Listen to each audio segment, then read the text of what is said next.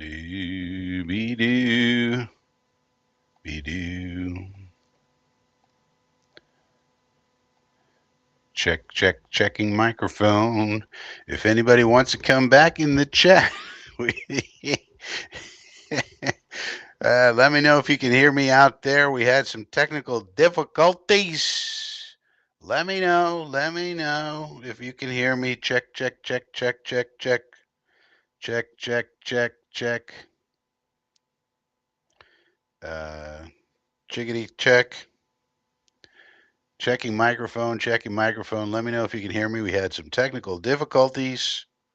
And trying to get back in here. Uh, See if anybody can hear me. Can you hear me out there? Can you hear me out there? I'm trying to test out this equipment, make sure audio works, video works, everything works, something works. Hello, can you hear me? Can you hear me? On my end, it looks fine. On my end, it looks fine, but people were saying they were having problems in the chat and the audio was all messed up. And now I'm trying to see if this is any better. We had to reboot the entire system. I'm pretty down now. Indy Jet says, Indy, can you hear me? Indy, okay. Well, I had to shut everything down, so I don't have everything up. I don't know why you would be down, Indy. Is there something going on? Just when everything was going on, everything had to be shut down. So let's see what's going on. Prospects have arrived when assigned the Browns. So there doesn't seem to be any news. Why are you down, Indy? What's going on? We got to cover the draft. Of course, with everything going on, we had technical difficulties. Of course, what else would you expect from a Frankie production? Um, so we're just going to put on the old NFL Network here, see if we can. Okay, no sound. Okay, so we should be good here. We got Eisen, we got Klatt, we got. What? I don't know. They're just doing their normal chit chat before the draft. It seems like this guy is great. That guy is also great. Daniel Jeremiah, Charles Davis, Rich Eisen up there. Okay, Phil Adams is back. Good. He says everything looking good. So I don't know what happened there. I have no idea, Phil, what happened. But the audio wasn't working, and then I think the camera started. Everything broke down basically. So I had to restart the whole system. But we seem to be back. Indy says, I should be in NYC at Jake's party. My flight was canceled due to mechanical issues. All right. Well, everything happens for a reason, Indy. Maybe God has a reason for you. I don't know what it may be, but hey. You can hang out here, Indy Jets. I mean, what's your problem? We got alcohol. Look, the computer was down so bad. I thought, all right, it's time to open the alcohol. So look what I got, Indy. Official Jets wine. Was stuck in the airport for 5 hours, then the flight was canceled. All right, well, that's a bad circumstance, Indy. But it happens to the best of us, Indy. We all have things like that happen to us from now and again. So it sucks in the moment, but maybe it's meant to be for some reason, Indy, And plus, you get to hang out with old Frankie. What's wrong with that? I mean, things were so bad I had to shut my whole computer down and open up. And I said, I got to open up this bottle of wine over here because things are so bad. I got no camera. I got no audio. Everybody said it was scratchy malachi. Indy says, Indy, I can't even figure out how to get a non-scratchy malachi audio going on. I turn it on, everything's going, and everybody says scratchy, scratchy, scratchy, scratchy. So I'm like, because I couldn't tell it was scratchy. It looked good. All the things I get to look at here on the restream and all, it looked fine. By the way, look at this cork, by the way. Check this out. Got a little Jets logo on the cork. How about that? That's pretty sweet. You know? So, everybody's got problems, Indy. It sucks. Yeah, it sucks when you try to travel and then you can't get where you got to go. That definitely sucks. It's happened to me multiple times. And it definitely sucks, Indy.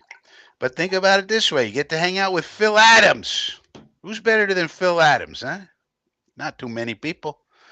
You get to hang out with some guy. Some guy's here also. Good to see you back. Thank you, some guy. We had technical issues, as we sometimes do here on the Frankie channel. We're trying to, as you can see, we don't have a lot of money and we don't have a lot of things that other people have. We're lucky if we can get things going where we can get a non-scratchy Malachi audio, where we can get the goddamn camera that we bought, special just for this, to work, and the laptop, not to mention the laptop and whatever else, the bell. I mean, God forbid you want to bang a bell. Bunch of wasted money. Yeah, that's what happens, Indy. Trying to tell you to look on the good side. It sucks. What are you going to do? Complain about it? Sucks. But try to find something good about it. Like you get to hang out with Phil Adams now. Because it's nothing you could do about it now, right? But if you got a little alcohol, I think now's the time to guzzle some. All right, so we can get back into the program here. I did have things I was going to say till my computer broke down. Now, we do have a Trello board just for the NFL draft. So everybody's got their big board. We got one too. And so we can use this as we go along. I'm not sure if I want to show it just yet. I want to make sure that the freaking computer can work. Damn scratchy Malachi airplane. Yeah, I mean, I got a scratchy Malachi microphone. Indy's got a scratchy Malachi aeroplane. You know, JoJo's here. Good to see you, JoJo. JoJo was a man from Tucson, Arizona. Get back, JoJo. Now, there's no news. Everybody's saying things could happen. They might happen. Cleveland might want to trade. So forth and so on. The Giants have 3 people they're comfortable with taking at the 3rd pick. But no hard news for anything having to do with this draft just yet. There was a trade earlier today, a relatively minor trade. Cleveland picked up a 5th round pick in exchange for a couple of 6th and a 7th. Zach Rosenblatt, 1 minute ago, is reporting this tweet. Zach Rosenblatt, quote, "I feel confident in saying Ashton Jeanty will not be a Jet." So that's Zach Rosenblatt. Josina Anderson earlier today tweeted out, "Notebook. League source tells me they've heard about the potential," with an asterisk, and you have to know how to read Josina Anderson tweets. She tweets very artistically. Potential with an asterisk, that means quotation marks. Potential availability of Jets running back Breece Hall within the last week and a half. So that's Josina. And then that's what Zach Rosenblatt's saying. But we don't have any movement. We don't have any trades just yet other than that minor trade with the Browns and the Texans. The Browns acquired a 5th round pick this year and a 5th round pick in 27 for 2 6th round picks and a 7th round pick.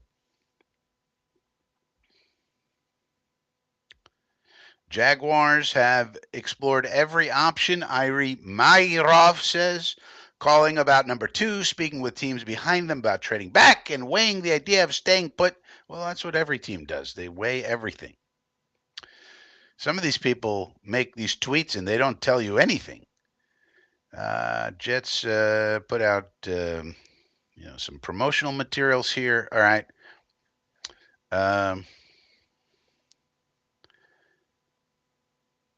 We'll just keep it on the NFL national writers on this feed to see if, and we'll just go back and forth between the Jet beat writers and the national guys. Rosenblatt saying he's confident Jeanty will not be a Jet, which tells you probably we're not trading Breece Hall. But We'll have to see about that. Some guy, Jojo wants to know, retrading Brees? Doesn't look like it, Jojo. We'll have to see. What the interesting thing about tonight for me is really getting a better understanding of what kind of brain trust we have now. Tonight and the rest of the weekend, we're going to see what we got in this Muji fella and this Aaron Glenn fella, right? To me, that's probably the biggest thing about these next 3 days. We're going to figure out what kind of brain trust we got. Do we got good ones or bad ones? Are we feeling good, or do they make a bunch of dumb moves, a bunch of bum ass moves? And whichever one it is, I'll tell you my opinions. As you know, I didn't sugarcoat it when I thought we were making bad moves in free agency. And I'll do the same as we move forward with the information that we get. And it's going to start in about 30 minutes plus 15, I guess you could say. But everybody's saying it might be wild. There might be trades. There might be this. There might be that. But are they saying these things because they want the clickety clicks? Or do they really believe these things? We don't know. We got to find out. All right. Got to find out.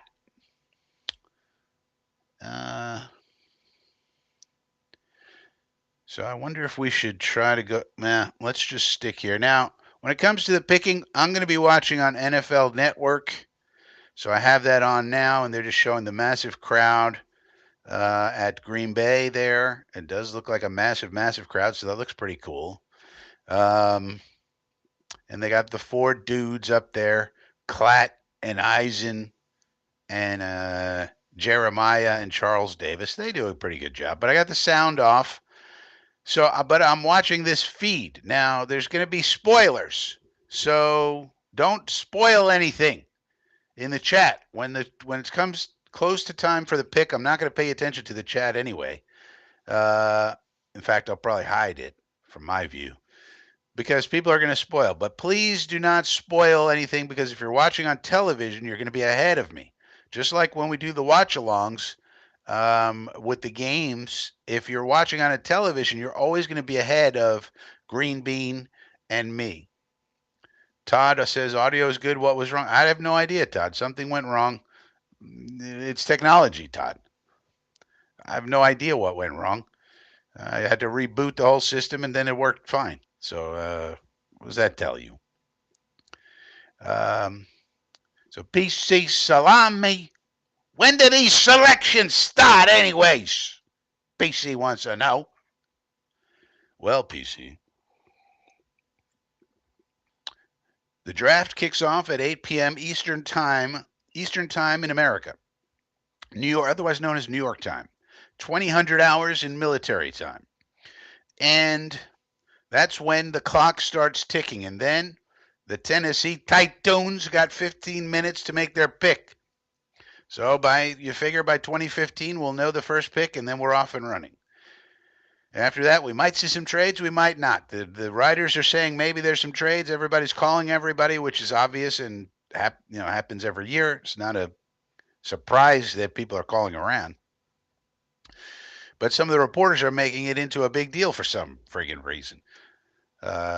So we'll see. At the same time, we'll check the feeds on X. I got two feeds specifically that are good for this. I got the national writers, then I got the jet writers. And I'll tell you if they're tweeting anything as we check those. Nothing of note right now. So we'll have to see. The only thing that, in case you missed it, Zach Rosenblatt about 7 minutes ago tweeted the following. I feel confident in saying Ashton Genty will not be a Jet. Genty the Jet will not be a thing, says Zach Rosenblatt. That's what Zach Rosenblatt says. I'm just telling you what he says. I don't have any sources on this information other than what's in my feed. So all of the Jet beat writers, all the ones who are any good, are in that one feed, and then I have the national writers in another feed. So whoever's tweeting something, I got it. And then in addition to that, we got the actual feed of the draft in another tab. So that's that. Some guy says, do you see the countdown? No. I don't got no countdown. This way I can mute the stream if you are first. No. What I got, they're showing Daniel Jeremiah's top 200. They're showing Denver's draft order. They're showing a big picture of the crowd. And now they just showed Pittsburgh draft order. So I don't see no countdown. Some guy. I'd like to hear the announcement live. Yeah, so if you do that, just stay silent until we catch up. If you're watching on TV, some guy, you should be ahead of us or ahead of me. Peace, salami. It's funny that they're saying GMs are calling. Yeah, right. Well, they need something to talk about. And that's the thing. It's annoying because their editors are telling them you got to tweet out something about the draft. It's a high. I call it like a high valence or high frequency event. Like this is a big event, right? The draft is a big event on the calendar of sports and football. So if you're a journalist, I think your editors are telling you, like, you got to tweet something. And you're like, but there's nothing going on. Well, find a way to put something in a tweet. We got to, because they know that there's huge, it's sort of like a huge wave of interest in this thing. Same thing as a Super Bowl, same thing as a playoff game, same thing as a big Monday night game, so forth and so on. This is a big event, so they have to have something to say about it. And it's kind of annoying because that's what it is. It's just bullshit. So you saw I put out a tweet, PC, saying there's a lot of paid for bullshit that's going to happen I put this out a couple of days ago, over the next few days. And that's what it is. It's paid for bullshit. Because the other side of it is, besides the editors and all the people in charge of the ratings saying you gotta talk this up, you gotta do something. In addition to that, you have all the agents. Don't forget the agents. The agents are sharks. These agents are sharks. They're not normal people. Okay? They're basically aggressive dumbasses who are good at one thing and will not take no for an answer. They're very aggressive people and they have no shame at all. Zero. That's the thing about an agent. No shame whatsoever. And they're very aggressive people in getting what they want. And so, though you have all those people who represent all these players, you have agents who represent coaches in certain aspects, you have agents that represent general managers, you have agents who represent all the talent. Daniel Jeremiah has an agent. Charles Davis has an agent. All these agents want their people to have a certain Q score so that they can get them a bigger deal on their next contract, right? That's just how it works. And the agents are sharks, man. They're like all Ari Gold, from Entourage. Remember that? Basically, imagine 100 Ari Golds running around. That's what we got. And so there's a lot of informational bullshit running around right now. And as a fan, you don't know what's what. You don't know how to parse it necessarily. And we try to do a good job of that here by being a bit of a filter. But other than that, we don't know. Ian Rappaport is reporting that as of now, it appears more likely than not that the Falcons will keep Kirk Cousins as their backup into training camp. But things, of course, can change. What kind of a tweet is this? As of now, this could change. These people have no information. It's crazy. But they got to put something out. Otherwise, the Q score goes down, and then they can't get paid. We got some comments. B-Trav is here. Knicks Pistons, yeah, we got the Knickerbockers playing the Detroit Pistonians over there in the playoffs. We got basketball playoffs. We got baseball going on, and then we got this thing over here. Some guy says it's fine to count. Oh yeah, because I have the NFL Network. Some guy, so that's the difference right there. Harlan says he has the draft on TV, so when I go eat dinner, I could watch it live. All right, Harlan. Enjoy your TV dinner. See what I did there? Jojo, no one knows anything. Well, yeah, and I think the Jets, we have two separate reports credible reports saying that the Jets this year are not leaking anything to anyone. So that's good news. But at the same time, that means that the people who cover the Jets are scrambling for info. And they got to keep up their Q score rating. Otherwise, they're not going to get paid on their next contract. This is life and death for them. This is how they feed their families. A lot of these people have no skills. You know that? Like what actual life skills where if he had to get a job, a real job, could Zach Rosenblatt do? Like what other job could Zach Rosenblatt possibly have? Was he going to go be a plumber or a carpenter? What is he going to come and fix your air conditioning? I don't think so. So you better bet your bottom dollar that he's going to do exactly what his editors want him to do, regardless of what it is. Just short of killing somebody, he's going to do whatever they tell him to do because he has to keep his job. I mean, in a certain sense, you can't blame these people. You know, Harlan says there's probably more people visiting Green Bay for this thing than actually living there. Yeah, probably. It's a huge crowd. Now they got the James Weldon Johnson Foundation's National Hymn Choir over there singing something. Lift every voice and sing. All right. So they're doing some choir singing right now. Let's check the X feed to see. Doesn't seem to be any information coming out of these reporters, journalists. Todd says no TV in the barn, so you got no competition. All right. Well, I'll try to do the play-by-play as good as possible, Todd, but I can't promise you I'll be as good as a live feed. As of right now, they're just showing the empty stage. They're showing some nice-looking lady next to some Vikings guys.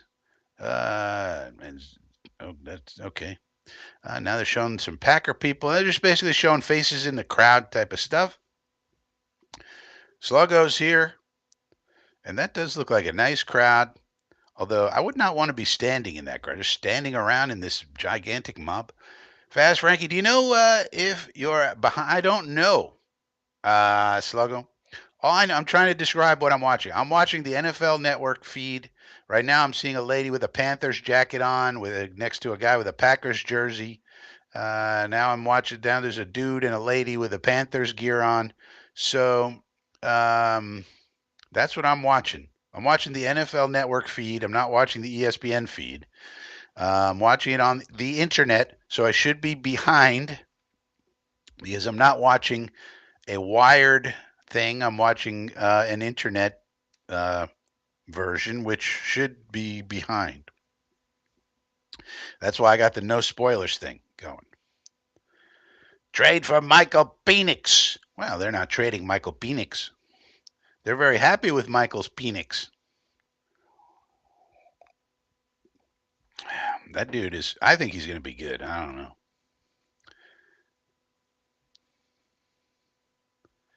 Yeah, I'm excited, Sluggo. I would say I'm more excited to find out what kind of brain trust we have, Sluggo. Know what I mean?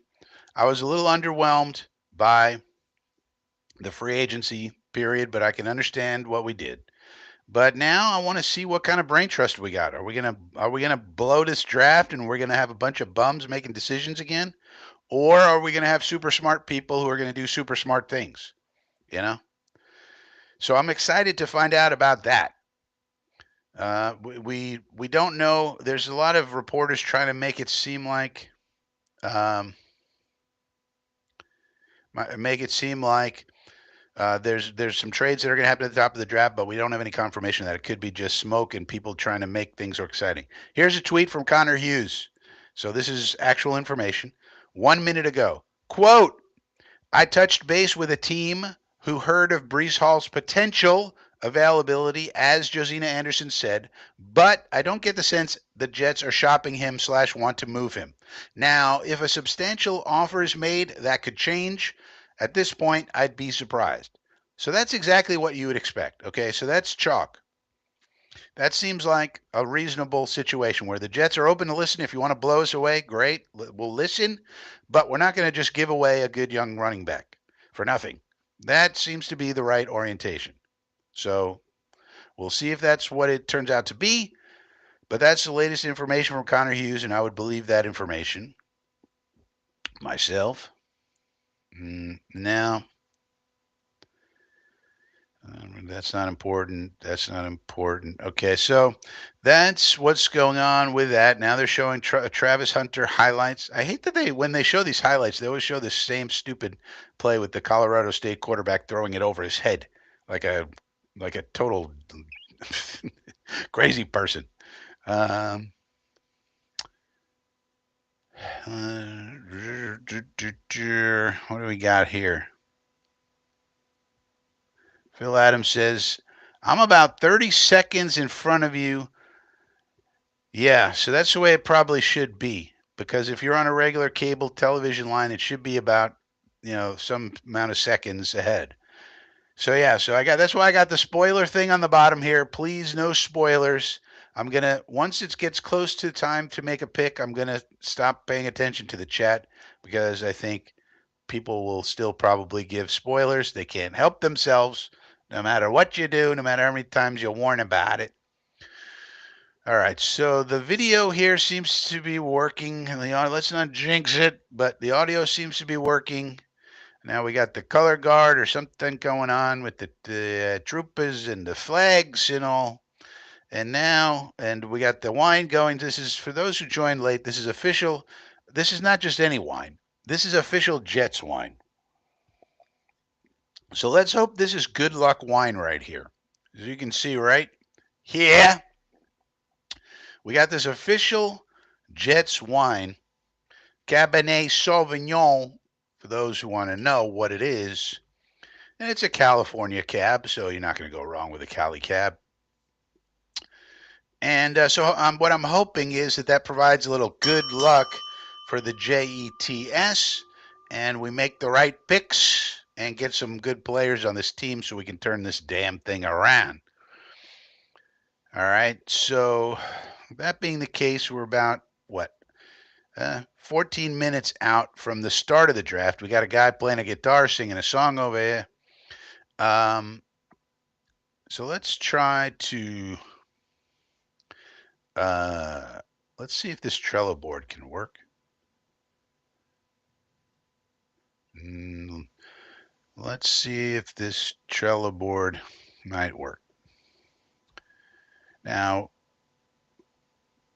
we'll just do this lightly, very lightly. Now, this is the Trello board we got going on over here. And so every time a guy's picked, we can move these guys around here like little pieces on a chessboard. Yeah, when Mason Graham goes, we move him. Now, we got a couple of people already in their place. We think we know that Cam Ward is going 1 to the Tennessee Titans, like that. And see if we make this a little bigger. And then we think Travis Hunter's going second, but they say that the Browns are taking calls. We'll have to see. And then third, we think is going to be Abdul Carter to the Giants. So I pre-filled those, but of course we can change them as the information comes along. And then we got the available players over here: Mason Graham, Ashton Genty, Will Campbell, Armand Membo, Tyler Warren, Shador, Tet, Jalen Walker, Michael Williams, Jade Barron, Loveland, and so forth and so on. And as these come off the board, we move them around appropriately. Move them into wherever they go.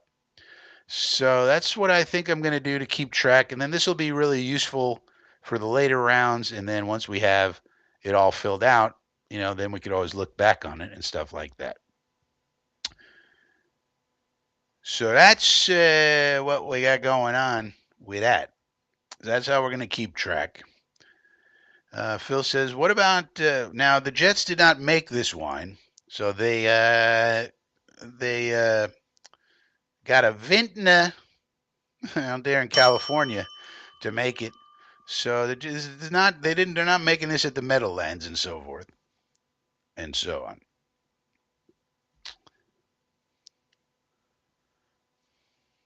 Now the Raiders are doing something kind of interesting. Pete Carroll is dropping clues via Twitter.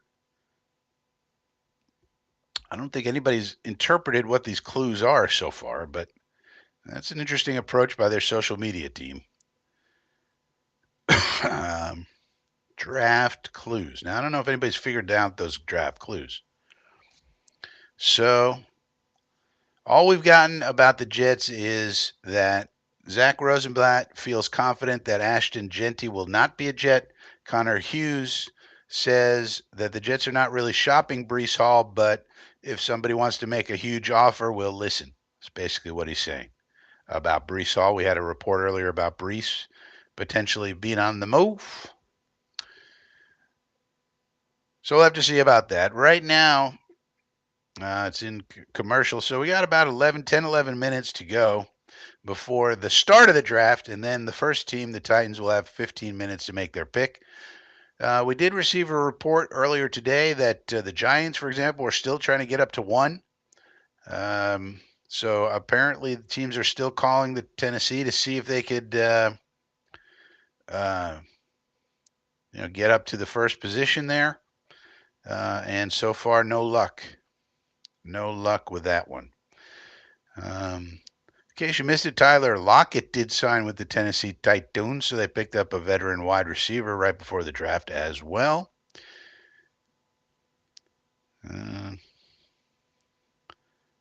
Not much else going on really newsworthy in terms of breaking news that I can see. Pete must have a servant to do his. Yeah, I'm sure I'm sure it's their social media team of the Raiders. I'm sure it's not Pete Carroll with his 73-year-old fingers figuring out Twitter at this point in time. Yeah, it's their social media team. They probably. I mean, it's a good idea, but probably trying to get more followers on there. I guess. Uh, Raider fans. I mean, listen. If you were a Raider fan at this point in time, you got to be pretty happy, right? You got Pete Carroll. You got the Spy Tech. What kind of a name you want for your GM? Spy Tech. That's who I want. And you got Tom Brady as the part owner over there. And then you go and you trade for Geno Smith.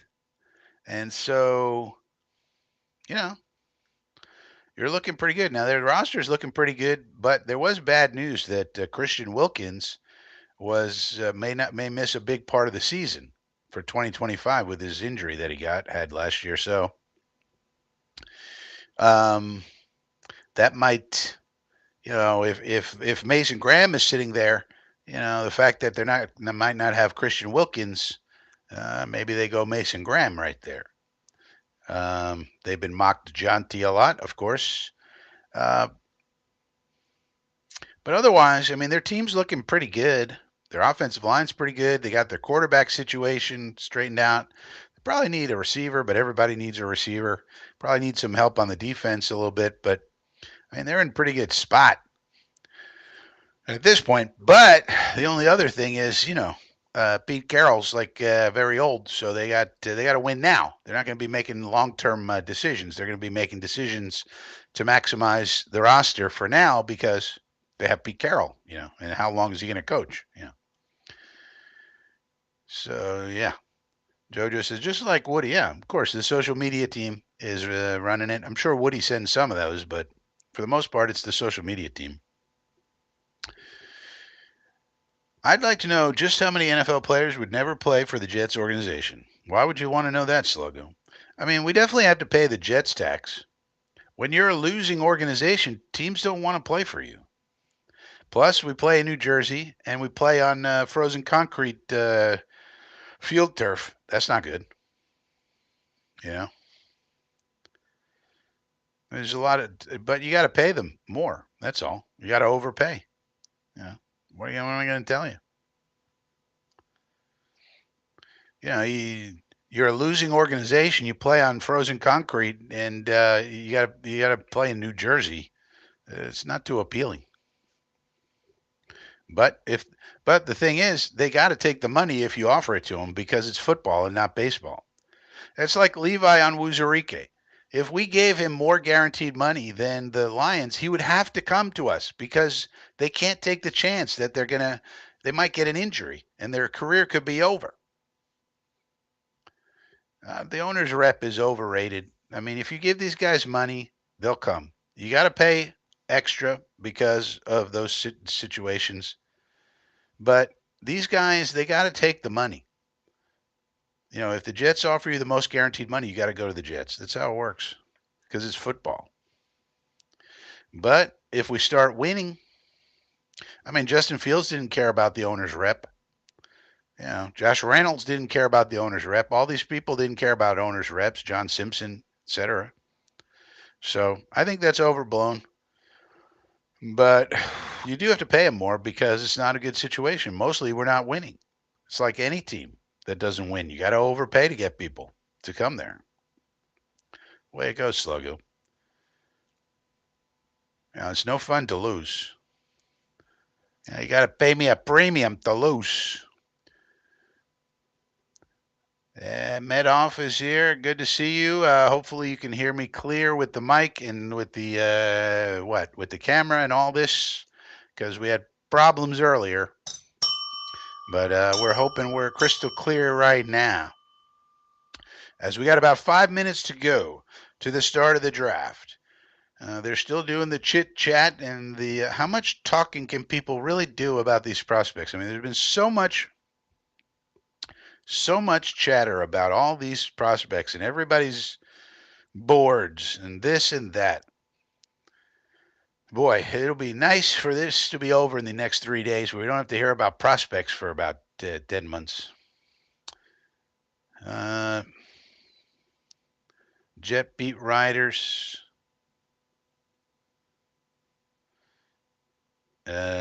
Rich Samini saying what he would do. I'm not sure why he would think anybody cares what he would do if he were the GM. Like, you're a beat reporter. You have no football knowledge whatsoever. Been a beat reporter for 30 plus years. And he's putting out tweets about what he would do if he were the GM. Like, I don't care what you would do. Does anybody care what Rich Samini would do if he were the GM? Anybody care? We live in a weird world where, like, these beat reporters that are just supposed to tell us just the straight facts for what the important people say, they have to do opinion stuff also now, because if they don't have enough content. It's a weird world we live in. Predictions. I'm not going to predict, Sluggo. I don't know what's going to happen ahead of us. I told you what the deal is. It's for me, the order is Membu, Cambu, Warbu, Grambu. Pick your boo. And in that order. Whichever one's available, we take him. If Membu's there, you take him. If he's not there, is Campbell there? Yes, you take him. If no, you go to Warbu. That'd be Warren. Is he there? Yes, you take him. No, then you go down to Graham and take him. So it's one of those four guys, Sluggo. But I can't tell you what's going to happen ahead of us. I have no idea. But that would be my order, the way I think about things. Chatter overload. Yeah, man, we live in a noisy time, and I think there's I think we're also in a transition. If you notice, there's a lot of indie media doing different things now. I've reported on this in a couple of different ways, but you even notice, like, the Roundtable Sports guys. I don't know if you noticed, Brian. The Roundtable. You know who Roundtable Sports is? It's Richie. It's Richie and TD and a bunch of other dudes. They created this Roundtable Sports thing, right? Well, that's a new media. And you have the legacy media like ESPN, Dick Chimney, and all. And now you have all these new media people like Jake Asman with his YouTube channel, although he's also on ESPN, and Roundtable Sports, and All City. And all of these new media outlets are coming around, but the old ones haven't been deposed and replaced yet. So it leads to just a massive amount of people who need to get their words in because this is what they do for a living. And you notice even somebody like a Gossip Girl, Dirty Diana, Dumbass Dushini, she will not take back anything she says, even when she gets it wrong and is contradicted by the player himself, which happened today. She will not come out and say, "Oh, I got that wrong." She will not do it. And these people can't do that because as soon as they do that, they're going to get fired. So even when the player himself says your source is wrong, she cannot come out and say, "Oh, I was wrong." She has to come out with some nuanced thing about, "Oh, it's about how you interpret these words." And yeah, okay, Diana. But you have people like that who need to, be respected, need people to pay attention to them. Otherwise, they're going to lose their jobs and they're going to go hungry. They're going to be out dancing for nickels on the street. Though I think she'd be all right. I think she's married to a rich guy. But you get the point. They like their cushy jobs where they make millions of dollars to spew bullshit onto people. So that's what's going on, and we're in this weird um, space right now where you have the old media and the new media, and the old media hasn't been replaced yet. So that just there's a lot of it's a very loud time. Just a lot of people having a lot of opinions, including indie YouTube channels like this one. You wonder why. Oh, Frankie only has what 627 subs or something. There's a lot of competition out there. You know, you could say, Frankie, man, you put out a lot of good content, and I would say, yeah, I think so. But there's a lot of competition out there. There's so many YouTube channels dedicated to the Jets. How many can you really pay attention to? So it's a strange time. It's a strange time in human history. I'll say that. Jojo says, I hope we have a competitive season. So we don't need to do my. Yeah, that helps, right, Jojo? Yeah. All right. So now it's about 8 o'clock. It's 2000 hours straight up on the East Coast of America. Now 2001.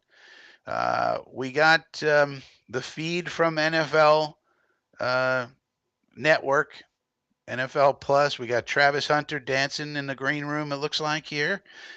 We got Abdul Carter in the all black and a big chain. Then you got Ashton Genty with the bow tie. Looks nice.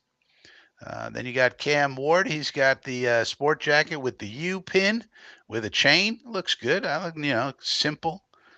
Simple is good sometimes. Go look. If you're gonna go with something, go simple. You try to do too much, get a little crazy. Cam Ward, I like it. He keeps it nice and simple. I like it. Yeah, yeah, yeah, yeah. Yep. Let's hope so, Sluggo. We'll see how good these coaches are starting in the summer. We got to wait a little bit to see that. But we'll see. So now we got Rich Eisen, Joel Klatt, Charles Davis, Daniel Jeremiah. I got the NFL Network boys on the screen. It's 20:02 hours. The commissioner has not come out and said, the tight tunes are on the clock yet, as far as I know. But I guess officially they are. Or maybe they're not. I guess it's not officially official until Goodell says so, I think. So now Daniel Jeremiah is talking.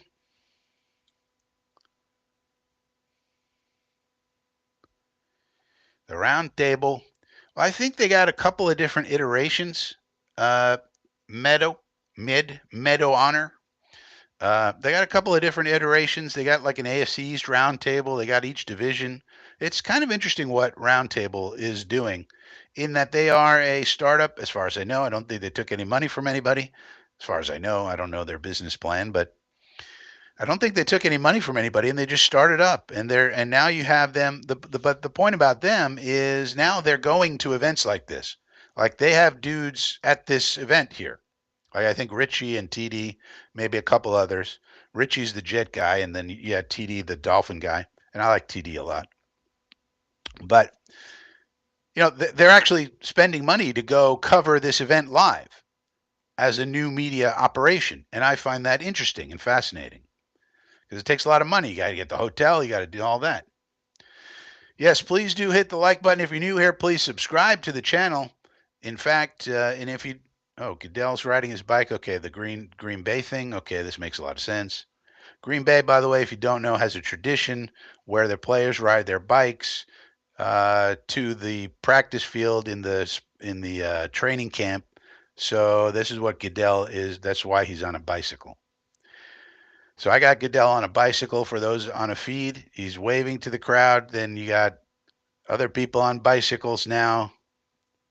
This is a little awkward, to be honest with you. This is a little awkward, NFL. See, they try to do too much with this. They even got Lil Wayne there. Okay. He's a New Orleans dude. And they got these little kids, on stage and all. Just get on with it. They really do try to make this an event. And I get it. I get it. They want to get ratings. And so they're trying to do big things, big ideas.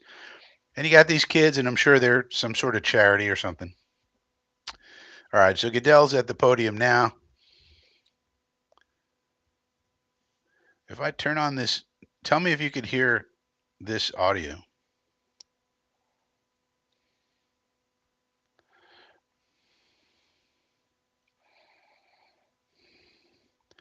All right. He says, welcome to the draft in Green Bay, Wisconsin.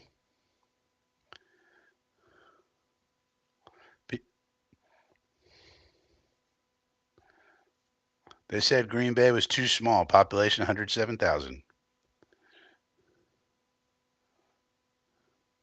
There's 125,000 people there. That's amazing. And counting.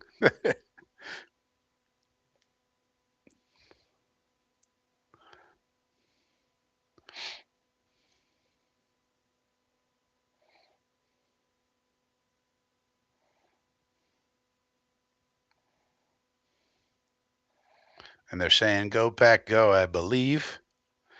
Go, Pack, go. All right, let's get started here, Goodell. What are you doing?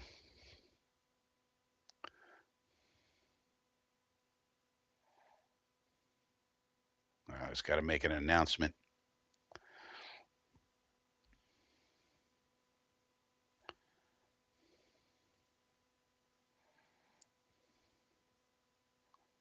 Surprises, he says.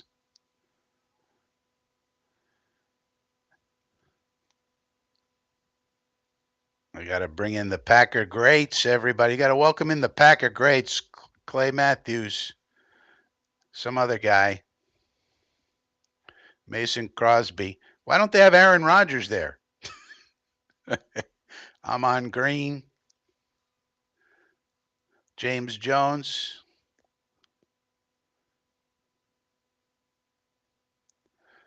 How is Lil Wayne a Packer super fan? He's from Louisiana, I think, unless I'm mistaken.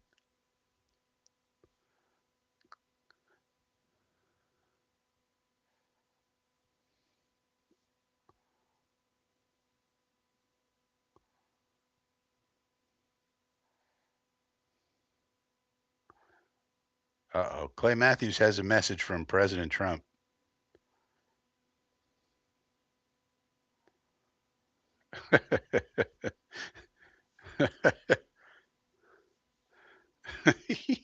That was pretty funny. I don't think that was the real message. I don't think that was the real message from the Mr. President.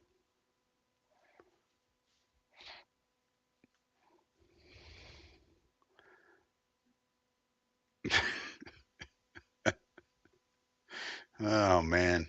All right, can we say they're on the clock, Mr. Goodell, please? Thank you. Yes, we're ready, sir. Please, let's go.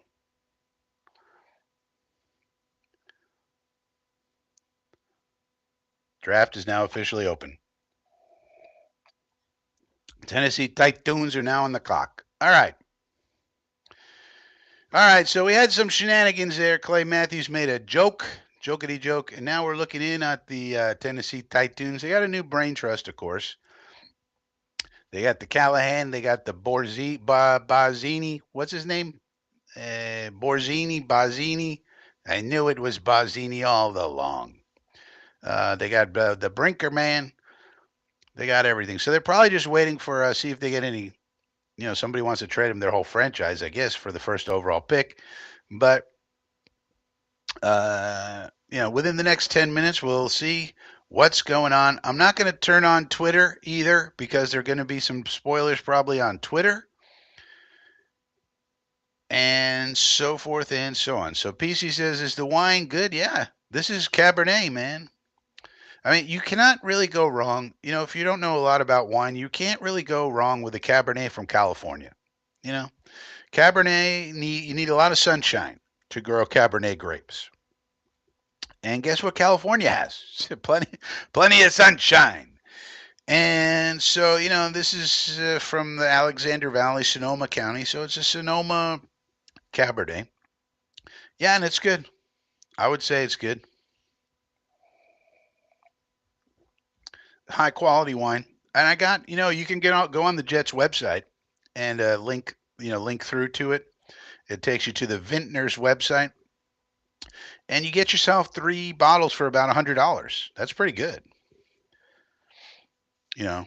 And if you're paying that much, $30+ for a Cabernet, it's going to be good. Anything above $20, you're going to do well, pretty much. Pretty much. Now, the Titans. Now they're showing the Titans draft room. Doesn't seem to be a lot of calls coming in. So I guess the Giants are not moving up. Now you got the GM calling somebody. So we're going to see. Jags and Browns might be swapping picks. That's what they're talking about, JoJo. There might be some trades around here. There might be some trades around here. Yeah, Borgonzi. Did we interview him? Yeah, I think we interviewed him once. Right? Borgonzi. Did we? Did we interview him or no? I forget if we interviewed Mr. Borgonzi.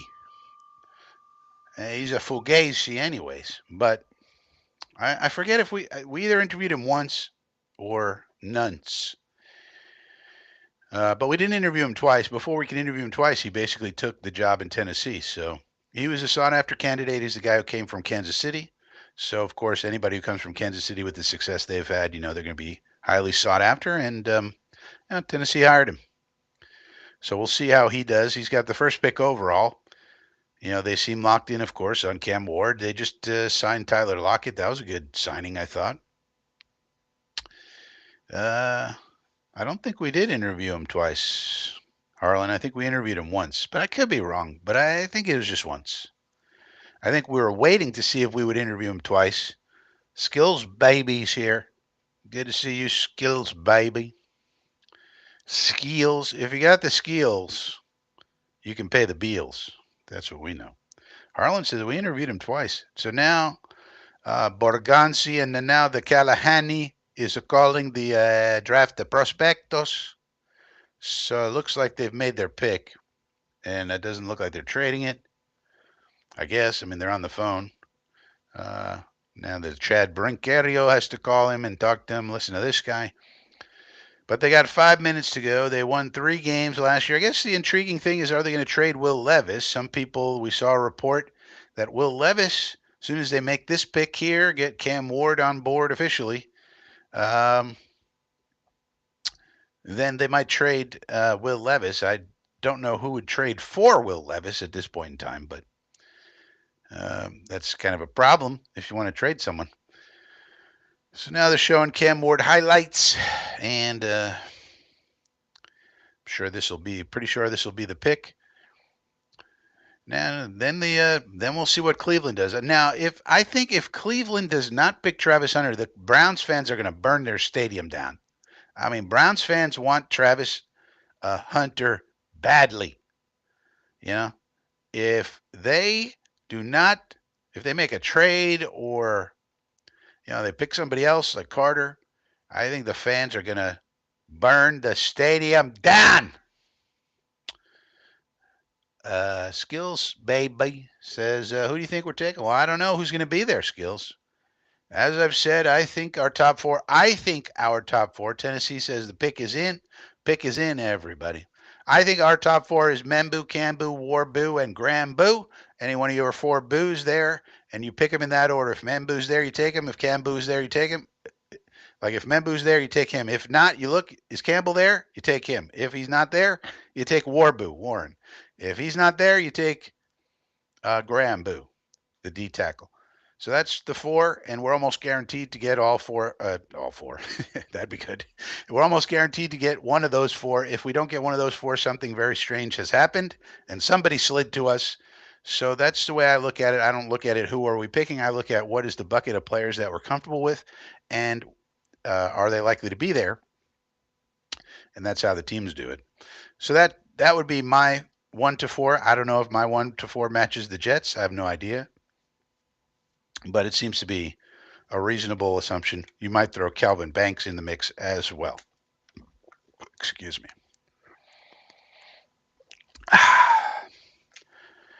But the pick is in, the pick is in, the pick is in, but they're not announcing it. So we'll have to see what the pick is. I'm going to start ignoring the chat here for a second because any minute now we should see Roger Goodell walking on stage to announce the pick. And we don't want spoilers in. Please do not put any spoilers in the chat. Please do not. Here comes Goodell. Please do not put any spoilers in the chat. Thank you. Roger Goodell now walking to the podium.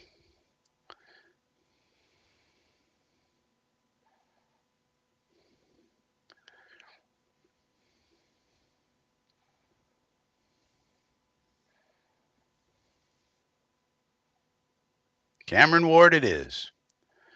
All right, so no surprises. It goes chalk. They do not trade it. Cam Ward it is. Cam Ward it is. So our board, our Trello board is correct. We have Cam Ward first, so he just stays right there. No need to change that. All right, Cam Ward 1-1. So we'll have to check out the career of this young man. By all accounts, a great young man, has an incredible story, and started out at Incarnate Word, which is in Texas. I used to drive past a bridge for Incarnate Word. I used to see it, and I was like, that's an interesting name for a college. When I was driving around Texas for my job, and this young man, that's where he started. Apparently, he's an incredible kid, very coachable, very likable, a guy you want to root for, that type of thing. So he's probably not going to be doing any Hellman's mayonnaise commercials like the other guy they got, Will Levi's. So we'll have to see how this young man's career moves along.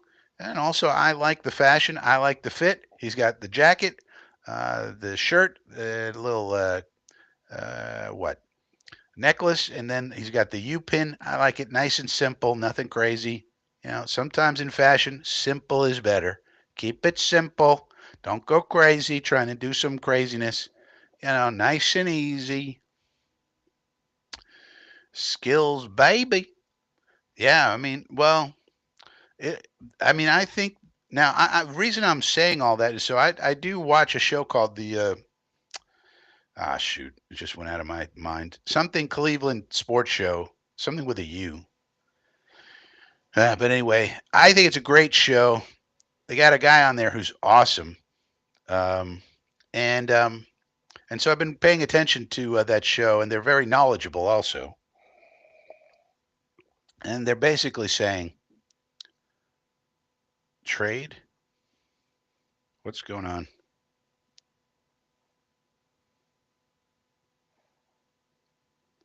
Whoa.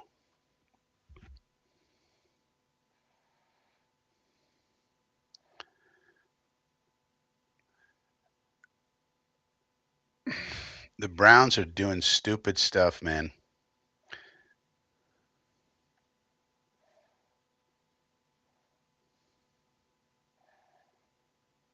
All right, so the Browns traded out. Amazing. The Browns traded out. They traded with Jacksonville. Jacksonville moves from 5 to 2. Obviously, uh,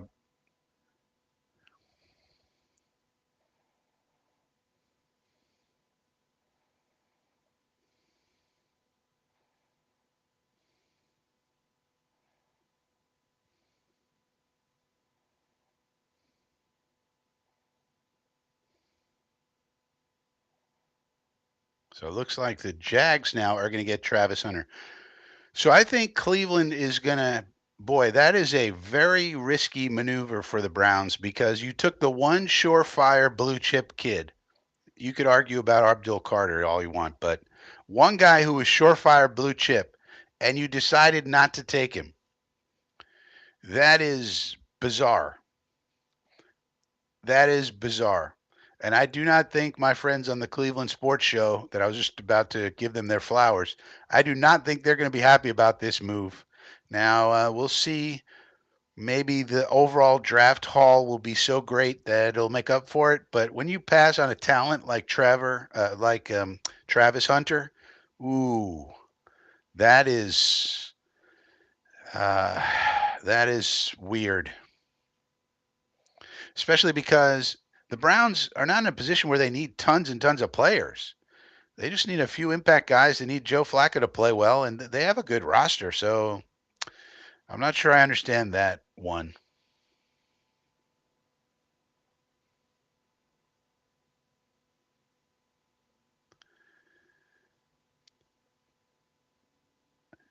Now for Jacksonville, I think this is a good move. It's a splash move. This will electrify the fan base. So they needed to do something like this. Remember, they brought on Tony Baselli to be their vice president. They got a new head coach in Liam Cohn that they stole from the Buccaneers in the middle of the night. Then they brought in James Gladstone. He looks like he's about 15 years old, but apparently very, very smart. And so now they make this trade and they move up to all the way to 2. So now the fan base can go, holy crap, we got Trevor Lawrence, we got BTJ, and now we have Travis Hunter, we got star power. So I think this is a good move for Jacksonville to really give the fans some hope that this is a new direction we're going in and it's going to be fantastic. So I like the move from Jacksonville's point of view. I'd like to see what Cleveland does. Cleveland has now made 2 trades. Both of the trades that have been made, Cleveland was involved. So pick is in. No spoilers in the chat. No spoilers in the chat. Pick is in. But it's almost certainly going to be Travis Hunter. I can't imagine it's not. They certainly don't need a quarterback, so they're not doing that. Um, so we'll have to see. Maybe they're going up to 2 to take Genty. That'd be something. That'd be something. Now, as far as how does this affect the Jets, I don't think it affects the Jets too much. I don't know what Cleveland's going to do with that pick at 5. They could go ahead and get Graham. They could maybe pick one of the offensive linemen. Maybe they felt they wanted the offensive lineman and they didn't want to take him at 2. So get more draft capital that way. I've seen that proposed. They need wideouts. What are they going to do? Take Tet at 5? Maybe they take T-Mac at 5. Here comes Goodell.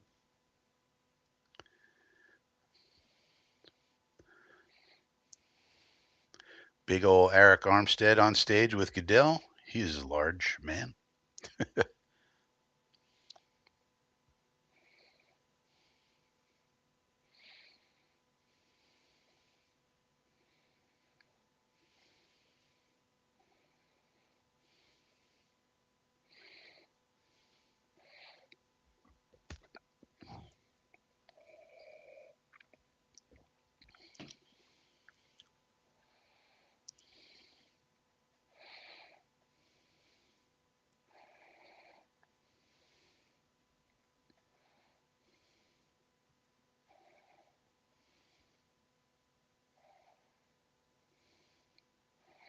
All right, good job, Eric.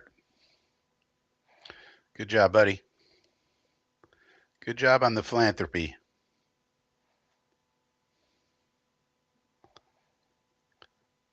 All right, Duval, yeah, let's go. Let's go.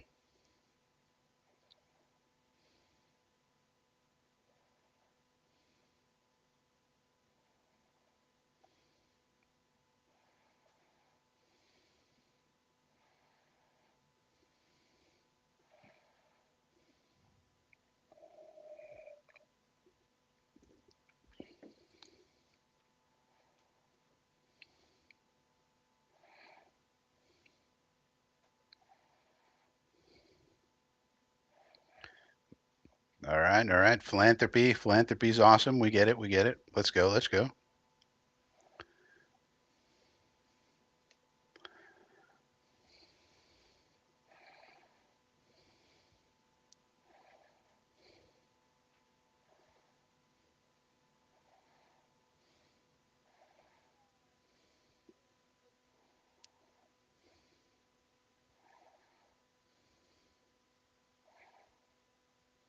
Yep, there you go. So I like this move from Jacksonville's point of view. They needed to electrify the fan base, and what a better way than to take the best player in the draft and the best player probably from the last few drafts, Travis Hunter. This kid's incredible. So we'll have to see what this means for everybody else. But they were right. I guess there was fireworks at the top of the draft. Top of the draft, there was a trade. Um, Travis Hunter does go too, but he does not go to the Browns. We'll see what the Browns fans feel about this one. They had their heart set on Travis Hunter, and now they're just going to get probably a bunch of solid players. But this kid is incredible. And so, now the Jaguars, Liam Cohen, and crew, they got Brian Thomas Jr., they got the T Law, and now they got this kid. Now, why he needs to wear a pink jacket? See, like to me, this is overdoing it with the pink, hot pink jacket. That's not my, it works for him. Works for him. Okay, I get it. But I like the Cam Ward fit a little better, myself. A little understated. This is a little too much for me. It doesn't look bad. But, you know, I don't think we need to go hot pink. That's just me. But that's just me. You know, to each their own. Maybe other people like the hot pink. I like a little understated, a little classy. A little. I like classic and classy. I think showing Travis Hunter highlights right now, both as a wide receiver and a cornerback. And so, very interesting. Jacksonville, indeed, with the new general manager, does make a splash. Now, we have a new general manager, and he's not making any splashes so far, really, except for getting, Justin Fields, if you call that a splash, and re signing Jermaine Sherwood. So, some general managers come in and make big moves, and others do not. Now, they're interviewing Mr. Hunter. All right. He's got the Laurels hat on. Uh, how does it feel? I love it. It's amazing. And he gets to play in Florida, so I'm sure he'll be happy about that. As most kids like to stay in the South. Well, I don't know if he's from the South, but if he's not from here, he'll like it. He will like it.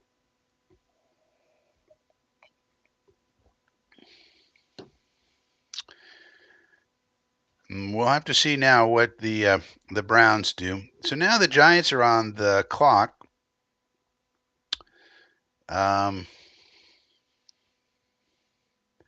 we'll have to see what the Giants do here. Do they go quarterback? Do they go Abdul Carter? The Jacksonville faithful, very happy, of course. So I think so far Jacksonville's winning. Giants, the pick is in already. It says so. I guess the Giants are not trading that pick.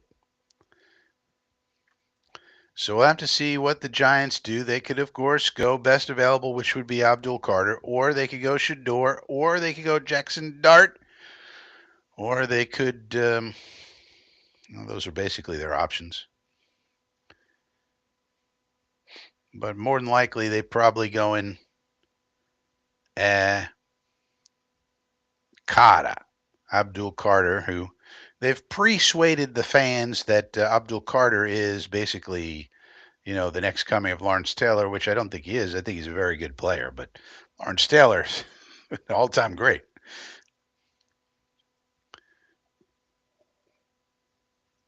So it'll be interesting to see what goes on now with uh, with the Gigantes, and it does not seem like they're going to make a trade. Pick is in. Pick is in. As soon as the pick is in, they should. Well, they're giving. I guess they're giving the networks time to talk about this and that and the other thing.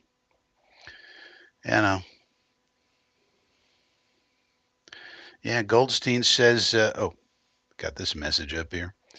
Goldstein says that was a smart move for the Jags. Yeah, I think so. It's more of a splash. Let's get the best player in the damn draft. That'll make the fans excited. I mean, they had so many missteps along the way. The Jaguars, they signed the quarterback, and now, you know, they got a new coach, new GM. Um, they brought in Tony Baselli to be the EVP, executive vice president. Another face of the franchise.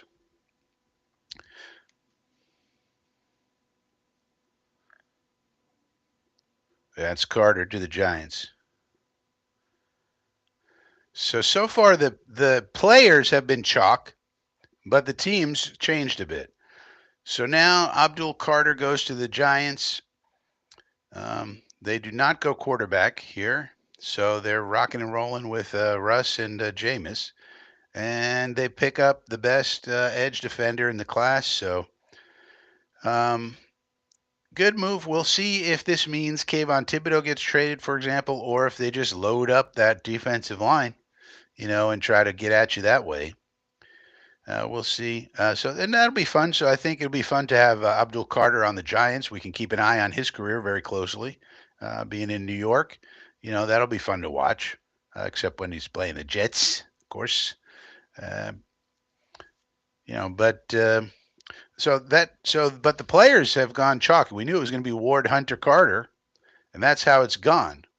So now it'll be interesting to see what the Patriots do here with the 4th overall pick. And there's Abdul. He's got the cool shades on. Jojo says, what about Kayvon Thibodeau? Well, that's the question. Do they want to get rid of KT, or do they want to just load up the defense and just come at you in waves? It really depends on what they think about Kayvon. He's had kind of an up and down career so far. Had a good year in 23, then 24 was injured. Rookie year was a little rocky. But, how much can you get for him? Do you want to pay him? Who do you want to pay on the team? That all depends. That all goes into those decisions. So we'll see. If they are, they might trade him, tomorrow morning. For example, they load up on picks for this year, for example. Phil says, anybody going to trade for Sanders? It looks like nope.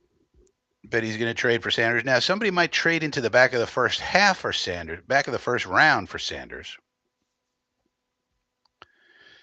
The Giants. Now, the interesting thing about the Giants, we heard about all the work they did on the quarterbacks. They did so much work on these quarterbacks, and they ultimately go for Carter, and they don't trade it. So we'll have to see. JoJo says, I think Campbell is locked. That's been the reporting. Reporting has been all over the place about the New England Patriots loving Campbell. So he does seem to be their guy. That would be chalk. And that's what pretty much everybody is reporting about New England. They love Will Campbell. Will Campbell, for those who don't know, the 3 people I trust on offensive line, which is Duke Manyweather, Brandon Thorne, and Dane Brugler, all have Will Campbell as OT1, and do not think he's going to be a guard. So we'll have to see about that.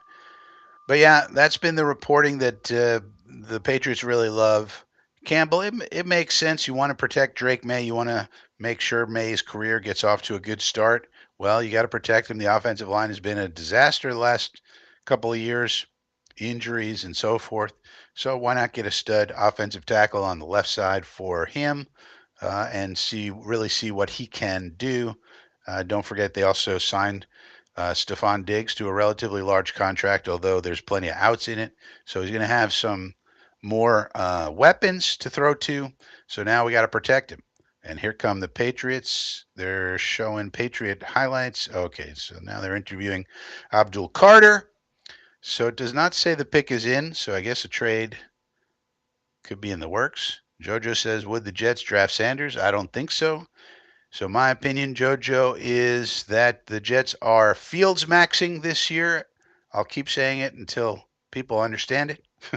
I think we're trying to get the most we possibly can out of Justin Fields with the idea that if we do that, we could have the franchise quarterback on our team right now. And if he's not, then we try again next year. But I do not think I think we're punting on the quarterback position altogether this year. That's my opinion. From everything that's been said and done, it seems to me we would not take Sanders or any other quarterback in this draft. We might sign a UDFA or something like that. Are they going to commercial now? So I do not think we're taking any quarterbacks in this draft, period. That's my position. And I base it on everything that's been said and done in this offseason. And basically, we're going to try to see what we can see if we can max out the talent of Mr. Justin Fields. So that's my opinion. We'll see if I'm right about that. Jojo says, pick is in already. Cheats pick in. Well, it's not saying it on my TV. If it is, should be in. I think they're probably going chalk, which would be Campbell. We'll have to see. NFL Network is in commercial right now, and they're not running a little thing on the bottom of the screen, which they probably should do. Keep people informed about what's going on in a live event. But what do I know? So if it goes Campbell, then it'll be interesting to see what the Browns are up to, see what they're interested in at 5. For so long they were just connected to Hunter. They could go Graham at 5. They could go offensive line. They could take Membu there. You know, or Banks. I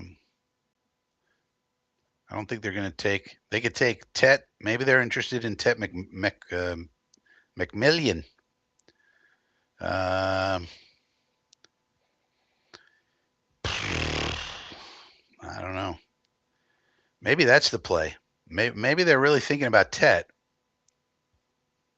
They kind of do need to improve their wide receiver play. They were going to do that with Hunter. So maybe they're just thinking Tet is a downgrade, but not that much, and then we'll get him, and then we'll get extra capital.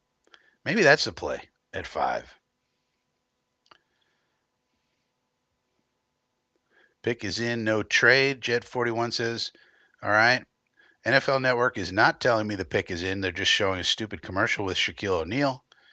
Can we please get back to the draft? For God's sakes. So probably Campbell here, and then the interesting thing will be what does Cleveland do at 5? They might be interested in Tet. They might be interested in Graham. They might be interested in Membu. They might be interested in Banks. They might be interested in Genty. Remember, they lost Nick Chubb. They don't have a great running back to replace Nick Chubb. Maybe they're thinking about Genty. They could go any which way, I guess. So, seems to me the pick 5 is really interesting. We're still in commercial here. Can we please get back to the frickin' event? All right, pick is in. It's now they brought this thing back. Pick is in.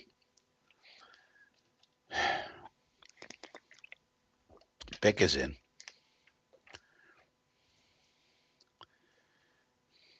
I think this pick pretty much has to be Campbell. Can't imagine it's anybody else.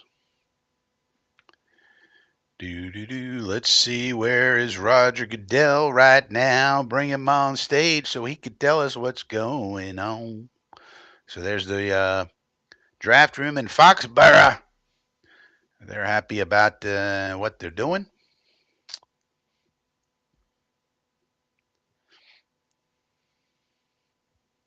All right, here comes Roger.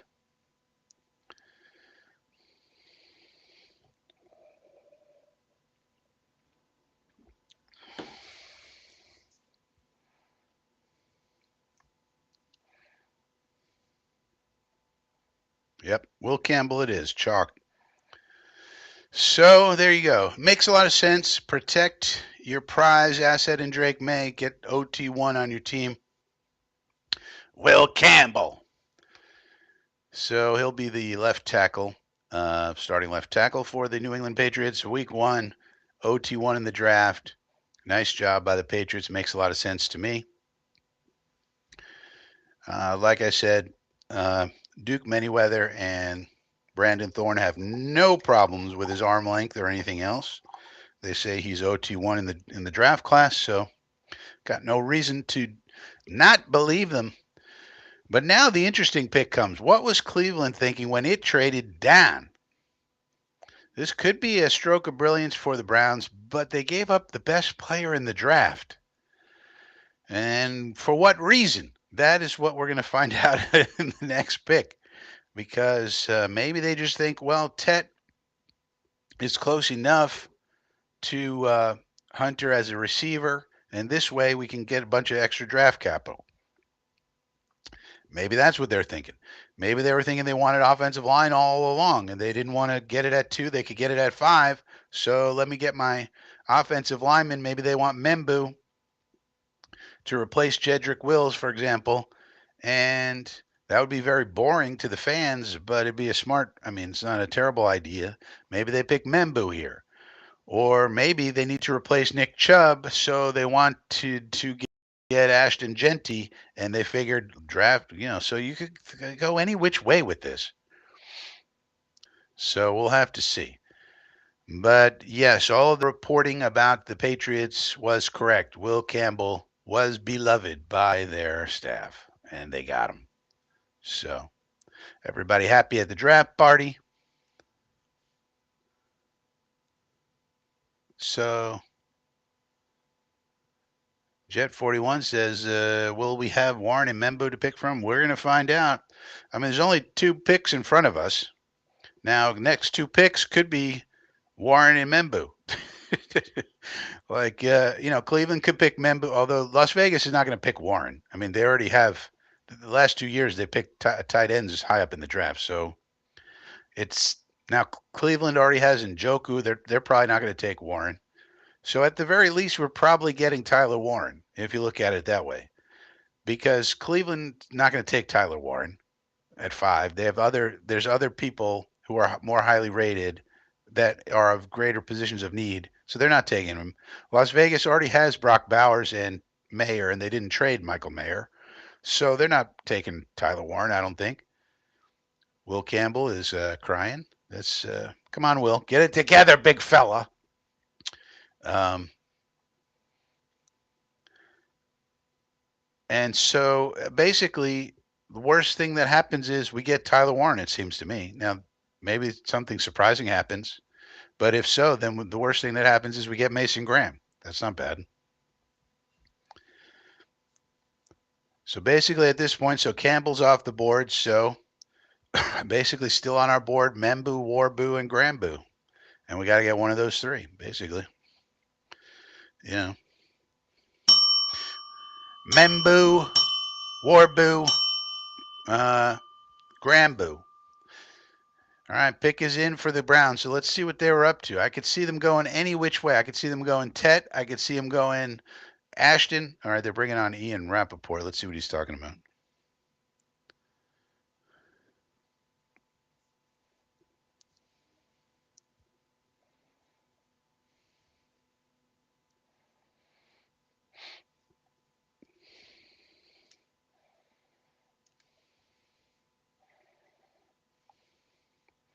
Cleveland Browns have not won a division title since 1989. That's a long time.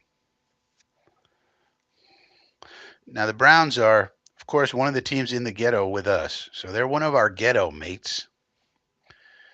You know, they really have not been able to put anything together, although they did have that little playoff run with Joe Flacco a couple of years ago. I guess you could say they tried to escape the ghetto in that year, but they're back in the ghetto. Let's face it, they're back in the ghetto with us.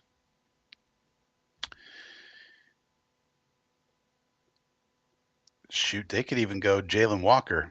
They wanted to go crazy. They're not going to go Jade Barron. So they're basically going to take. So Jeremiah does not have Tet rated very highly. He has Matthew Golden over him. So it's probably not him. But they might go Genty here, or they might go Membu. I think it's probably Genty or Membu or Graham Boo. Pick is in, looks like. Let's hear. Well, let's see what they were thinking. Got rid of the best player in the draft to select who with the fifth pick in the 2025 NFL draft? Mason Graham. All right, so that takes Graham off our list. So basically, we're going to get Membu or Warbu. Now, Vegas could take Membu. Vegas could take, they're not going to probably take Warren. That seems crazy. But they could also take Genty, who's still sitting there and has been mocked to them forever.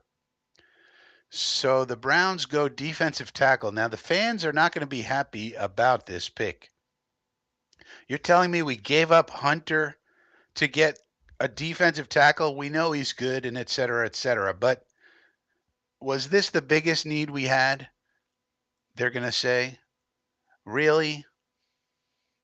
You know, I don't hate it. I mean, they're going to have a dominant defensive line, with Miles and this kid, and they have Mike Hall from last year who didn't play well, but probably going to improve. And so it does seem a little strange that they traded such an impact player like Hunter, essentially, and they picked up a defensive tackle. Now we'll have to see what the rest of their picks are because they also picked up extra draft capital. So all of that makes all of that factors in. But still, I think the fans are going to be pissed. The Cleveland fans. Braden says, "Who's trading up for 7? Why is anybody trading up for 7?"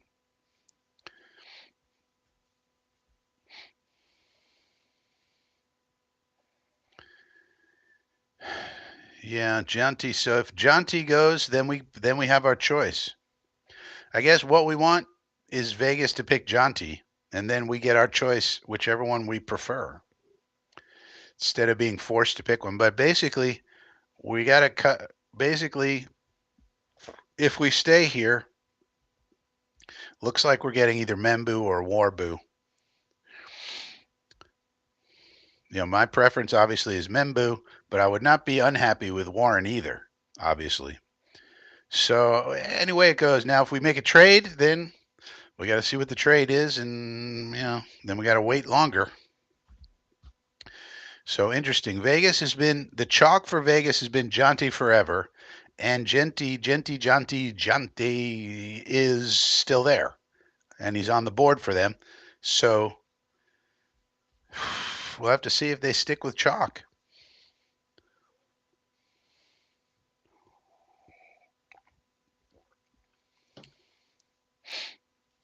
Yeah, I think Hunter gets to go to a nice warm weather city.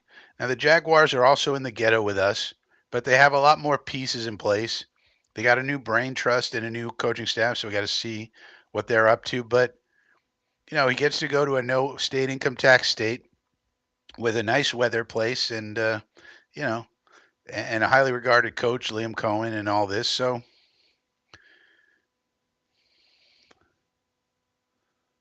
we'll have to see. And yeah, now they're talking to Mason Graham about Ohio. Of course, Mason Graham is from Michigan, and their big rival is Ohio State, and now he's going to be playing in Ohio. But I don't think anybody's going to hold it against him. I think the fans will like Mason Graham. They'll say this is nice, but we could have had an absolute superstar, Hall of Fame type. Is Mason Graham going to be a Hall of Famer? I think most people think that Travis Hunter is a Hall of Fame level talent. I don't think too many people think Mason Graham's that level. Now, he could be a Pro Bowl type. So it could be a good, solid player. But Hunter is another thing altogether. Now, the pick is in for the Raiders, so they did not trade it. So we'll have to see if all of the chalk, all the picks, all the talking heads for weeks and weeks and weeks had the money on Genty. They have an opportunity to pick them. And we'll see. Let's see.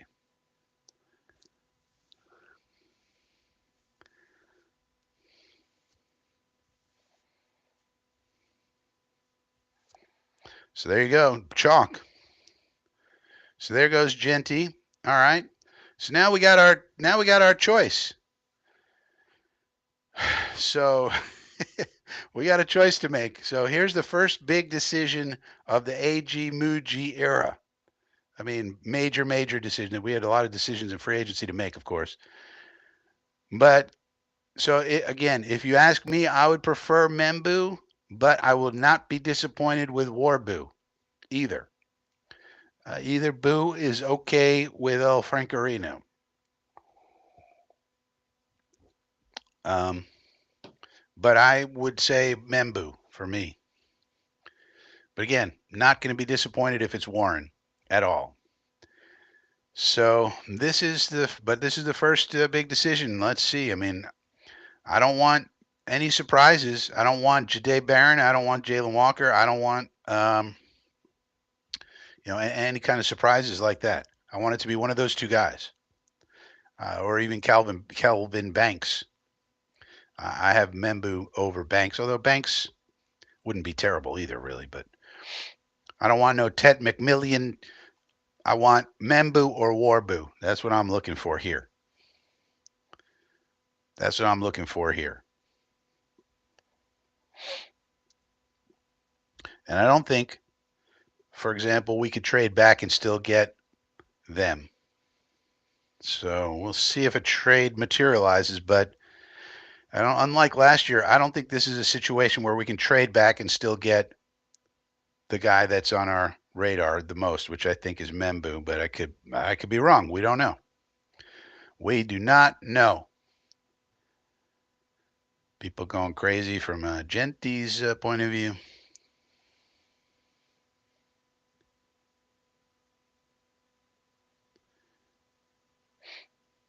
Yeah, if you're a Raider fan, I think you got to be pretty excited though.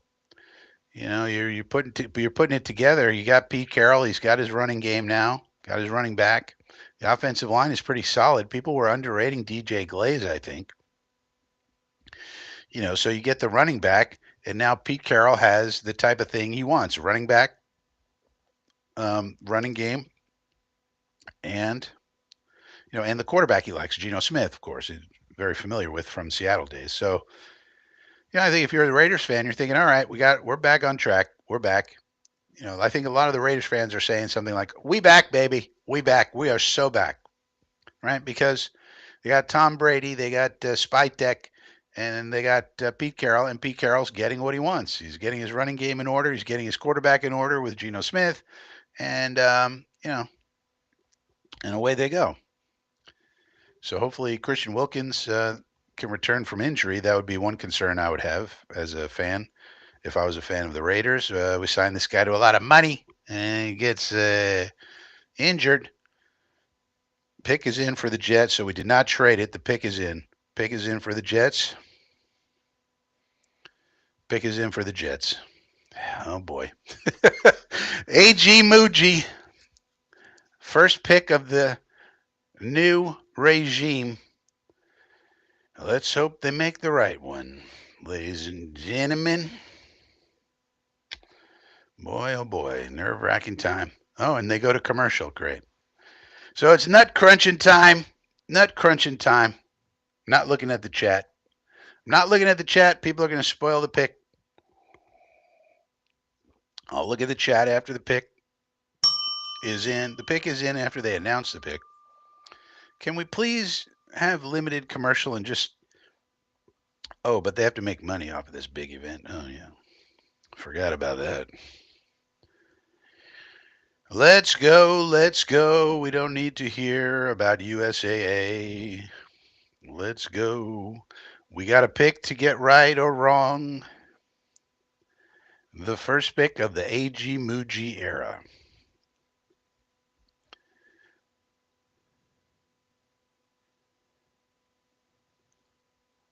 What is it going to be? What is it going to be? What is it gonna be? We have to wait until commercials are over before they will tell us what is going on. Come on, come on. Will you please hurry it up?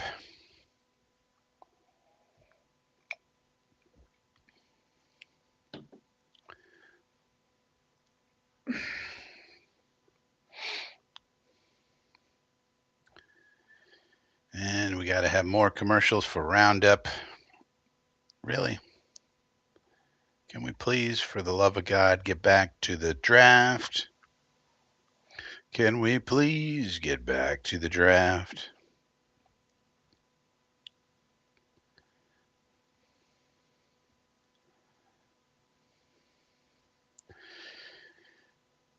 Ay, ay, ay. So much nerves. So many nerves in another commercial. I think they put these commercials right before the Jets because they know how big our fan base is. They want to put us on pins and needles. Oh, come on. Please.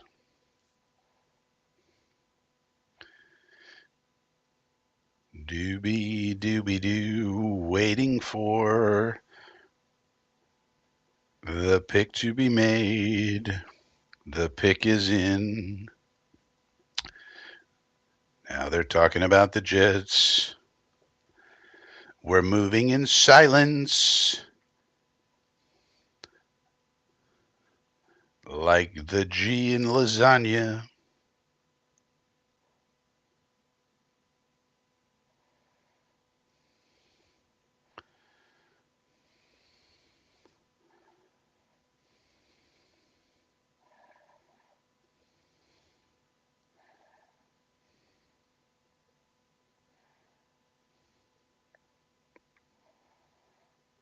I really wish Rich Eisen was not the host of this show as a Jet fan. I wish there was a non Jet fan as the host of this show.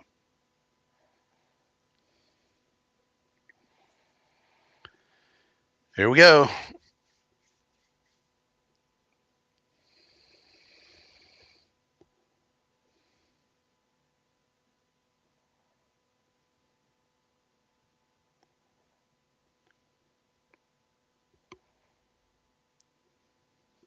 Bang!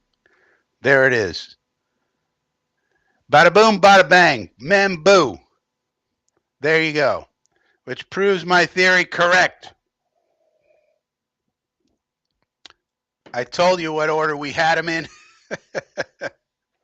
and I was right. Because how do we know that? Because we had this guy higher. We could have taken Warren. I mean, we don't know about Campbell and Graham, but we at least know Membu was higher than Warren. So there we go. Boom.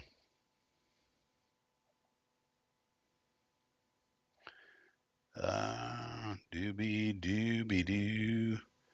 Hunter dodged a bullet. All right. So now that the big is in, we can have all of the arguments.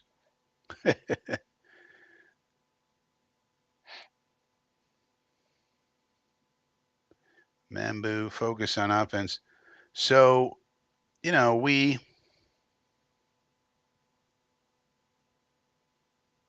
some guy says, I like the Raiders, to be honest. They have been doing good things. Yeah, they've had a good offseason, right?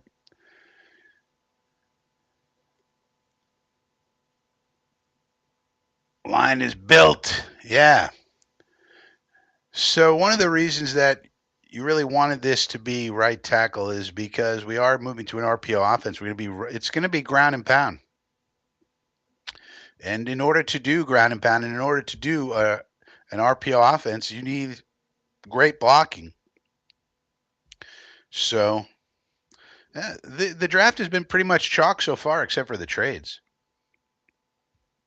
Cornerback was a smokescreen. Yeah, I think a lot of that was smoke screens. Jalen Walker and the cornerback and all that was smoke. Yeah. Okay, a normal pick, good pick, but I wanted Warren. We got a Mala.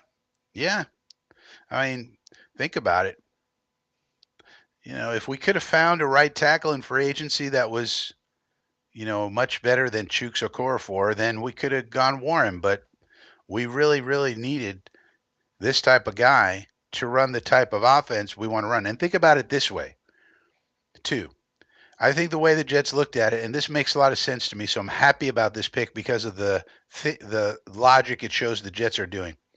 What is the drop off from Membu and Banks? Let's say the top three tackles in the class are Campbell, Membu, Banks, right? Let's just say, for argument's sake.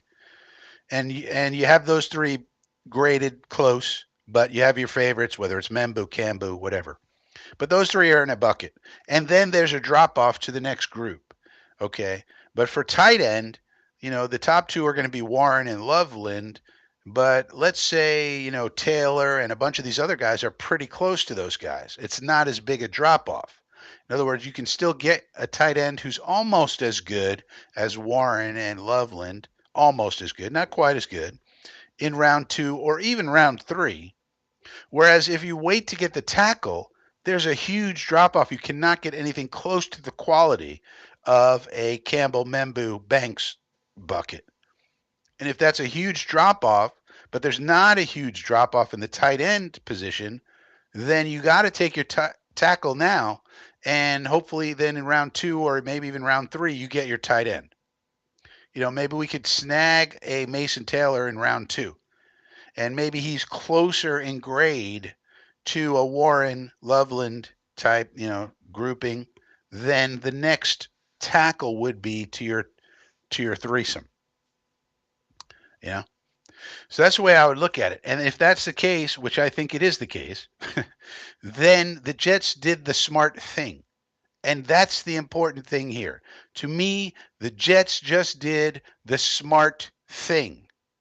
They looked at the board and they made the logical choice. Not that Warren, was bad or that they didn't like him. I think they liked him a lot. And if Membu was gone, they would have probably taken him. But given the situation, they know they need a tight end. We'll see tomorrow. And I bet you they grab one in round two or round three. I bet you they grab the tight end tomorrow.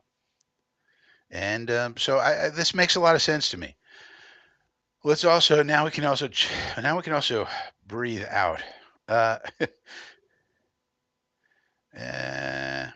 Pick is in. So I just wanted to check the now. Connor Hughes is spoiling the pick, so it's good that I didn't watch these. Look at Twitter. Jets are taking Membu. First pick is Membu overall. First player they were taking for second round. They're taking with blah blah blah. So Zach Rosenblatt is giving some information about Membu. He's an elite athlete at the position. He can move. He didn't allow a sack or quarterback hit last year. Steps in right away as a starter at right tackle, the only position of need on their O-line. This is a legitimate, fun, athletic group. No kidding. A knock against him is his height. Height is not important. Strength is much more important. Zachary. His height is fine. Jordan Schultz is saying, I'm told the Jets had two 45-minute Zooms with Armand Membo this week. Two 45-minute Zooms. Zoom, motherfucker. Clearly, he sold them on his potential to become an anchor for the next decade. Think about it.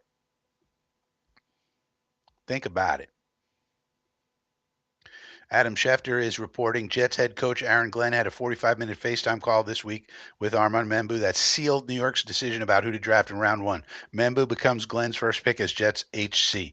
It also mirrors what the Detroit Lions did, if you think about it, with Penei Sewell. This kid is not probably as good as Penei Sewell, but same type of idea. And the line is done. To me, extend John Simpson, extend AVT, and we got our line.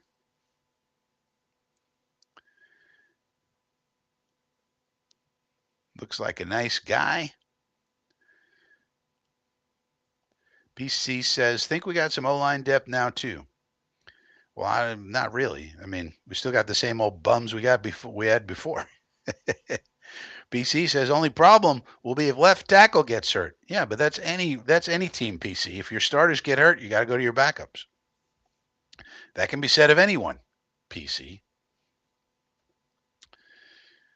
Tet McMillan goes to the Panthers.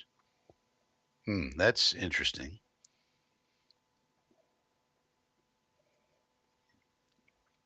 All right, we'll see. I mean, obviously they're trying to do everything they can to develop Bryce Young, so we'll see if this guy helps him. I'm happy. I'm pretty happy.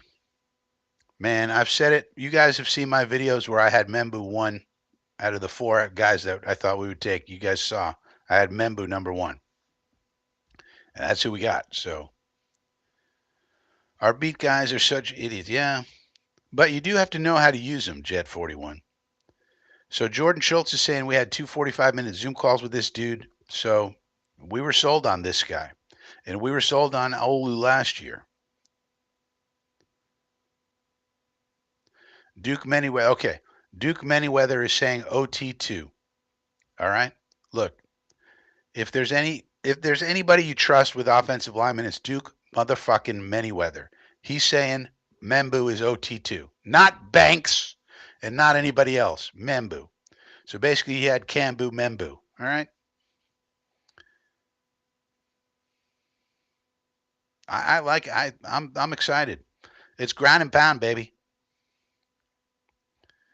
Banks goes to the Saints, so they do not take it.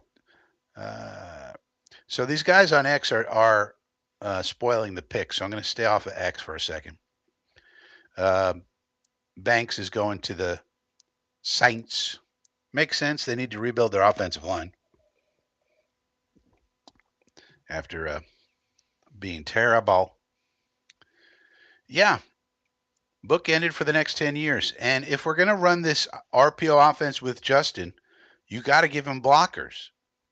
I mean, this is the type of offense we're running. We're not going to throw the ball 40 times a game, guys. We're not. We're throwing the ball 25 times a game tops. So at least not this year. So, we got to have guys who can block and displace people. That's what this kid can do. I don't think so, some guy. I think we sign Simpson and AVT to extensions, and now we keep that line together for years and years and years. Why is it bad? You should you should use your first round picks on a. To me, offensive line is the most important position group of them all, other than quarterback. You have to have an offensive line. The offensive line is the root cause of success or failure of an offense. If you can't block, you can't run. If you can't block, you can't throw. It's that simple. You got to get those guys in place. Then you worry about everything else. So to me, yes, spend your first round picks and second round picks on O-line. Yeah. Why wouldn't you? It's valuable. They're valuable. They're talking about Derek Carr. So Sanders continues to slide. Now somebody's going to jump back into the first round at the end, maybe the Giants, to get Sanders, probably. Jojo said, I would still, we need a backup guard too. Yeah, absolutely, Jojo. It's that important. I don't know if you guys know what root cause means. The root cause means if you don't get that right, nothing else matters down the line. When something's the root cause of something, everything that comes after is either good to go or screwed up based on if the root cause is okay or screwed up. You understand? The O line is the root cause of success or failure in offense. Now, you could have other problems. The quarterback can stink. The wide receivers could drop passes. The running back could fall on his head. There could be other problems. But if you can't block, you can't do anything else. So to me, we just did the smart thing. You take a highly rated guy in this draft that doesn't have too many of those, and you solidify the line for the next 10 years. And we'll still get a good tight end. And we'll still get other things. But to me, this was the right move. I'm stoked. Brian Scantleberry. Well, we got to see how the first round goes, Brian. We don't know who's available yet, Bry. How about we wait until we see who gets picked in the first round, maybe? So the Saints are going to pick Banks. So you see, look, the first 9 picks, 3 of them were offensive tackles. Everybody wants these people. So if you tried to wait, you're not going to get them. You're going to have to get somebody much less quality. Kelvin Banks and the banknotes. Good for Kelvin. University of Texas at Austin, by the way, where I used to live. Very hot and sunny down there. Very hot and sunny down there. The pick is in. All right, good for the Saints. They're not overreacting to the quarterback situation. So where's the fit for Sanders now? I mean, is he going to slide into round two? What's going on here? Or is somebody going to trade back in? Somebody's going to make Howie Roseman an offer he can't refuse. I tell you that much. To get back into the first round, and Howie's going to be like, "Yeah, I'll take all your picks, no problem." uh, Jojo, just need a tight end. Yeah, we might take two tight ends in this draft. One in second round, third round, one in the fifth round. We probably need two, Jojo. But we can get them because it's a deep class. That's the idea. Remember, no tight ends have been taken yet. Now, we might, the Colts are licking their chops because they're going to get one. And, somebody else will get one. But there'll be plenty to take in round two and round three, Whereas with tackle, no, that's not the case. Beast seeks salami. Well, we got that center from the Packers. Yeah. Yeah. Well, don't forget, Josh Myers stinks. So we got him, but he was like the 30th rated center last year. Now that's okay. That's pretty good. I mean, for a backup, he's not a starter, but he still wasn't very good. And we do have Chooks, but now Chooks may make the team or he may not make the team. It depends how he plays. We'll see. I don't know. We also have Carter Warren and Max Mitchell. Can they improve? Everybody can improve. Offensive line sometimes takes 2 or 3 years. So they're going to come into camp and we'll see. But they may not improve. And they may stink. And we may have to cut them.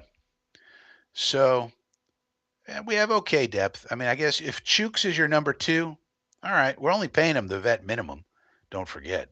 So, we have okay depth, I would say. I mean, I have when I restarted this computer, I had to displug one of my drives, so I don't have the roster up. One of the things I had up was the roster.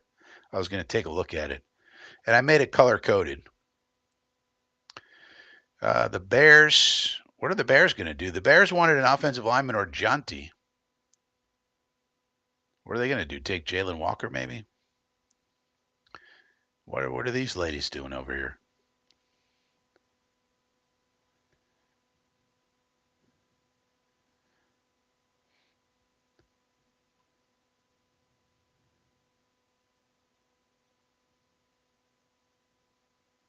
Oh, I see.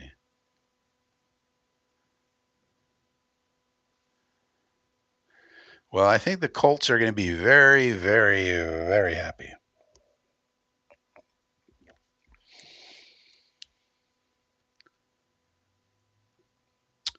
JoJo says run blocking should cut down on injuries. I don't know about that.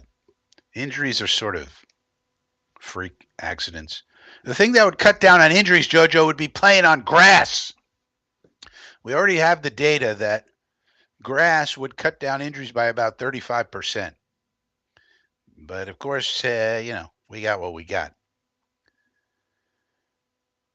Tired of seeing, yeah, right, exactly, Arlen. So hopefully this line gets, we get some continuity. We get people. Yeah, I mean, some guys, yeah, be nice, but it doesn't happen that often. Sometimes, but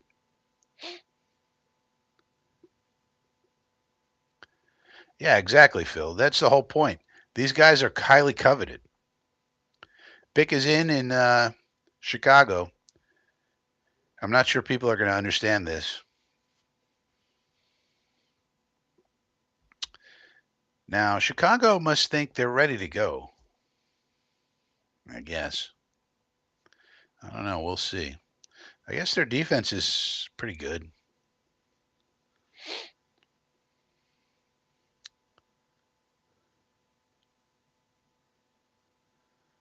Oh yeah, I've lived there 6 years, Harlan. It never snowed. It ice occasionally. Even with ice, they don't have any salt. The city doesn't have salt. Like to salt the roads after an ice storm or something. And they have sand. They don't have ice.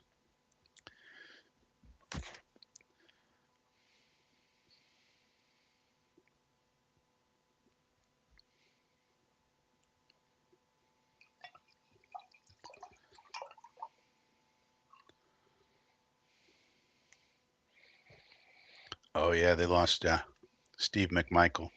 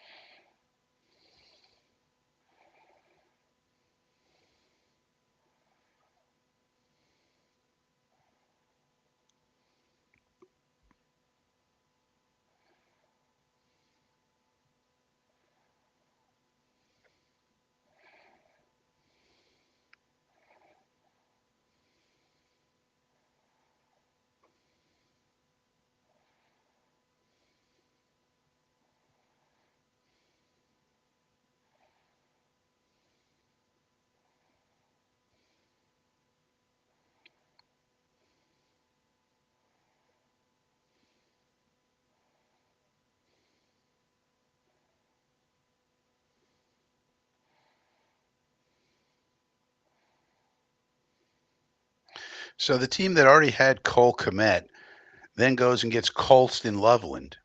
So they got the Cole and Cole tight end situation. So I guess they're going to be running a lot of 12 personnel. But Loveland's more of a wide receiver type anyway, really. He's a flanker. He's an F tight end mostly. So it'll be interesting to see what the Bears do this year. Of course, they have to have the quarterback progress and make the next step, Caleb Williams. So we'll have to see about that. But Loveland going before Warren. Now, we did hear some reports that Loveland, some of the teams did have Loveland before Warren. I think it's just what kind of guy you wanted. Loveland's more of an F tight end flanker type, uh, and Warren's more of a traditional Y type. So, it just depends what flavor you like. So they liked Loveland. So there you go.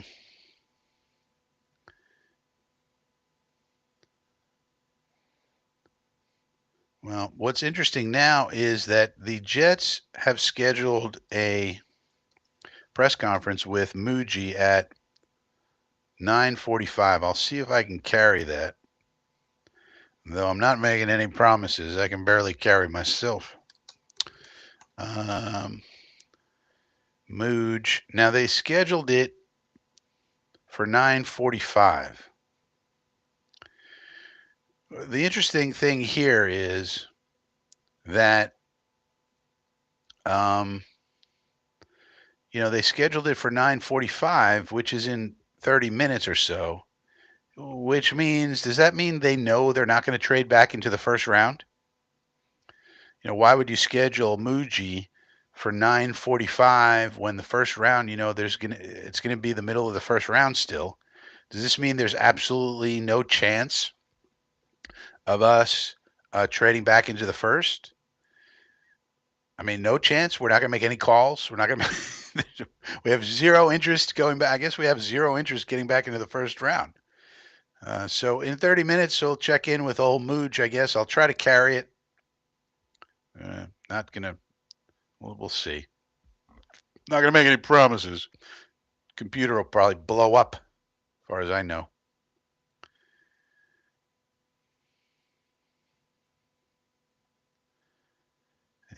So we'll just keep this here, and it is still scheduled for 9:45.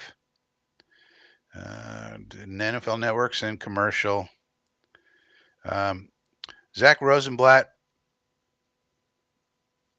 Uh, Zach Rosenblatt has some really good.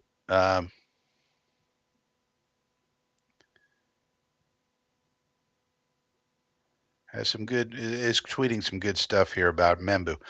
Zach Rosenblatt, Armand Membu on the Jets picking him. Quote, I had a feeling this was going to be my home. When I woke up today, something told me I was going to be a Jet. Armand Membu on what the Jets are getting. Quote, they're getting a mauler for sure. I'm going to make sure to keep my quarterback clean. See, now's the time when we start to fall in love with the prospect, right? He's on our team now. So now's the time to start falling in love with him. And when a guy says they're getting a mauler, oh, you're after my own heart, Armand. Armand Membu on Aaron Glenn. Quote, he's a cool ass dude. All right, cool ass dude. Connor Hughes just put out a video saying Armand Membu is not the sexy pick. That would have been a playmaker. Does it matter? Darren Muji and Aaron Glenn just gave the Jets the potential for the best line in the NFL. Zach Rosenblatt. Armand Membu said Tyron Smith is someone he modeled his game after growing up. Armand Membu, Zach Rosenblatt. Armand Membu on the Jets wanting to be a running team and how that fits his style. Quote, shit, whatever they need to do doesn't matter. Just run behind me. I love him. I love him. Sorry. Sorry. Sorry. Sorry. Now's the time for falling in love with the prospect that we just got. Here's the quote. Shit, whatever they need to do doesn't matter. Just run behind me. You got it. A man after my own heart. Oh. Man alive. Plus, it's a tone setter, man. This is the type of guy who's going to pound your face into the fucking dirt. This is who we needed. I love it. This is who we needed. We need an identity. Our identity is we beat you the fuck up. That's our identity. Shut the hell up, Josh Allen. Shut the hell up, Drake May. Shut the hell up, Tua Tagovailoa. Shut up. Sit down. We about to put you in the dirt. That's what we need to be about, really. We need guys like this. We need maulers. You may not like it. It may not be pretty, but we're going to ground your face into the dirt until you can't breathe. That's what we need around here. Some teams may play prettier. Sure. Some teams may have a gigantic man for a quarterback who runs around, at 1,000 miles an hour. Okay, fine. Other teams may have this or that. We are going to beat your head into the ground. That's what we got to be. We got no other choice, really. We don't have time. We're not going to get all these exotic players. We need maulers. That's what we need.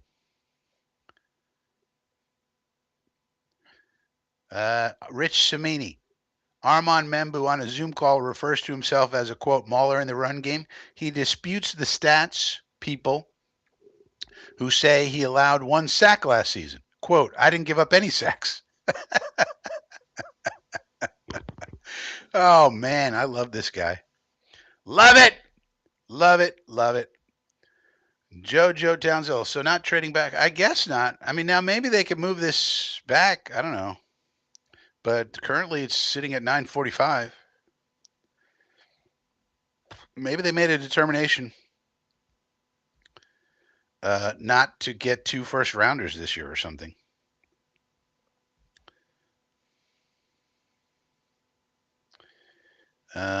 Let's get back into this draft.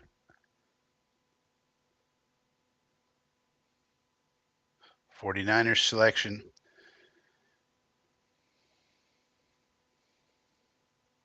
Remember, 49ers now have Robert Saleh as their defensive coordinator. So I would think this is another defensive lineman, because Robert Saleh can't coach anybody but elite players, remember?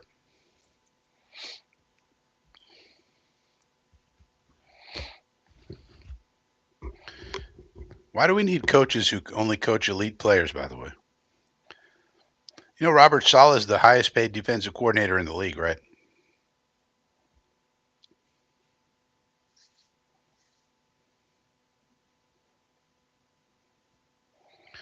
What a surprise. They picked another defensive lineman for Robert Saleh. That's amazing, man.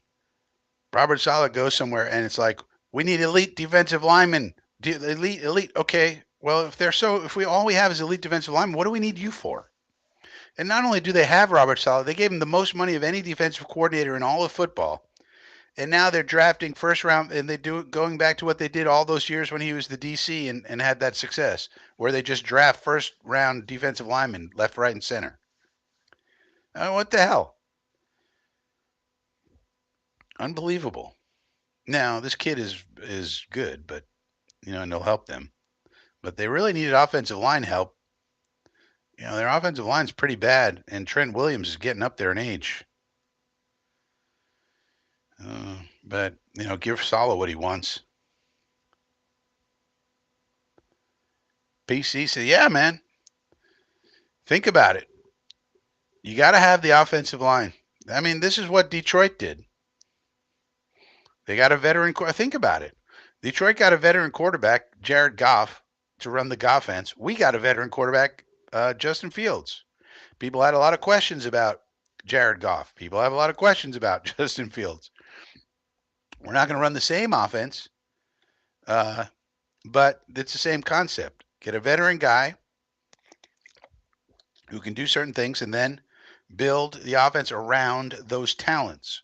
In our case with Fields, it means RPOs, which means a ground and pound situation, which means you need blockers, which means you get Armand Membu.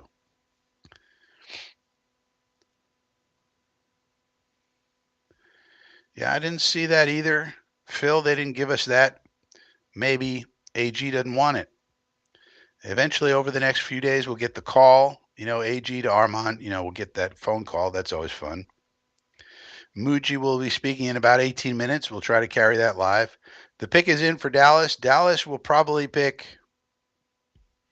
Matthew Golden, if I had to guess. They need a wide receiver desperately. And Golden's from Texas, so that makes sense. But we'll see. But sitting at 14, Indianapolis has to be licking their chops to get Tyler Warren, I would think. So let's see if this is Golden.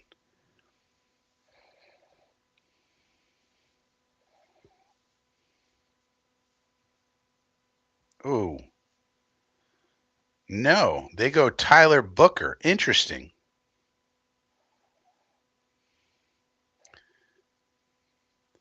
There you go. And there's another example. Somebody like a Tyler Booker guard goes 12th, a lot higher than anybody had him really.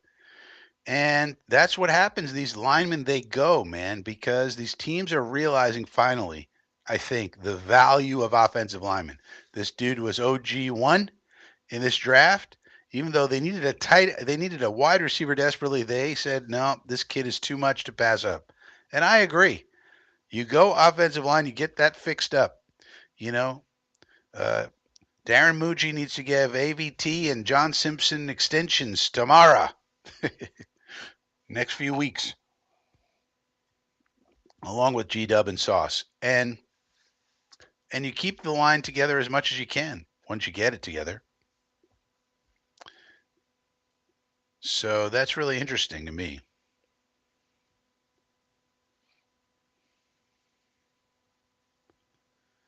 Harlan says, didn't know that about. Yeah, they needed him desperately. I mean, Kyle Shanahan has needed someone to blame the last few years, and he blamed the defensive coordinator, whether it was Steve Wilkes or last year with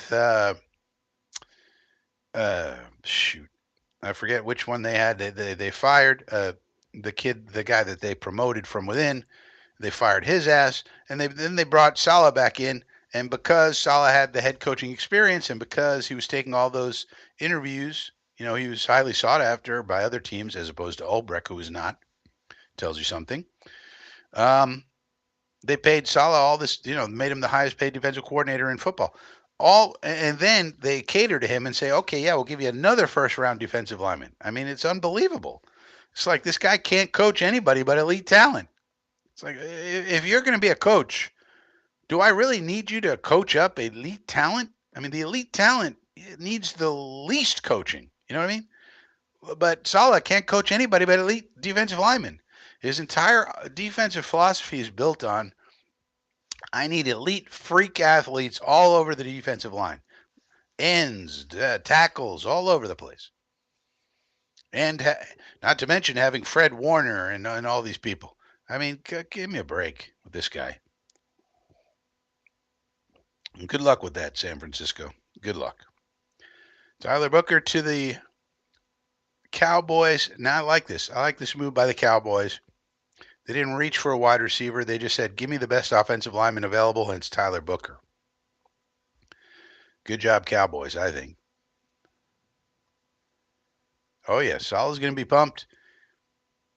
And I think the 49ers are going to be screwed because they really needed offensive line. Kyle Shanahan probably thinks I can coach around an okay offensive line. I think he's wrong. And then so let's give Salah, his first rounders and let him, have a dominant defense again. And I don't know, man. I think they're also wrong about that because I think people have figured out the wide nine type of alignment that Salah uses, and I think they're going to just attack it the way they attack the Jets the last couple of years. So I'm not sure this is the way to go for the 49ers, but I think that I like what the Cowboys did. All right.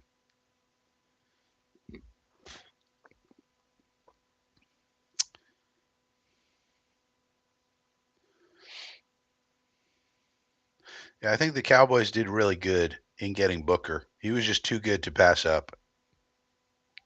Good job by the Cowboys.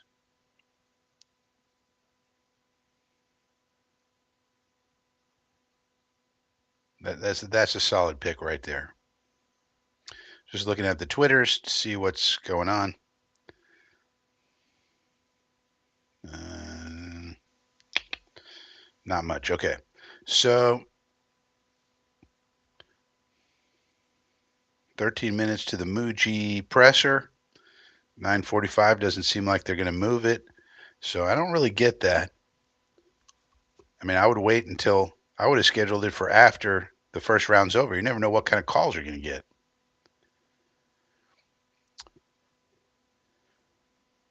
Yeah, and Booker's OG1, so I think he was just too good to pick up to pass up, Phil.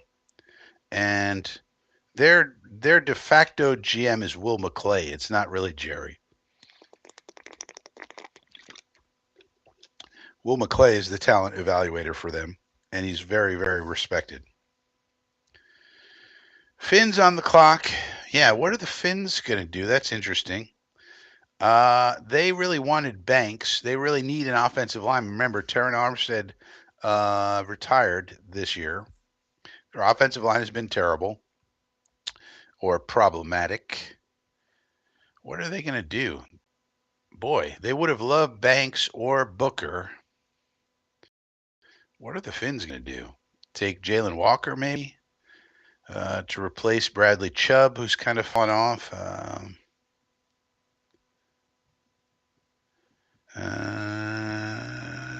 hmm. The Finns. They might take Jalen Walker. They're not going to take a wide receiver. They're not going to take a running back. They don't need a quarterback. They need offensive line desperately, but uh, is there someone here worth it at this pick? They probably want to trade back. There's a Back to the Future commercial on right now, by the way. And they're probably taking Jalen Walker, right? I think that's what they're doing. That's what I think. Base say salami. Well, Membu is good, but I'm also glad you're enjoying your wine, Frankie. Well, sometimes you got to enjoy a little Jets wine. So I think this Jets wine brought us good luck. PC, I guess you weren't here last week when we went all Johnny Fever. We had a whole session about it.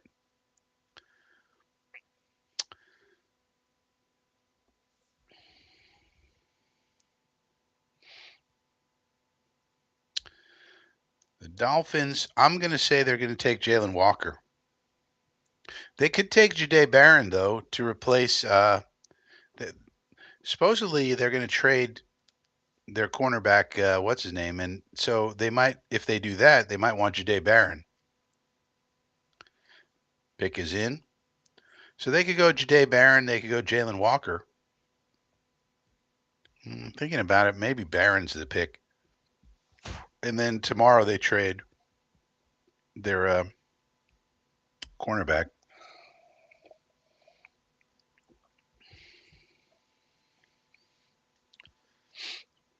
I mean, the Dolphins are really in kind of a pickle with their roster construction. Don't forget, Ashton Davis is a Dolphin right now, as is Zach Wilson.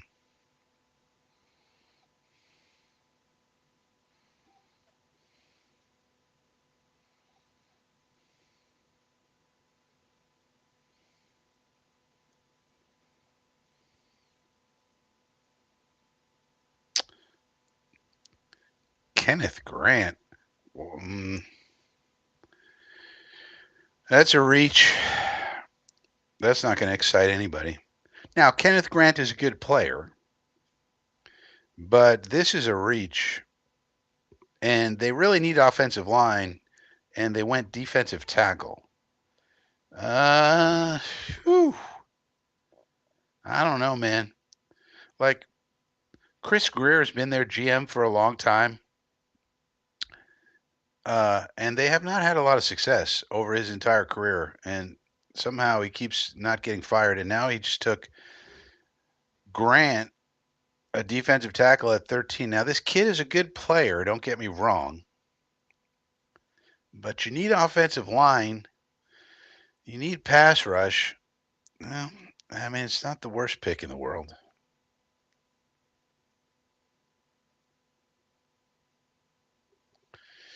I wonder what Kyle Krabs thinks about this.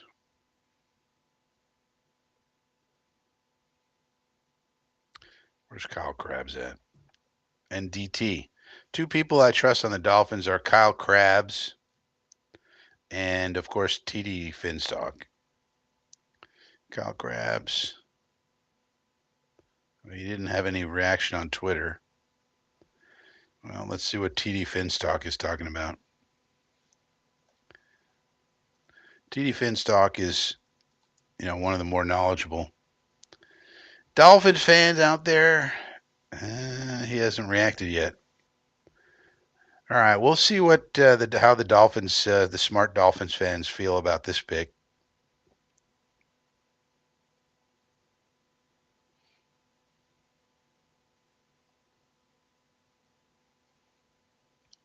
Yeah.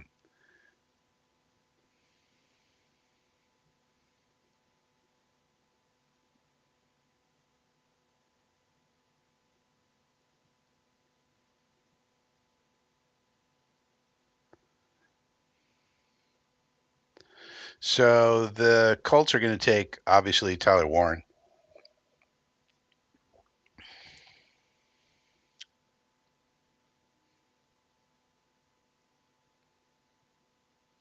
Yeah, Sanders is still dropping. Right, exactly.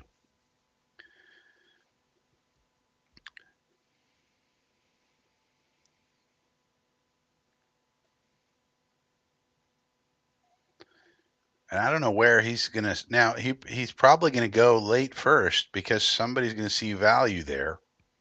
Can the Giants get back into the first? Can the Browns get back into the first? Yeah, Tyler Warren to Indianapolis. That makes a lot of sense.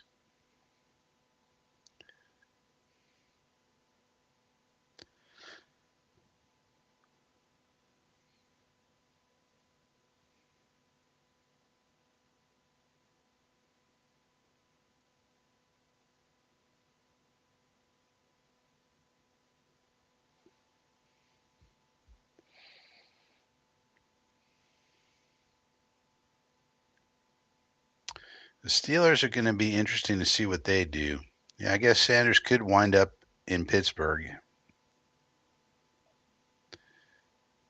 Interesting that I mean, Aaron Rodgers seems to me to be retired. That's what it seems to me to be.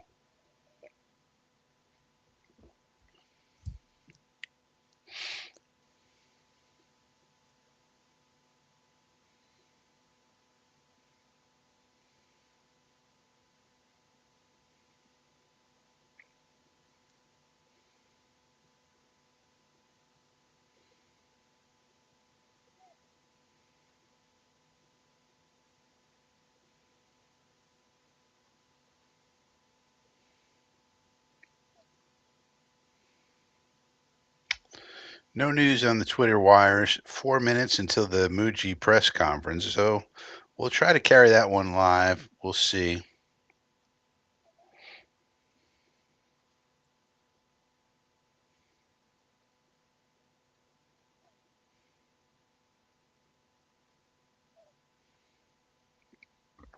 They're showing Tyler Warren baseball highlights for some reason.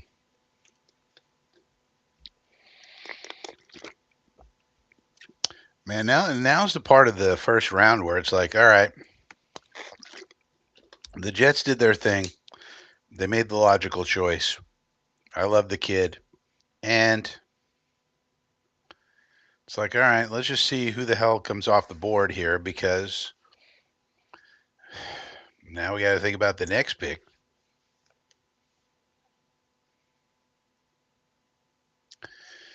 I guess Harlan, but seems like a weird way to end your career, waiting around for somebody to get injured. Yeah. Seems like there was no logical fits. There was nobody who really, really, really wanted you. Just retire. Just be like, I'm done. Aaron Rodgers has a lot of investments and things off the field that he can do that he doesn't need football from a financial perspective. And so it's a weird situation. Well, and let me ask you about this. What about Ryan Tannehill? Where's Ryan Tannehill right now? Where is he at? Why isn't he on a roster? Why isn't Ryan Tannehill at least quarterback 2 or 3 on some roster? He just disappeared and didn't play last year, and now nobody wants him. Former starting quarterback with all these starts under his belt. Nobody wants the guy. I mean, what's up with that? See, like a Ryan Tannehill is the type of guy who would be in this situation. But Aaron Rodgers has made more money than just about anybody ever at the quarter ever in the history of the NFL. And he has an investment firm. He has a venture capital firm. He has endorsement deals. He has all sorts of things that he can do. If he started a podcast, he could be a multi-million-dollar podcaster. So why would he need to do this? I don't understand. It makes him look crazy. It makes it look kind of weird. It's like, all right, there was no perfect situation. Let me just go ahead and retire and move on to my business ventures. One trade. Well, how many do you really want, Phil? I think Rogers wants to host a game show. Well, whatever he wants to do, he can do it. That's the thing. He's got a lot of options. Hi, Karate doesn't trust Tipman. All right. You want to worry about something, you could always worry about something. He was like the 8th best graded center in the league last year or something. Top 10 center. But you can always worry about something.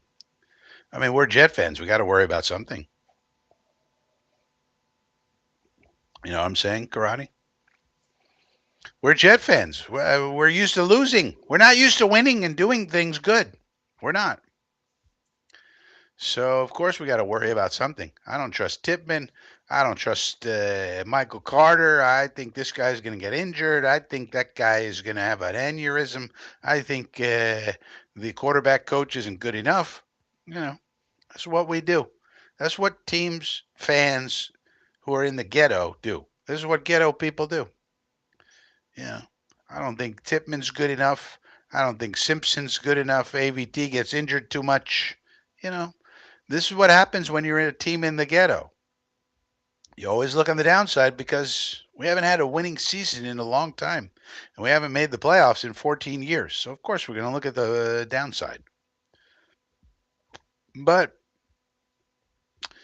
what I will say is the first decision that the AG Muji regime had to make, they passed with flying colors, given the circumstances. All right, let's go over to Muji. Let's see if I can carry this. 7 seconds, 6. I'm watching it over here. I'm going to see if he comes on. I'm going to try to carry it. We'll see. Nope. Now it's saying live in 27 minutes. Weird. Weirdness. Weirdness. No, now it says waiting for New York Jets. Okay. Somebody said we live. We not live. I'm just going to keep refreshing this.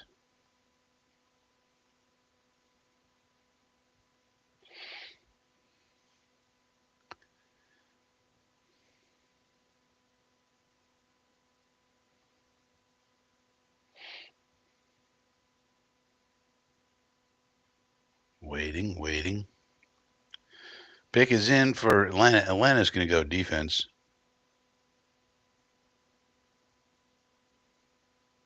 Yeah, they're going defense for sure.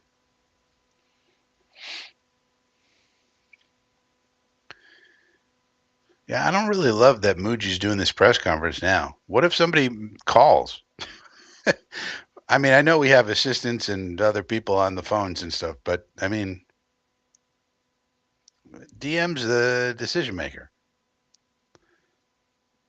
But he's not on just yet. It's 21:46 hours on the East Coast.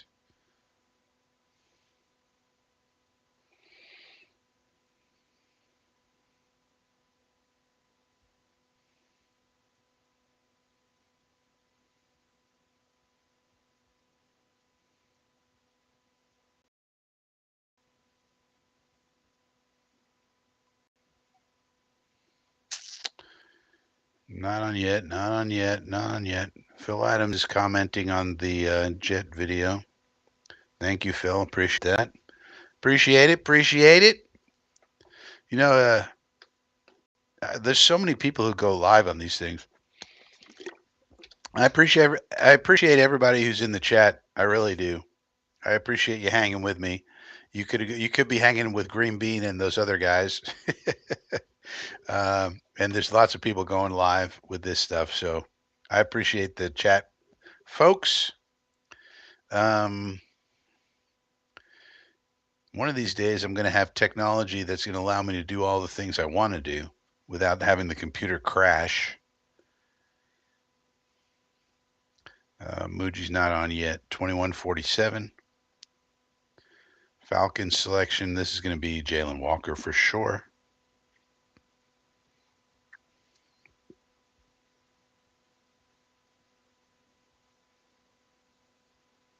Yeah.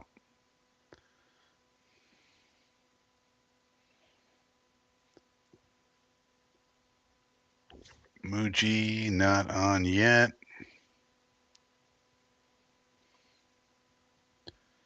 Beat Trav. Jalen Brunson is amazing. Beat Trav's talking about basketball. Did the Knicks win? Beat Trav. Towns awakening as Knicks battle Pistons in Game 3, fourth quarter. Knicks 106, Pistons 101. This says. Now it says Knicks 112, Pistons 108 with 54 seconds left, 4 points ahead. So New York is hanging on. Hanging on, hanging on, hanging on. Muji is not talking yet. Are the Jets making a trade? Are the Jets making a trade? Why is Muji not talking yet?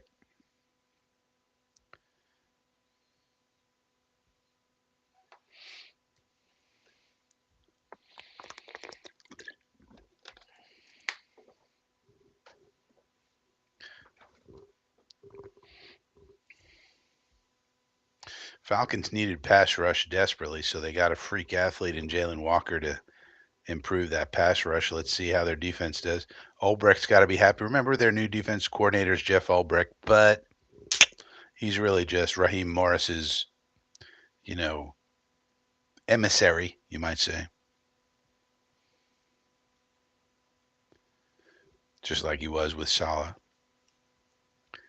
Arizona now on the clock.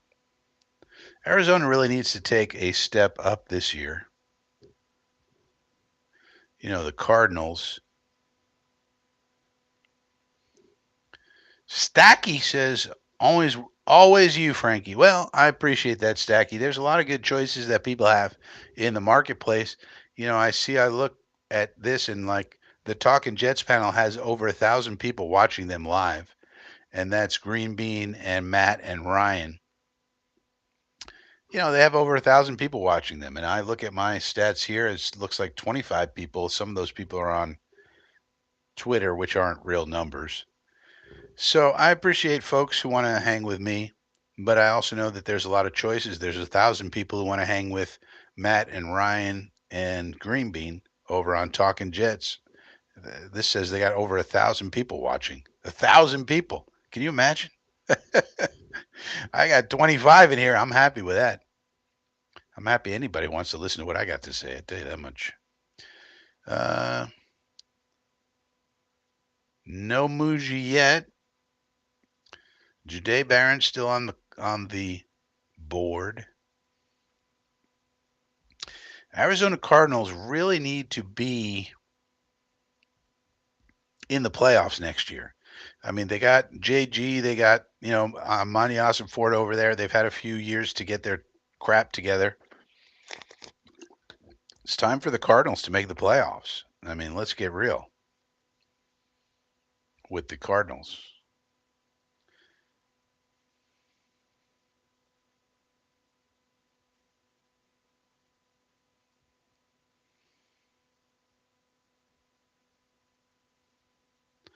Checking the Twitter page to see if there's anything noteworthy. One of the things that's noteworthy, if Duke Manyweather's excited about the pick for us, that excites me. I may be a little bit of a Duke Manyweather stan, but the Jets are putting out pictures of AG and Muji calling Membu, but not the call yet. Love to get the audio of that because that's always interesting.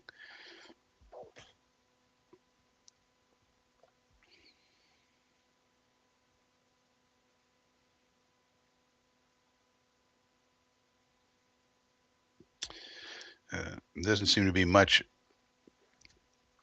else going on as far as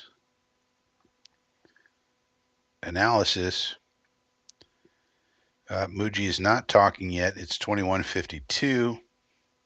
Pick is in for the Cardinals. Maybe they take Jade Barron.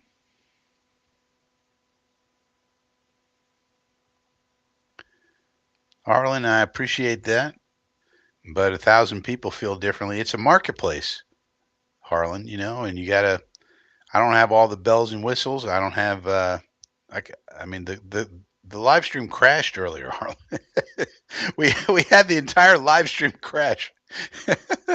So yeah, I appreciate any subscribers. I appreciate any likes. I appreciate any join ups to the inner circle. By the way, inner circle members, you have something new up in the files, and it's what we talked about when we did that 5-hour live stream when I was Johnny Fever the other night, and it includes a uh, PDF version of the Whirly Gig, the best of the Whirly Gig.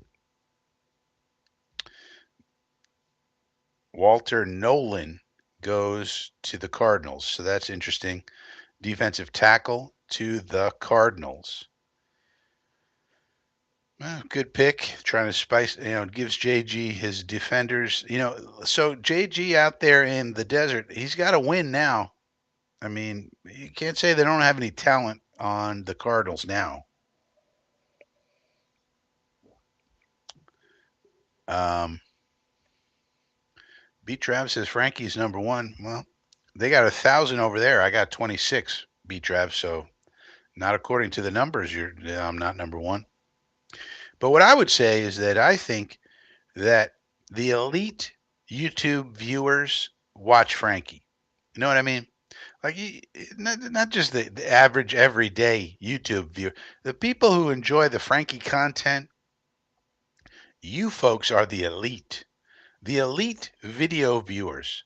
I'm going to give you information that you can't get anywhere else. I mean, let's be honest.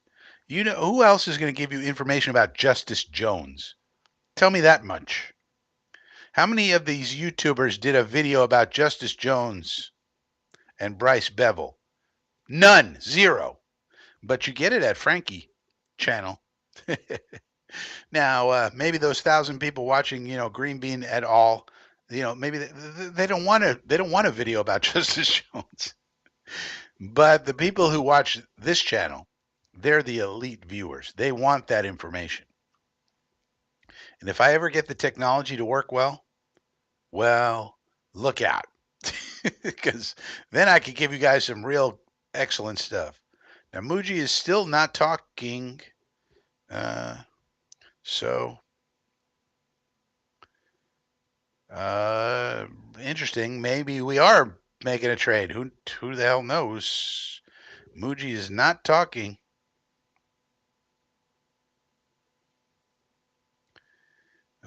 Now checking the Twitter verse to see if there's any interesting commentary. No, there is not. Interestingly, though, around this time, Chris Greer and Mike McDaniel are talking to the media for the Dolphins. So it's not so unusual the time that we had scheduled for Muji because McDaniel and Greer are talking to the media at this point in time. But Muji is not on yet. Now it says it's going to be on at 10 p.m. All right. So now it's going to be on in about 3 minutes. So that being the case, I'm going to take a bathroom break. All right, you guys talk among yourselves. I'll be right back.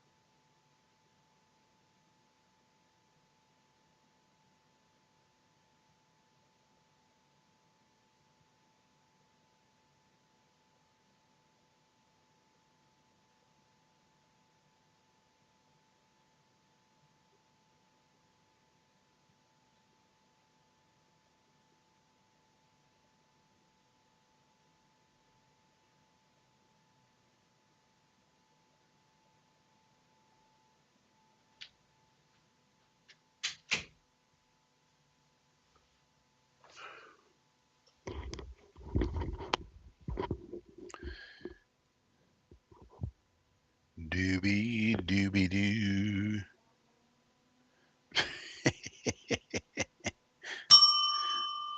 Yeah. Shador is there. Jets. All right. Let's see if this actually comes on in 34 seconds.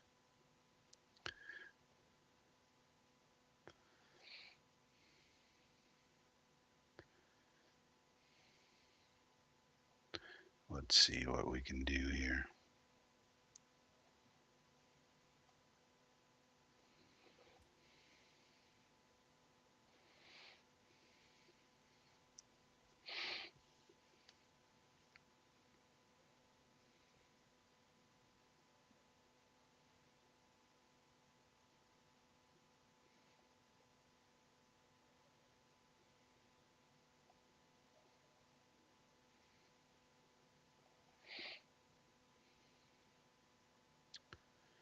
Live in 3 minutes.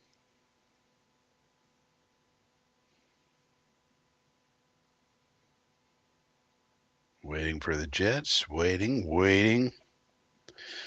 for Godot.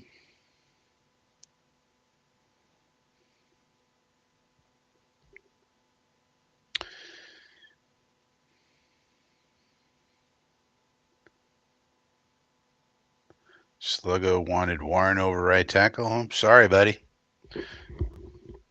What's done is done, and I'm happy about it.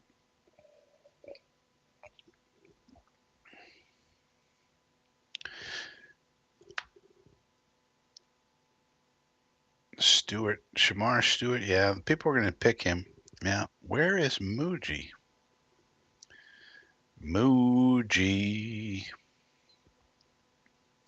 Let's go. See, look, here's Talking Jets. They got over 1,000 people watching.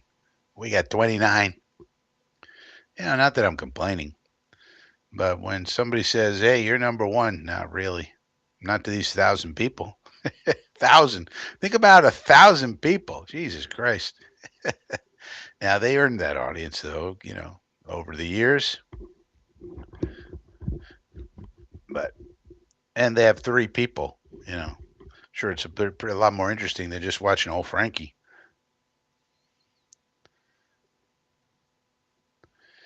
Nah, I wouldn't, Stacky. Who would we come back in for? There's nobody like that. Really. Just wait till the second round.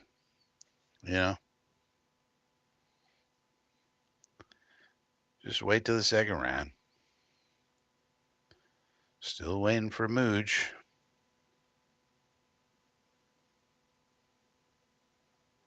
Yeah, a lot of the Jet fans don't understand that Josh Reynolds is a really good receiver. For a wide receiver, too, that is. I don't. And we will get a tight end. We'll get a Mason Taylor, or we'll get a, Gunnar Helm. We'll get somebody. So we'll get more pass catchers. I mean, shoot, in the second round, we may even get a Jaden Higgins type. Harlan says, oops. I told them I was watching the draft with you. Sluggo says, starts at noon. No, not tomorrow. Tomorrow it starts at 7 p.m., Sluggo. Noon, the afternoon thing is Saturday. Mooj is still not here. So, don't know what's going on there. I guess we'll stop screen sharing. Let's see what's going on with the picks. Shamar Stewart for the Bengalis. Well, what's interesting is if Shamar Stewart is a Bengal, then what do they do with Trey Hendrickson? Do they trade him now? So it seems like Trey Hendrickson might be more on the block now that they picked Shamar Stewart. They got an edge maybe to replace him. And so, do they trade Trey Hendrickson tomorrow? That could be another trade we see. We got the cornerback from the Dolphins who could get traded, Jalen Ramsey. I do not see the Jets trading Breece Hall now. We didn't take Ashton Genty, so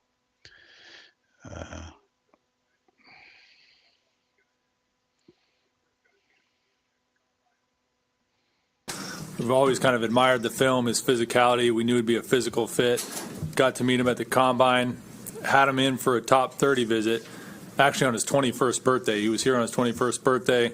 Had a great visit there, and then this last week we had a few really good phone calls with him, and we're excited that he was there and feel really good about the fit. He'll come in and compete to start that right tackle spot for us. Very natural fit. He's played it before, and with that, we'll open to questions. AG, you made it clear about the kind of type of players you want here. Yep. describe how he fits. We just had him on the call, and he seems like a pretty confident kid, and just describe the things you gleaned out of him when he came to. Listen, I think everything that he said on that call really fits who he is. It really fits us also. The athletic profile is off the charts. He's mean, he's nasty, he's tough. What we're trying to do on offense, he really fits what we're trying to do. So it was a no-brainer. I mean, once the pick was there for us, man, it was like, this is the guy. Was there something that stood out at the meeting too when you had to spend that time with him? I know you feel a kid that's comfortable with who he is, in his own skin, with his personality. He enjoys the game. You see that. He has some life to him. You guys will get to know him over time. He's got a good personality, so all of it was just a natural fit for us. Aaron, there's a lot of clips, highlights of him when he's blocking guys all the way downfield and Yeah. around. Like, how fun is that to watch those clips? Absolutely love it. Absolutely love it. Listen, our guys are seeing that too. That's watching this draft. And they see how he operates. Listen, we have some guys that operate like that too. So it's really our identity. And that's what I said. It was an easy fit for us. It was an easy pick for us. And we're looking forward to this player to get here because I'm ready to coach that player because he is going to be one guy that we really can help get better from what he already is good at. So listen, we're excited for that pick. He also, on that Zoom call, referred to you as a cool-ass dude. Cool-ass dude, huh? Right. I got it. But seriously, just with the type of talent you have on the offensive line, Yeah. obviously like a lot of high draft picks on that line, adding Membu, like what are your expectations for that line? Listen, I come from two teams. My previously last coaching stops where everything was about the offensive line. I was in New Orleans when we drafted Ramczyk. We had Tehran. In Detroit, we started with Panay. And I'm a firm believer that you started inside out. So if we can build our line just as much as our defensive line also, man, that only helps you as a team. It helps your quarterback. It helps your running backs. It helps your passing game.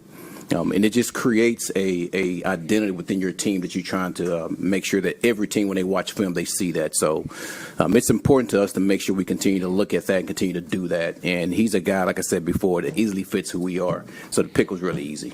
Darren, obviously, there's always tough decisions, even though this seems like a no-brainer to you guys. Your need at tight end is pretty significant, it seems to be, and obviously Warren was a pretty dynamic guy there. And obviously you could have a chance in later rounds to do something. But what did you think of him? Was there a look at him at all? Talented player, absolutely. We evaluated all those guys and stack them accordingly. And Tyler's a talented player. We feel really good about Armand Membo joining the team.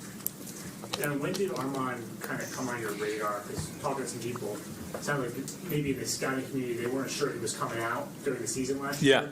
And then he made a decision to come out, and people sort of, it felt like people caught up on him. You're right. Draft process. When did he come on your radar? You're right. Well, I actually evaluated him this year when I was previously with Denver as an early potential, but he was a kind of a late add to a lot of the groups. So you get people kind of getting looks at him later in the process. So, and then obviously he had his showing at the combine, definitely put himself on the map there for everyone. But these guys are getting evaluated by the entire league throughout the year. But there are some guys that are, as you mentioned, for sure coming out, and more, maybe not. He's a wait and see type guy.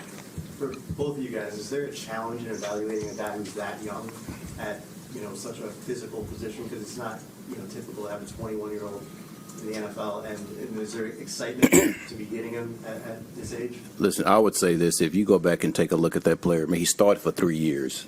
I mean, he can't help the fact that he's young. The thing is, he's played a lot of football. So to me, that trumps what the age is. And he's been a really good player for those 3 years. Terry, you mentioned before, you mentioned Penny in your experiences in Detroit. Do Yep. you see any similarities there between the player that Sewell was, but also the player that Membu can be? The mentality and the demeanor of the player is exactly the same. And that's what attracted me to that player first and foremost. And then you start seeing athletically how he moves. I mean, then that attracts you. And then when you get a chance to talk to the player and get to know exactly who he is as a person, then that attracts you also. So it was like a perfect storm on that guy being a Jet. How much can a guy like that, especially being an athletic freak, help you at the offensive line position? Man, tremendously. I mean, if you just take a look at all the guys that we have, now if you look at it, man, we have our left tackle, we have our right tackle, man, we have our guard. So, listen, I know this. Every skilled player on the offense is excited right now just because of what we have up front. And again, you build it inside out. And I'm a firm believer in that, and that's what we did today.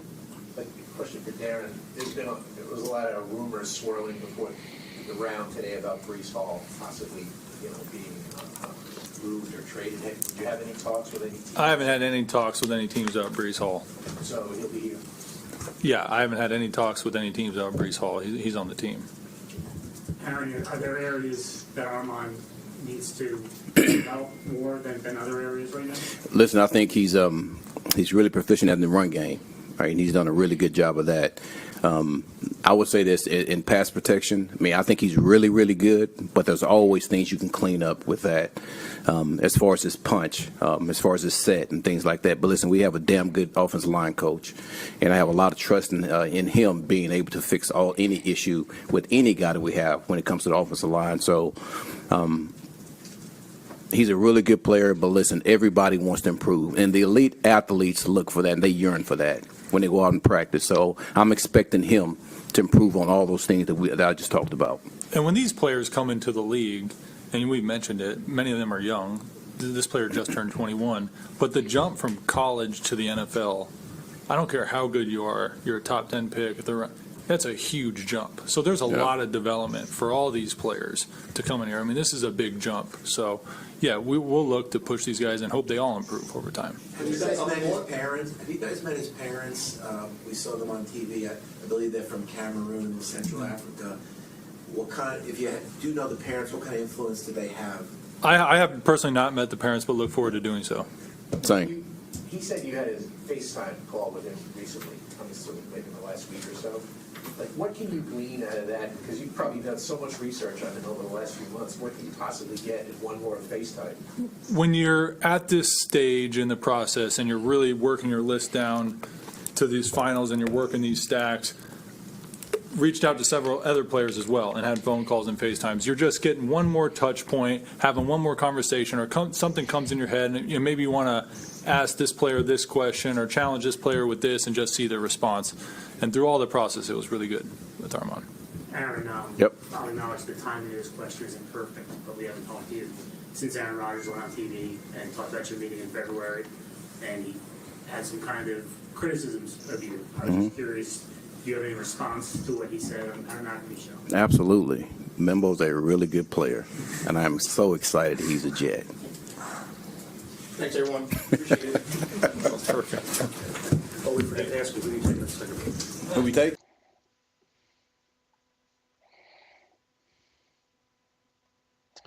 Well, there you have it. So hopefully you guys heard that, and that would be a technological success for old Frankie.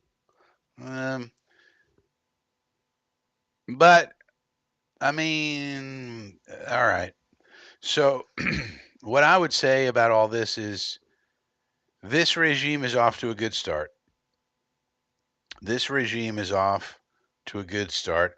It's a final in the basketball world. The New York Knicks have beaten the Detroit Pistonians 118 to 116. New York Knicks now lead 2-1 in that game. But this regime, the Buccaneers selected Mika Ibuka. That's a nice pick for them. Baker Mayfield's going to be happy.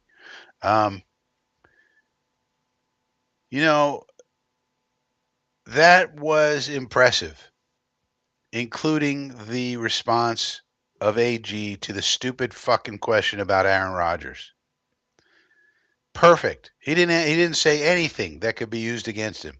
We love Armand Membu. We just picked Armand Membu, and beautiful. Right. This is not about Aaron Rodgers.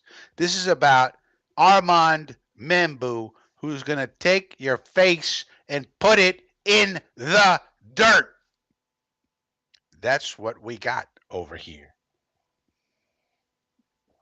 Yeah, I'm like a tech wizard, Stacky. I got it to work. You guys heard it, right? Did you guys hear I assume you heard it because you didn't tell me you didn't. You would have told me there was a problem. So I guess I got it right. Oh, Frankie, the tech wizard over here.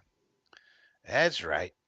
But that was exactly what you want. out of the AG Muji regime, which gives me a little bit of comfort. We didn't do anything weird. We didn't do anything stupid. We didn't play into any of the media games.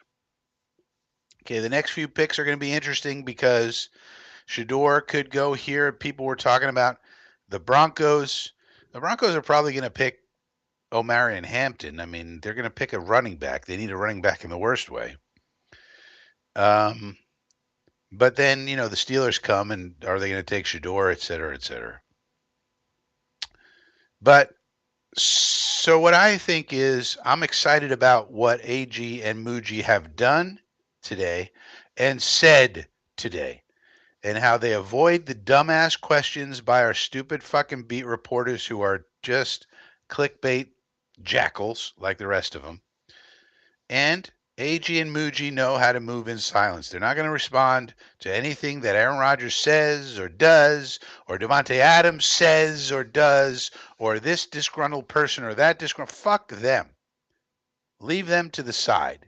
They're not important anymore as far as the Jets are concerned. What's important is Armand Membu is important.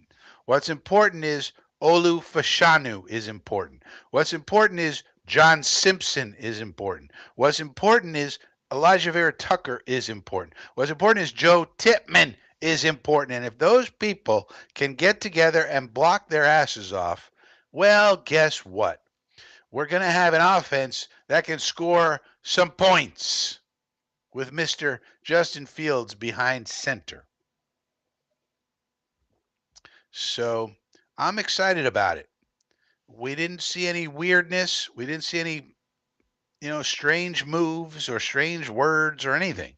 They handled everything exactly the way they should have. They probably had it graded similar to what I was thinking. Membu, Cambu, Warbu, Grambu.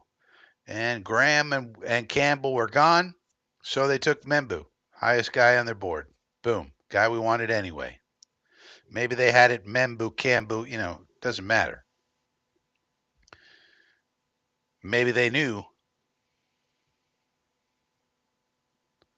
All right, maybe they knew Cambu was going. So Jordan Schultz is reporting that the Giants have been trying to get back into round one, as I speculated. So that's interesting. They are trying to do that.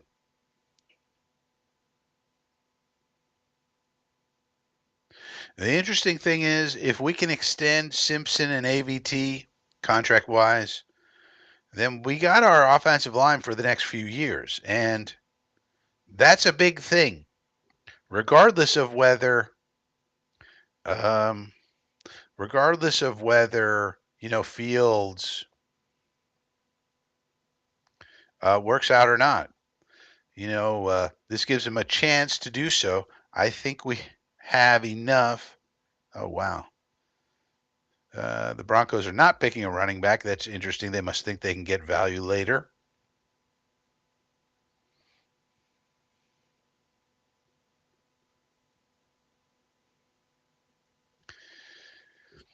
Interesting.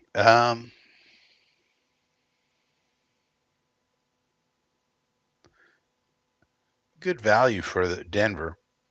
Now they got some lockdown corners. I mean, shoot, man. When you talk about Surtain and now this kid, I mean, geez. So the Broncos really should be good next year. We'll see how they do.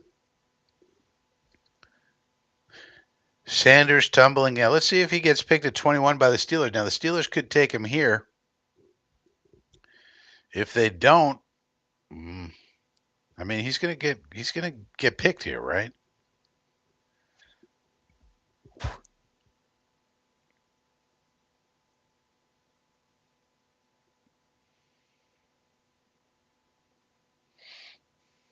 All right, they got Rappaport on.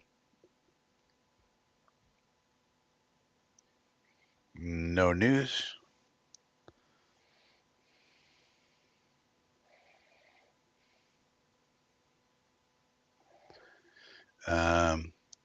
So interesting. We'll see what tomorrow brings, but I don't know. So I would say that so far so good for the AG Muji regime. The way I see it. We still have some needs, but we have plenty of picks to address such needs.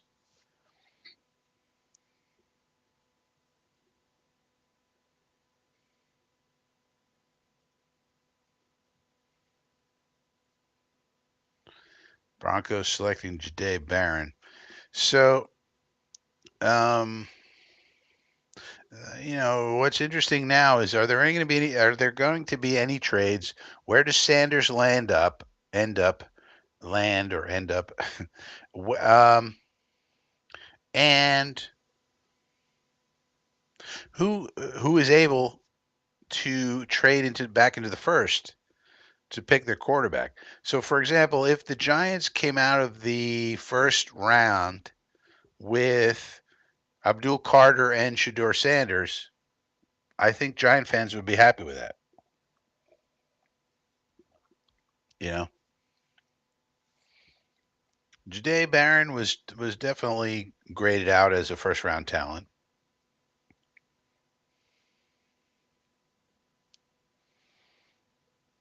by most talent evaluators. That is, but the so it'd be interesting if basically the Giants basically sell out.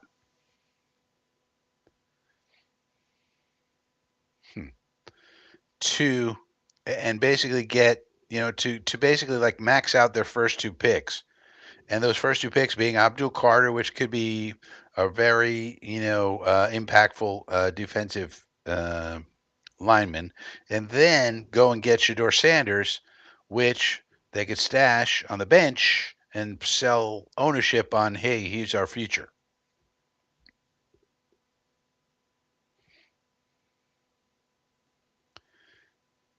And then whatever else happens in the draft happens, but they basically sell out and say, well, we got two first round picks, we got the long term quarterback, and we got this incredible pass rusher, Abdul Carter.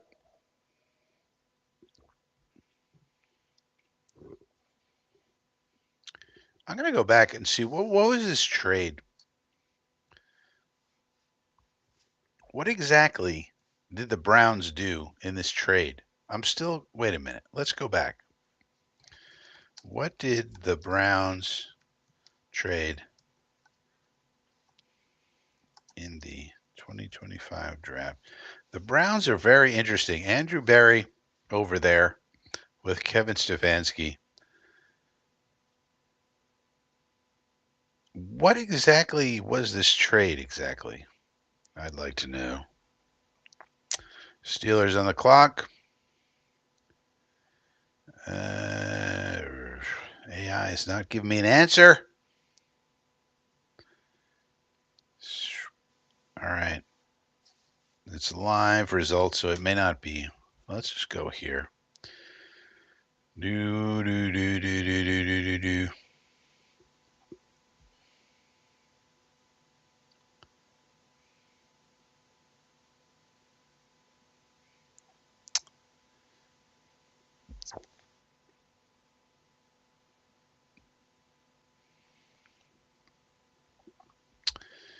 Uh,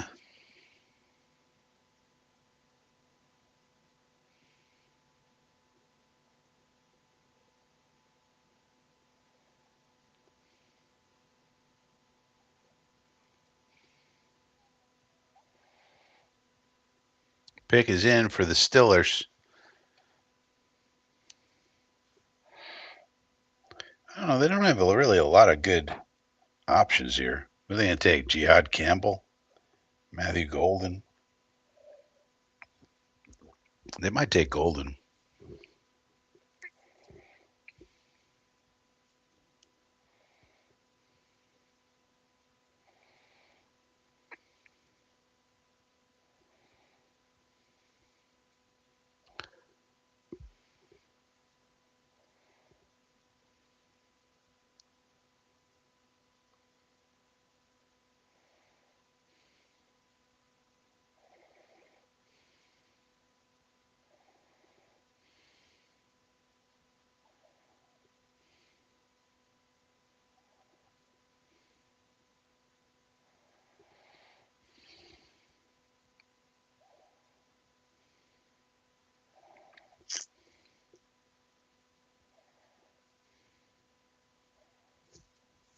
Wow.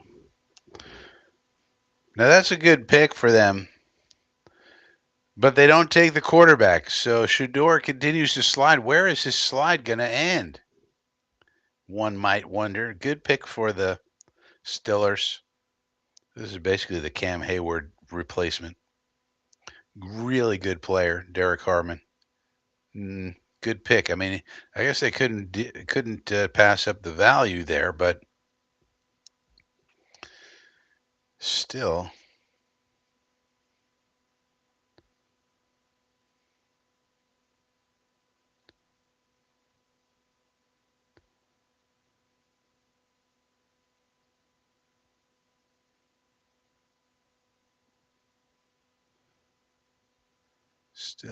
Still.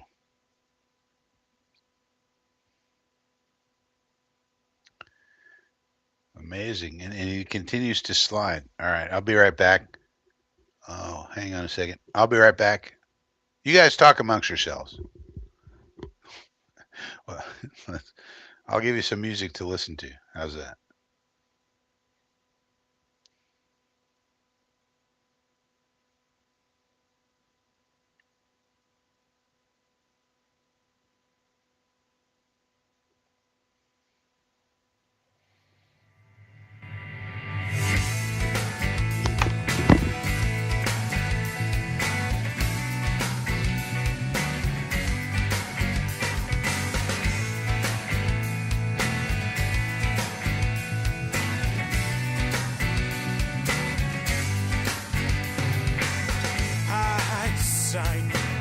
It was a clear sight, abandoned, handed down to me.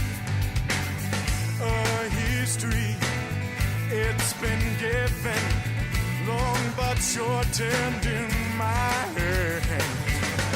Free swinging, forceful singing my name.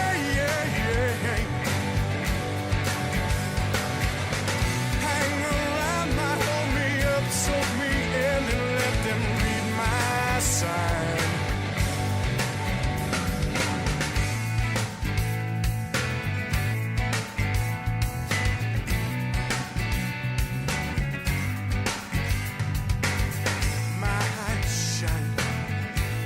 Together, it announces my every move, transforming these gatherings, clenched in my fingers, it begins.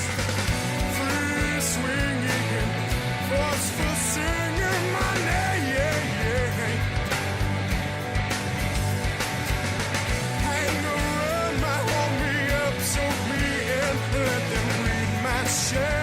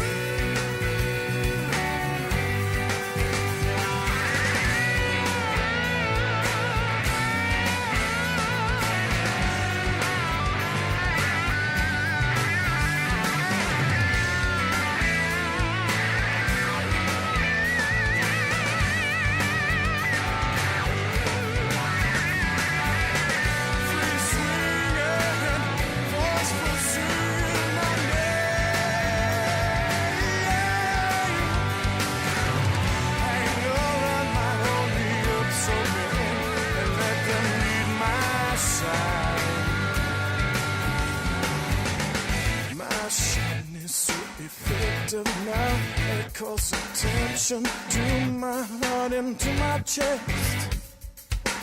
My drive is so insatiable, it drags me down. My charm hangs from a prison chain. Free swinging, forceful singing my day. Hang around, my hold me up, soak me in, and let them read my shine. Free swinging, forceful singing my name.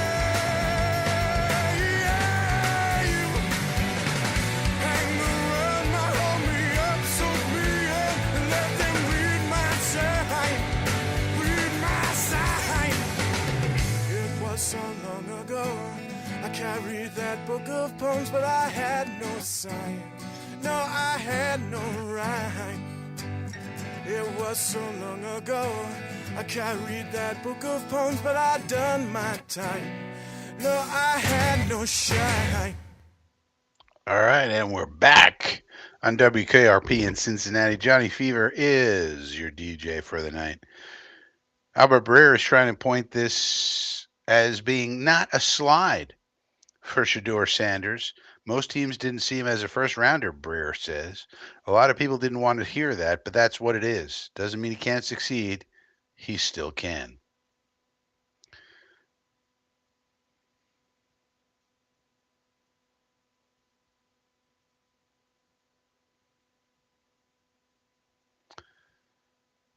So I guess the Steelers are just going to run out there with Mason Rudolph at quarterback, perhaps. I don't know. Ian Rappaport is on NFL Network. Will Johnson.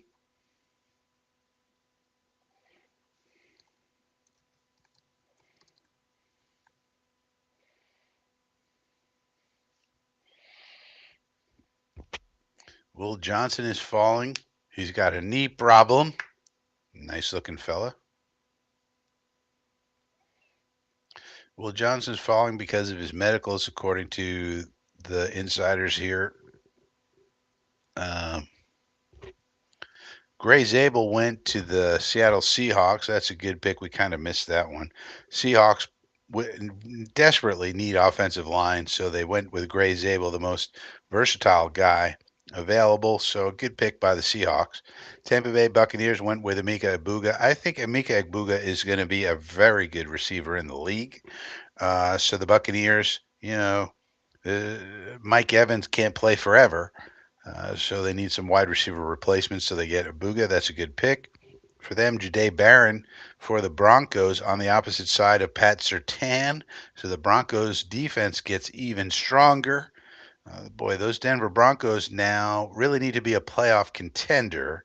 There's no excuse for them. They have a really strong defense, and then they added to it with Jahdae Barron. So really, the Broncos should be a playoff contender. And the Steelers added defensive tackle Derek Harmon, really good player. That's basically your Cam Hayward replacement. So the Steelers keep adding to their defense. Problem is their quarterback is Mason Rudolph. And maybe they're comfortable with Mason Rudolph. I don't know, but there's probably no one on earth who loves someone as much as Mike Tomlin loves Mason Rudolph. That much is certain. Now the Chargers at 22 here. Now they got Harbaugh out there. They got Joe Ortiz is the GM of the Chargers. He comes from Baltimore. So who are the Chargers going to pick? Jihad Campbell still on the board. Omarion Hampton still on the board. Matthew Golden still on the board. Nick Amanwari still on the board. Cornerback Will Johnson still on the board. Obviously, they don't need a quarterback, so they're not taking Shador for sure. I wonder if they take Mike Green, for example, might be an interesting pick for them. Don't forget, they lost Joey Bosa. Joey Bosa is on the Bills, believe it or not, ladies and gentlemen. So we're going to have to deal with that mother trucker. Unless he gets injured, which he does quite often.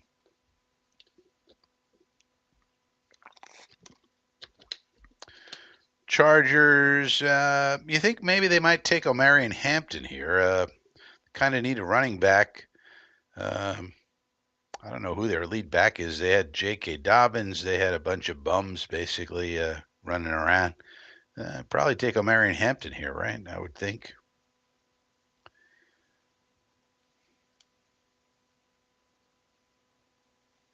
David Goodstein says, I want props, goddammit. I don't know what you're talking about, David. What channel do you think you're watching?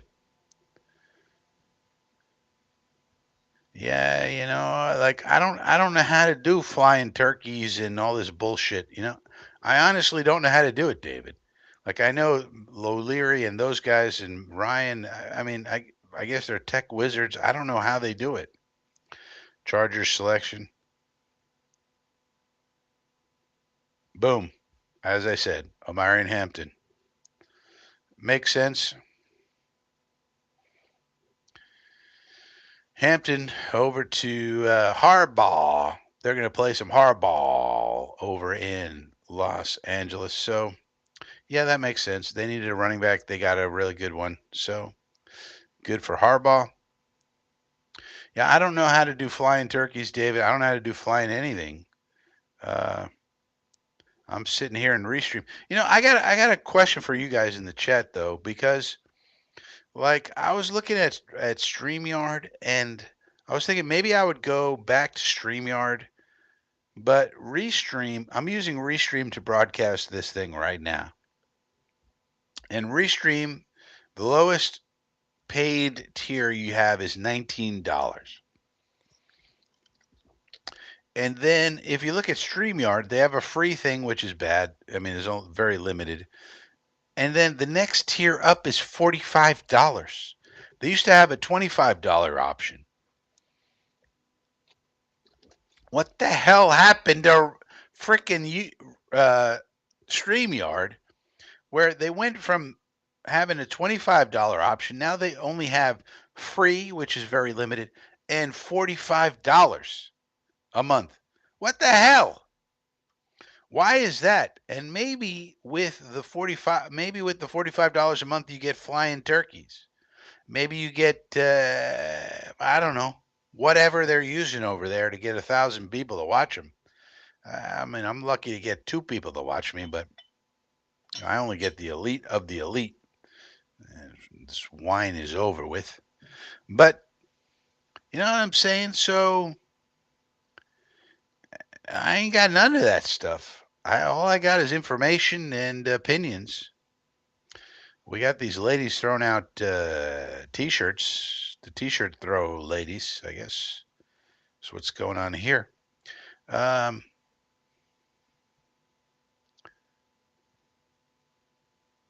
Harlan says he doesn't need flying turkeys. I mean, listen, turkeys can't fly. I mean, they're one of these birds that can't fly. Now we got the Packers on the clock. They obviously don't need a quarterback.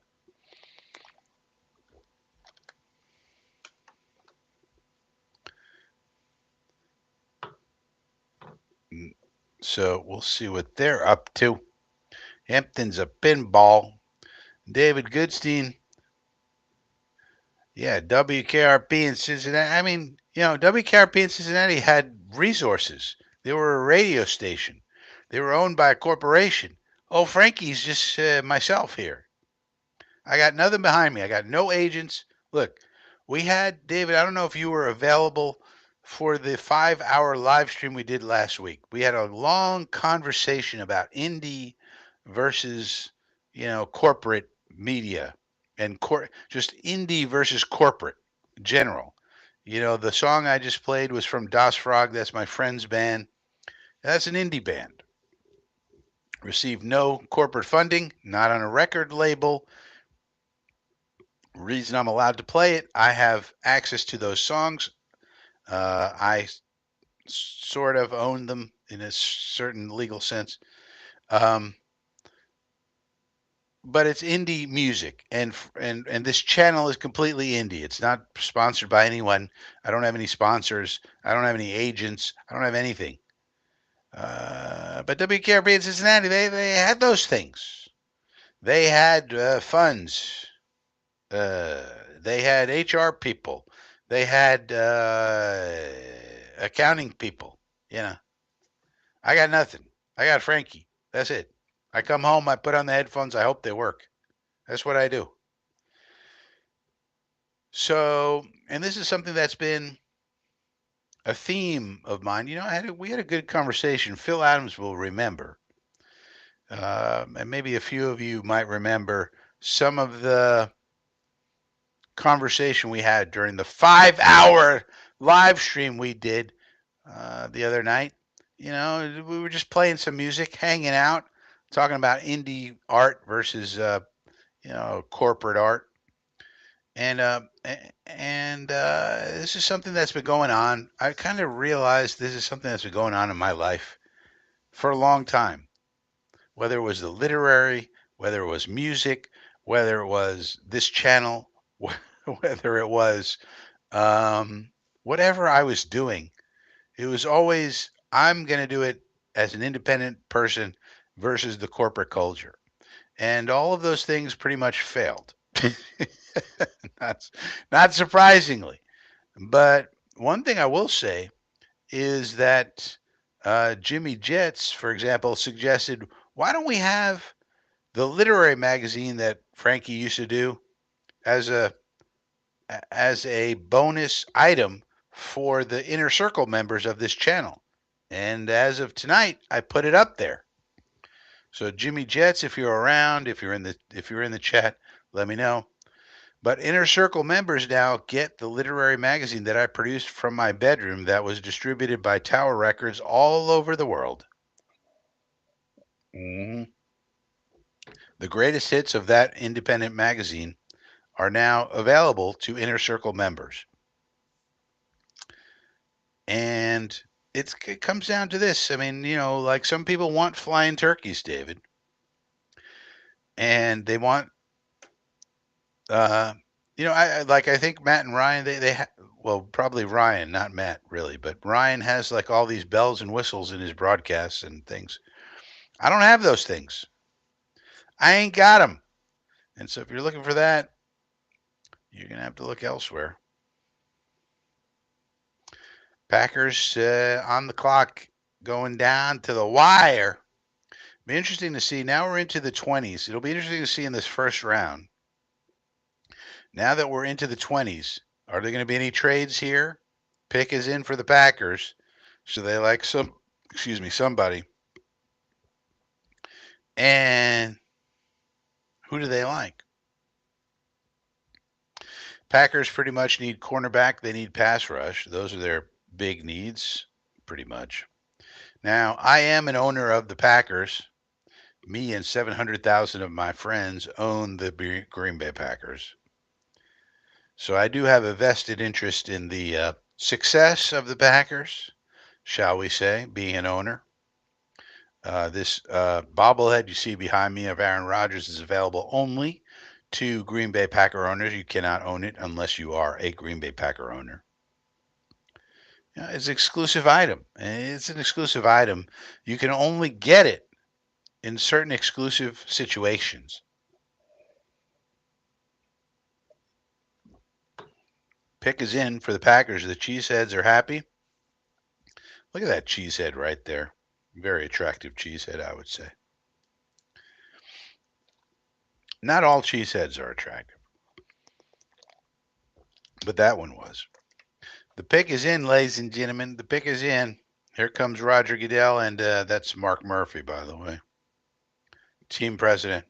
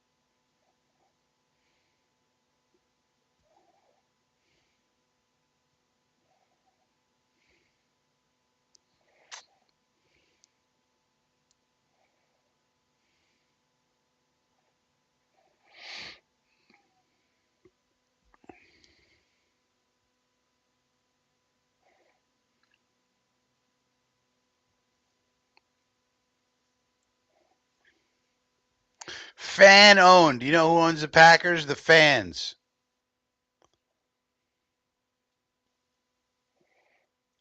fan-owned teams is the future.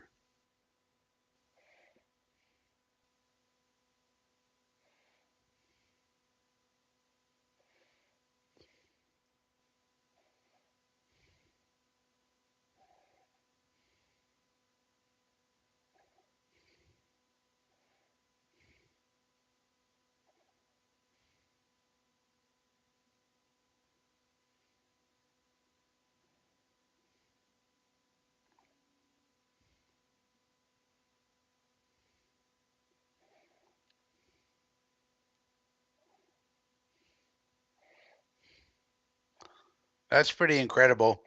I bet Aaron Rodgers is stewing right now. Aaron Glenn refused to answer a question about him. The Green Bay Packers finally select a wide receiver, and they do so for Jordan Love. They don't do so for Aaron. Matthew Golden, hey, look, they got a lot of wide receivers on that team already. Mm, not sure I love the pick, but, certainly talented dude. Yeah, I don't love the fit either. I'm not loving the fit, be honest. But then again, like I said, I like the Cam Ward choice. Simple.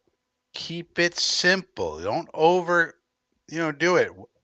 What's going on here? There's a lot going on with this thing. You got the bow tie, you got the big chain, you got the medallion, you got the glasses, you got the gold leaf. There's a lot going on here with this Golden character. Now, his name is Matthew Golden, so maybe he wanted to make a golden impression with this fit. Okay, you could have done it a little more subtle, Mr. Golden, I think, but hey, this is a little over the top for me.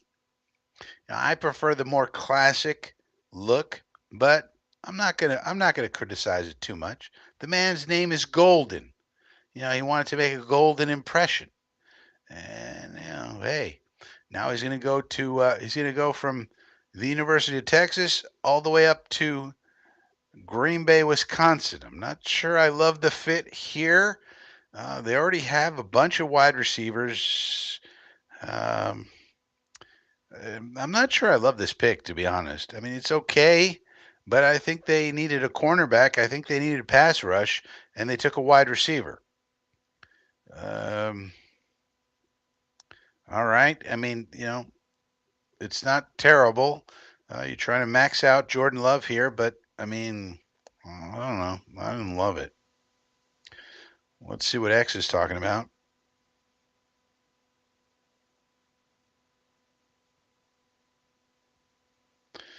Ian Rappaport, as of 36 seconds ago, is reporting the Eagles general manager Howie Roseman is trying to work the phones, trying to trade up with several top players still available. Now, the Eagles, of course, have the 32nd pick, having won the Super Bowl.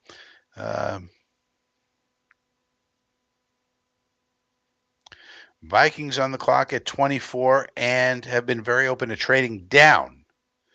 They have the very fewest picks of the team, of any team with just 4, says Jordan Schultz. Grant Cohn is reacting to the Michael Williams pick for the 49ers. Now, that's a live stream. We're not going to be able to listen in on that. Josina Anderson developing. I'm told the Giants are trying to get back into the first round per league source. So that continues to make sense where the Giants could perhaps pull off Abdul Carter and Shador Sanders or Jackson Dart, for example. We heard that the Giants. We heard that the Giants love Jackson Dart. Connor Hughes is reporting the Vikings will keep their pick and take guard Donovan Jackson. Not sure that makes a whole lot of sense. They spend a lot of money in free agency on the offensive line. Now they're going to take a guard, Donovan Jackson again. But then again, they don't have a lot of needs. Might as well get a young fella for the offensive line. I don't hate it for the Vikings. Rich Samini is reporting Aaron Glenn says Membu's mentality. Well, we heard that. Uh, yeah, we don't need to repeat the things we heard. So there you go. That's the latest on that. Matthew Golden goes to the Packers. Teams are trying to trade up back into the first round. And, so forth and so on. Harlan says the Jets are undefeated. Sluggo says fava beans. Nah. Chianti, I'm not into Chianti. I'm more into the Cabernet, and I'm certainly not into fava beans. Pick is in for the Vikings. It seems like they're going to take a guard, a long-term offensive lineman. That makes a lot of sense. Actually, for the Vikings, it's not exciting or sexy, but at this point in the Vikings situation, they really need to just solidify the trenches and make sure that they have long-term solutions along the lines, and so that's what they're going to do.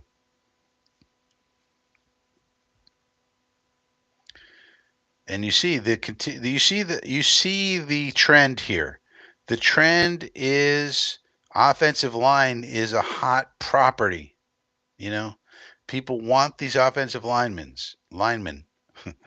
um, Teams are realizing the value of the offensive line. You could say the Jets are perhaps uh, ahead of the curve in the amount of draft capital they've taken to try to solidify the offensive line these last few years. Because I think the league is realizing this is the way to do it. You need to find premier talent for your offensive line, and then also get backups. Later in the rounds, there is a trade. There is a trade. The Giants have traded. Breaking news! Breaking news! There is a trade. The Giants have traded back into the first round. Okay, as we've been speculating, the Giants have been speculated to trade back into the first round, and they have done so. According to, Giants have traded back into the first round with the Texans. The Texans get pick 34 and 99 and a 26 third rounder. So basically, the Giants gave the Texans a bunch of capital to get back into the first round. This has to be for Shador. There's no way that this is not, or Jackson Dart. It has to be for the quarterback, one way or another. And it'll be interesting to see whether the Giants choose Jackson Dart, that they've been strongly linked to. It was said that Brian Daboll was in love with Jackson Dart. There's a lot of connections with the Ole Miss staff and the Giants and Brian Daboll, including Charlie Weiss Jr. is the offensive coordinator. Charlie Weiss Sr. is the father, obviously, of Charlie Weiss Jr. And then also Joe Judge is a coaching consultant for Ole Miss, and of course he has experience with Daboll. So it'll be interesting to see which one of these quarterbacks the Giants select. Is it Dart or is it Sanders? If I had to guess right now, I think it might be Dart. I think it might be Dart. And I think they might see something where it's like, all right, Jackson Dart is our third string quarterback this year. But, that's our long term solution. And we're going to let Dart sit and develop and blah, blah, blah. This makes sense to me. They could do the same with Sanders, but a lot of the reporting we've seen seems to be that the Giants staff prefers Dart to Sanders. So we'll have to see.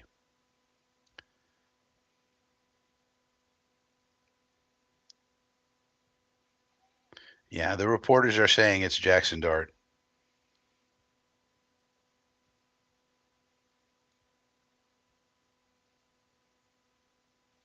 Yep, as I suspected. So interestingly, Shador Sanders now is going to slide beyond Jackson Dart and be the third, maybe quarterback taken. And Jackson Dart is the Giants' future as he gets to sit behind Wilson and Jameis Winston and sit and learn and pick up what he can pick up, and we'll see what he develops into. But we won't probably see it next year. The earliest you're going to see Jackson Dart probably is 2026. And so, for that privilege, the Giants gave up their second round pick and their third round pick in this draft and a 2026 third round pick. So, they gave the Texans their second round pick and their third round pick to get this pick in and to get a backup quarterback in Jackson Dart.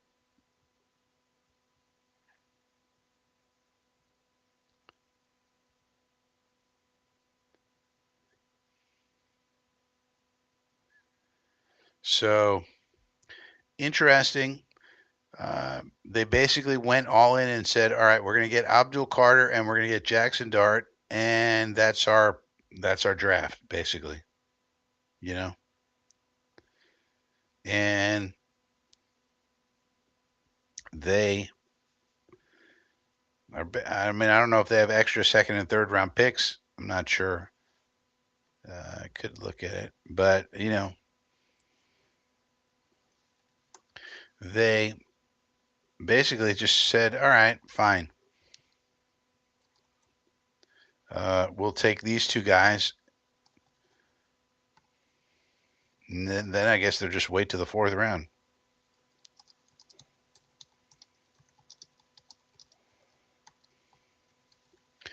And Texans are like, fine, we don't, we'll take extra picks, fine, we don't care.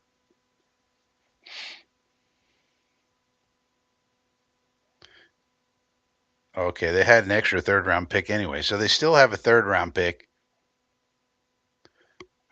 That's a good try. I mean, basically the big problem is you're giving up pick 34, but so what? You're going back into the first round. You're getting your quarterback, so you give up pick 34 to get it. That's a good trade for the Giants, I think. I mean, I think it's a good trade for both. And Jackson Dart goes in the first round, so a lot of people are going to say, a lot of people are going to be concerned about the prop bet of how many quarterbacks go in the first round. This is the second one, and this is Jackson Dart going before Shador Sanders. And the Giants did a lot of work on these quarterbacks, it was reported very heavily. So they wound up liking Jackson Dart more than Shador Sanders, obviously. Jackson Dart, there he goes. That's official. Okay. J Dart goes 25th overall. So we'll see how that works out for the Giants. But, I think that's fair. They had an extra third round pick. They essentially just gave up a second round pick early in the second round to get back into the first round. This is a good trade for the Giants and a good dart throw. No, well, pun intended. So we'll see how that works out. But he'll be on the bench this year. He's probably not doing much this year.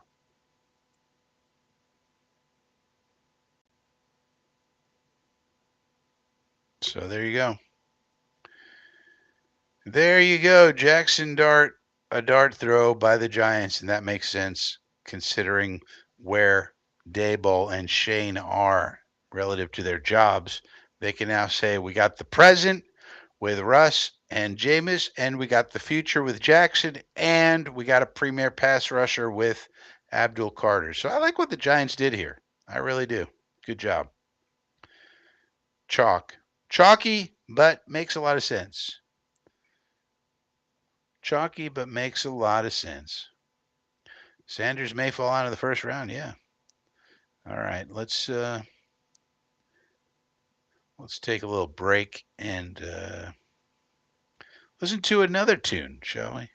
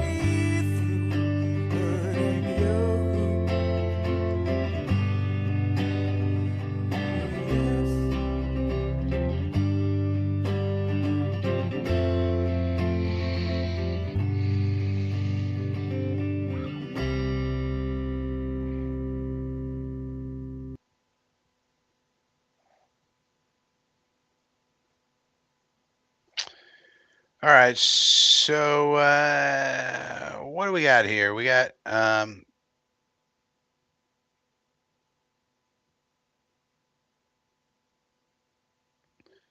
the Falcons traded uh, 20 traded a 2026 first rounder to get another rookie pass rusher.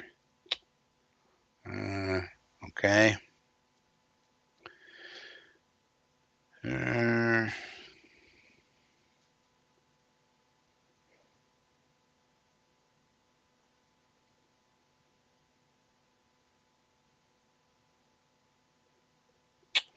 Man, that's a good trade for the Rams.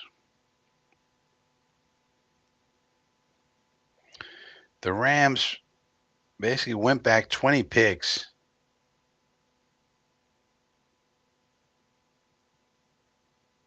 And they got a first rounder next year. Shoot, man. And the Rams, I mean, Rams will still probably get something they want anyways. Ravens on the clock. So these late first round picks now, I don't know who else is going to be desperate to come back into the first round to to really make a deal with some of these teams here. I would expect some of the offensive tackles are going to start going. The Chiefs need one. The Ravens, who knows what they need. I mean, they don't need anything. They can take whatever they want. But I'm not sure I understand it from the Falcons' point of view. The Falcons, I think, are starting to feel pressure to compete. The Falcons have basically won 7 games in the last few years here. They got to feel some pressure to compete now, right now. And they got to feel pretty good about Michael Penix. As of right now, they still have, Kirko Cousins in the backup capacity. And then, they're bulking up Raheem Morris's defense, which it's Raheem Morris's. It's not Jeff Ulbricht's. So they're trying to win now, I guess. I think what they see is that their division is very winnable, and they're probably disappointed with the results the last few years. They're like, all right, we got Penix now. Let's bulk up the defense, and let's win this division. So, uh, they're under pressure to win now.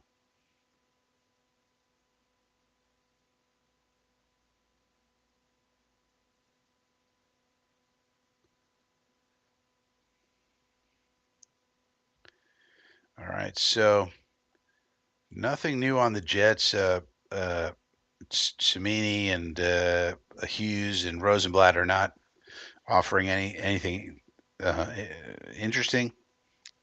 Pig is in for the Ravens, apparently. Who cares what the Ravens do? You know, they'll pick some guy who'll be an all pro that you've never heard of or something.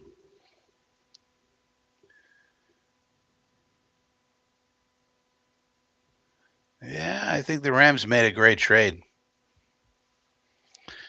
Move back 20 picks. You get a first round next year and probably still get the guy you want anyways. You know, that's the way I see it. Some guy. That's the way I see that one. Pick is in for the Ravens. And they will be, of course, Super Bowl contenders once again this year. Yeah. So the Ravens are going to take a safety. So they just basically just take BPA every year. And it just these Ravens, it's just never a problem when you have an athlete like Lamar Jackson as your quarterback.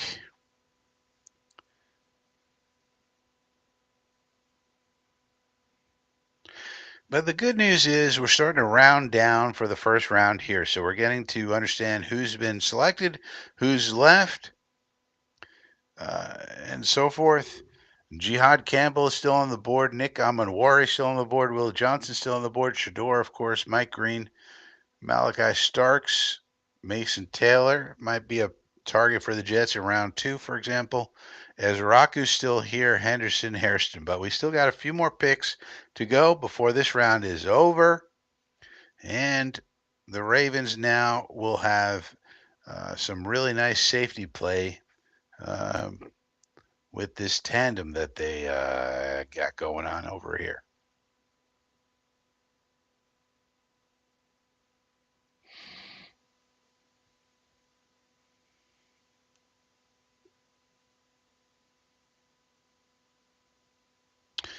Interestingly, maybe Cleveland. Malachi Starks, there he goes to the Ravens. Okay, way to go, Malachi. Maybe the Cleveland Browns with the first pick in the second round. Maybe that's where Shador goes.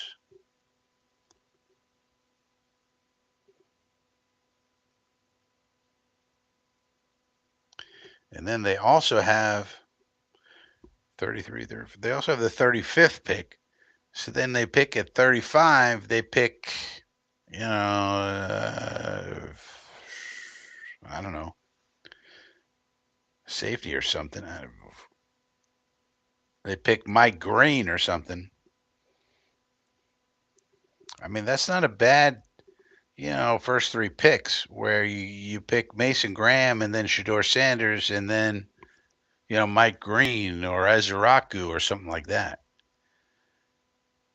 So maybe by tomorrow the Browns fans will be happy.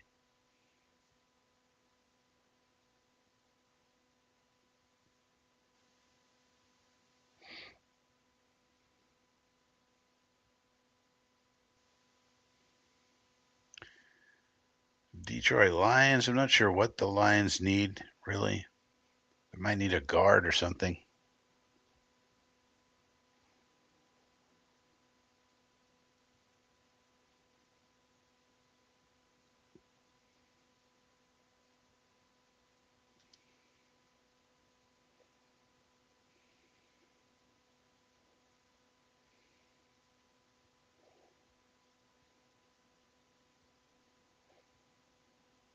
What do the Redskins need? Buffalo's going to take a cornerback, right? So Buffalo could take, I don't even know. Kansas City's going to take a guy like Josh Connerly, right? Philadelphia, not sure what the hell Philadelphia needs. Yeah, but I'm saying the Browns fans are looking at this draft and they think they can contend if they have a good draft. And they were counting on Travis Hunter coming to them. And they traded out of that. All right, but now they have pick 33 in round 2 and then they have 34, 35, 36. So they got 2 picks within the first 4 of the second round. They got Mason Graham the first round. Now, if they get Shador as the quarterback du jour, first pick, second round, and then 3 picks later, they could pick, a Mike Green, a Ezraku, a pass rusher, or maybe a running back, maybe the third best running back. Now you've got Graham in the middle, plus the quarterback, plus the running back. Maybe that's the idea with the Browns. Now, of course, they're in the ghetto with us. So, of course, there's a lot of negative Browns fans. They're in the ghetto. They're with us. Like the Jaguars, the Browns, the Bears, the Jets, we're all in the ghetto of the NFL. And so, of course, there's a lot of negative, upset, downer Browns fans, just like Jet fans. That's how it works. When you don't win in a long time, they showed a graphic. The Browns haven't won their division since 1989. 1989 was a long time ago. So yeah, of course, there's a lot of Debbie Downer Browns fans, just like there are a lot of Debbie Downer Jet fans and Jaguar fans and Bears fans, etc. But that's what happens when you're in the ghetto. But the ones who have their head on their shoulders, you have to be optimistic to some degree that you can pull yourself out of this damn thing. And I think they might think, okay, this trade here that we made, um, the idea is that we're going to be able to pick up more premium talent by making this trade than just getting one Travis Hunter. I'm not sure if that's going to be not sure if that's going to be correct, but that's the idea that they were going for. And the question is who then are going to be the people that they pick at 33 and 34, 5, 6. Chicago also has two picks high in the second round. So Chicago is uh, situated themselves well. And then the Jets pick after the second round is Cleveland, Houston, Tennessee. Detroit's happy with their pick, whoever they got. Cleveland, Houston, Tennessee, Cleveland, Vegas, New England, Chicago, New Orleans, Chicago, and then us. That's who's in front of us in round two. So it's an interesting bunch. All right, here's Goodell.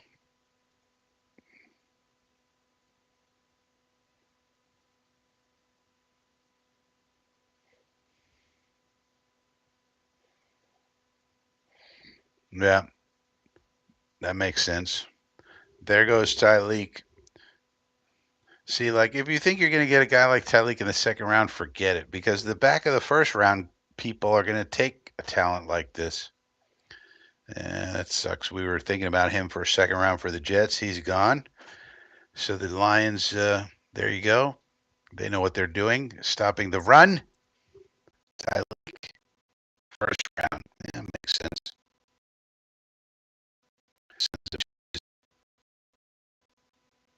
You couldn't let us have.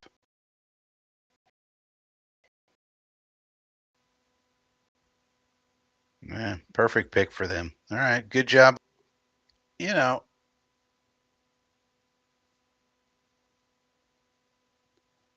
we'll see how. I mean, if you think about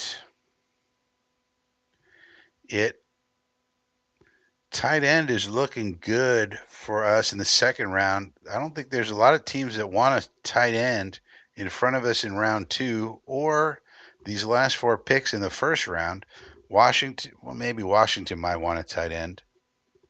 Buffalo does not need a tight end. Kansas City does not need a tight end. Philadelphia does not need a tight end. Cleveland, Houston might need one. So you could see Mason Taylor come off the board here at some point, but that could be somebody that we pick up in early in round two. And there's our pass catcher, Y tight end. Or what about a wide receiver like Jaden Higgins? That could be somebody that we pick up. But let's see how these other picks go. Buffalo generally is thought to need a defensive tackle or a cornerback. Uh, I'm not sure what Washington needs. Let's see what this thing says. Draft IQ. Let's go to this.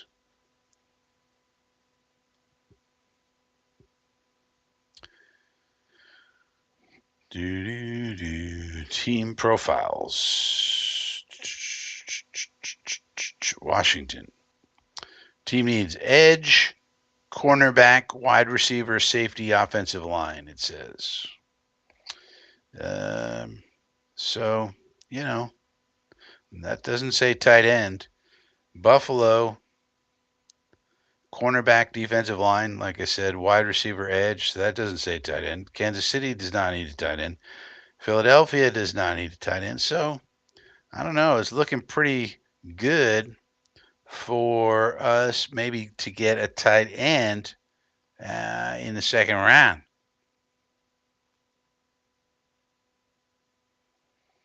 So that's pretty good.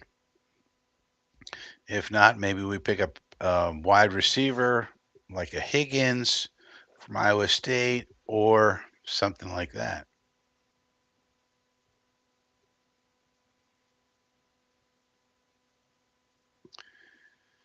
Uh, Wide receiver Luther Burden, Jaden Higgins, Jalen Noel, Jack Betch, Trey Harris, and Kyle Williams are all available still. Tight end Mason Taylor, Elijah Arroyo, Harold Fannin Jr., Terrence Ferguson, Gunnar Helm, or Gadsden are all available. Uh,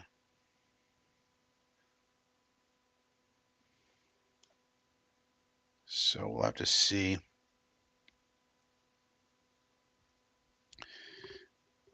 There are still some good safeties available. Nick Emanwari still available. Xavier Watts could be someone that we're targeting in the second round who has a second round grade. Kevin Winston is available. Makuba, that could be a third rounder. Billy Bowman Jr., that could be a third rounder as well.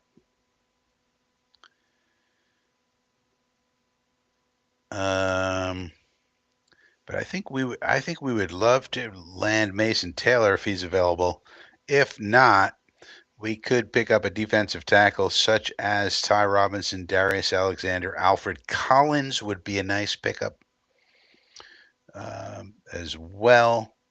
Jamari Caldwell, so forth and so on. So plenty of good players left for us to pick. Pick is in for Washington. Commanders. They keep showing Shador Sanders and his whatever he's got going on here. Party in Canton, Texas. Looks like Shador is going to slip into the second round. But that might be the first pick for the Browns. Uh,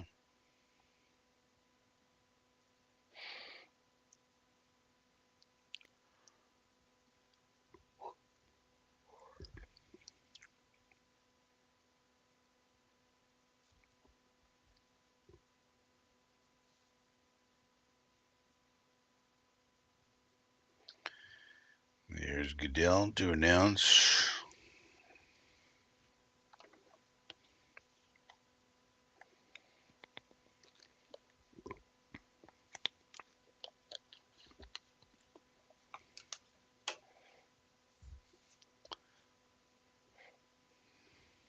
Josh Connerly, there you go.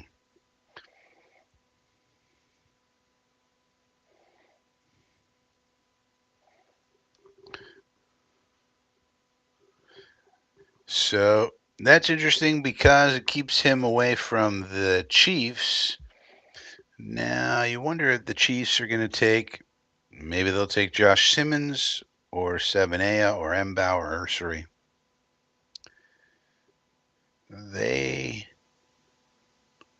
might take a Tate Ratledge, something like that. So we'll see. But yeah, the end of the first round, this is where the next group of tackles is going to go naturally because these teams are they're not going to wait until round 2 because they just have too long to wait.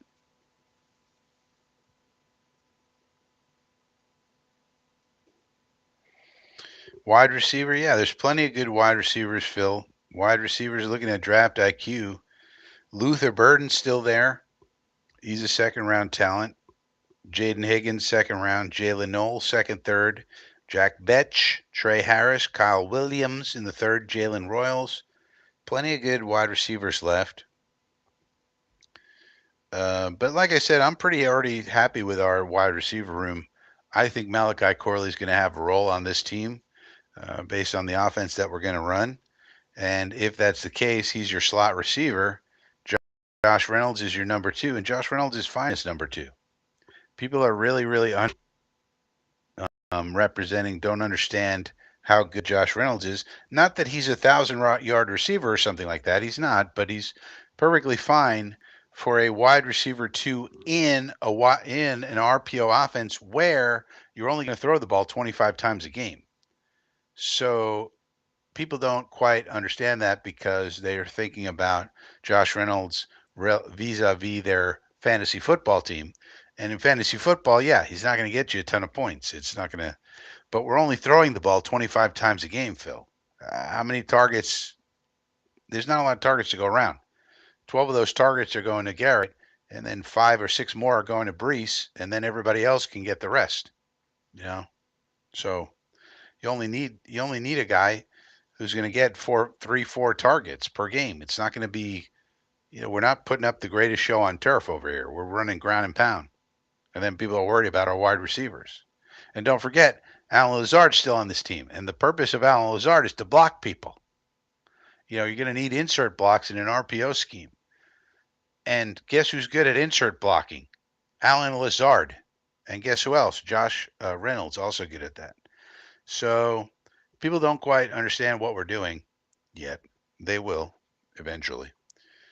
So I'm not worried about wide receiver, but if we wanted to get one, we can. I'm more worried about we need to get a tight end and we need to get a defensive tackle.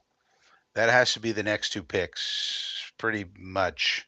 I mean, you could go wide receiver if you want, and if you see great value, but I still want a tight end and then defensive tackle in the next two picks myself, and then the next pick can be wide receiver, and just get a young guy, to come in and basically not play this year and just redshirt backup, play on special teams maybe, be inactive maybe, and just fill in if injuries occur. And then next year when Lazard's gone, fill in and start playing and play a minor role. That's the way I look at it.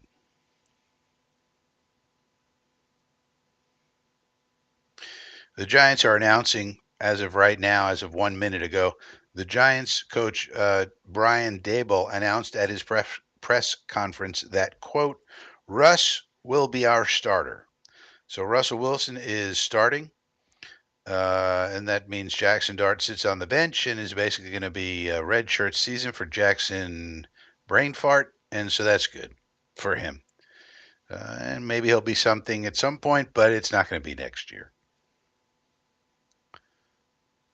Phil Adams says, I want a tight end myself. I mean, we desperately need one. I mean, our tight end room is Jeremy Ruckert and Stone Smart. And depending what you count on Andrew Beck to be, he's a hybrid. And then Zach Kuntz and Neil Johnson, a bunch of bums. So, I mean, yeah, we need one. But we also need a defensive tackle. And there are a bunch of good defensive tackles here. So it's about which one do you want to wait on? So we'll have to see who's available. Bills are selecting now. They're not going to take a tight end. Philadelphia's not going to take a tight end. So all these tight ends are going to be into round 2, and it's going to be about which one gets selected. Are any of those going to be selected in round 2 when there's 1, 2, 3, 4, 5, 6, 7, 8, 9 picks ahead of us, in round 2. So we'll have to see. Kansas City needs an offensive lineman. Are they going to take Josh Simmons here? Are they going to take who are they going to? I mean, if I were them, I would take Josh Simmons.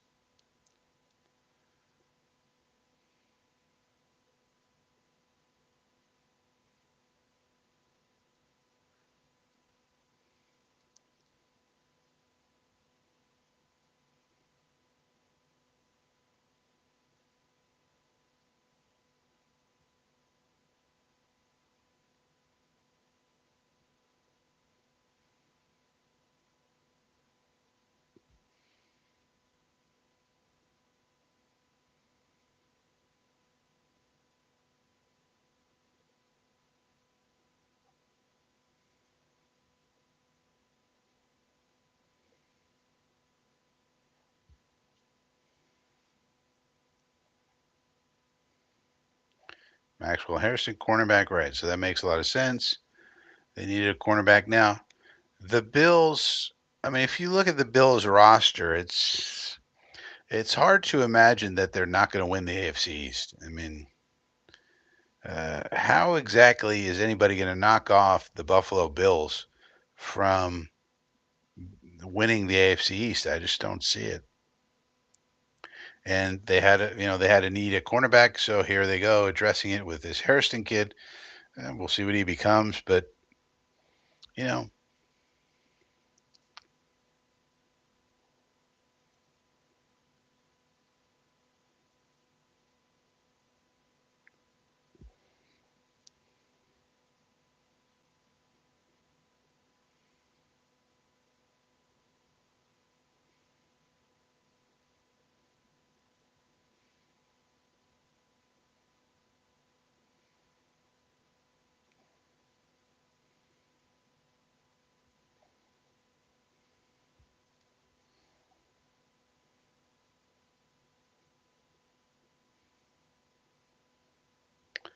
Jihad Campbell's still on the board here.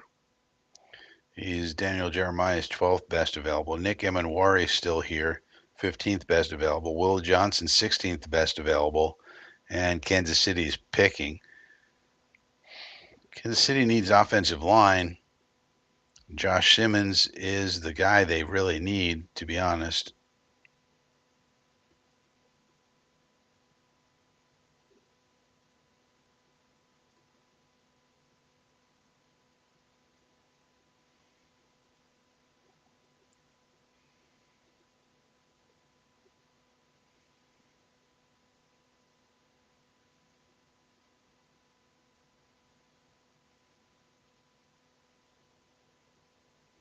Hmm. Kansas City and uh, the Eagles switched picks. They made a trade.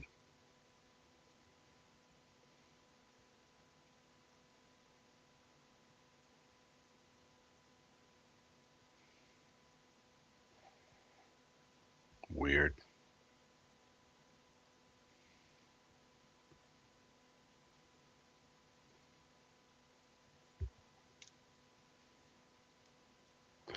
Kansas City picked up a fifth round pick to move back one pick. So who did the Eagles? The Eagles are picking Jihad Campbell, right? Yeah. So Howie Roseman swoops in and goes, wait a minute. There's a guy that was rated number 12, available at 31. This is what Howie Roseman always does. Amazing.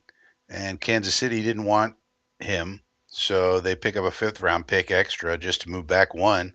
And now they're going to get not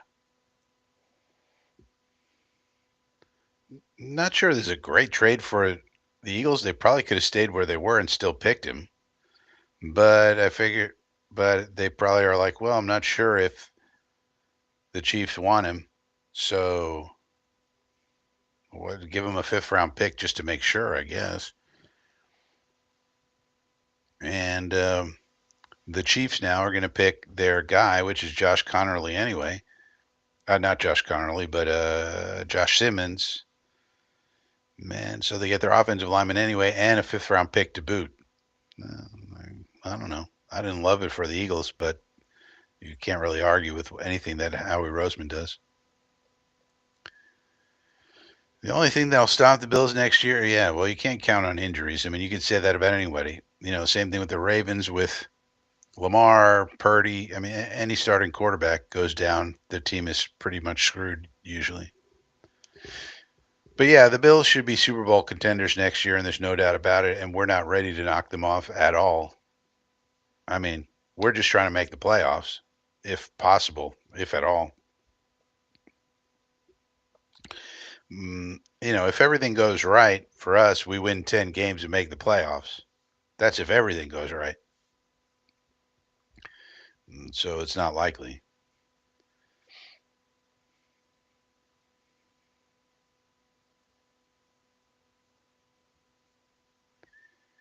But the Bills, yeah, it's hard to find any holes on their roster. When you look at their roster, it's like where are the holes exactly?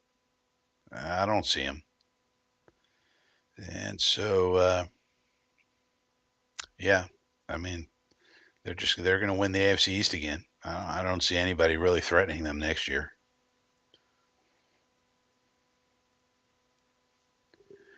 Don't see it happening. Don't see it happening.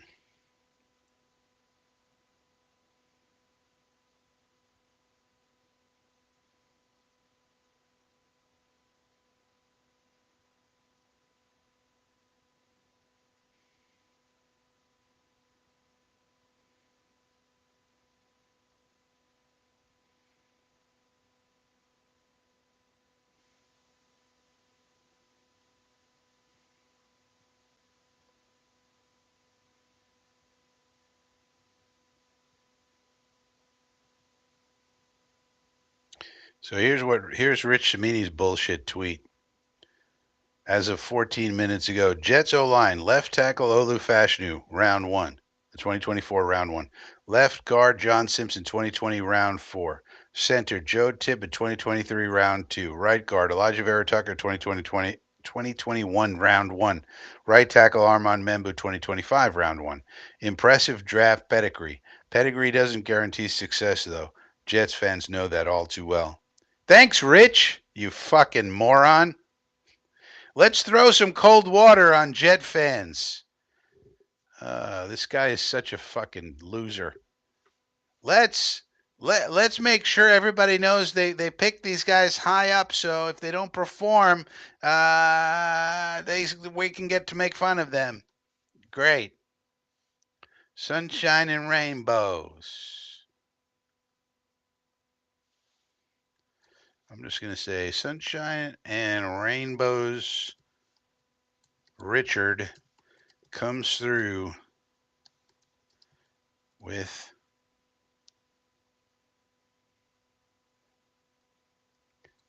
evermore sunshine and rainbows.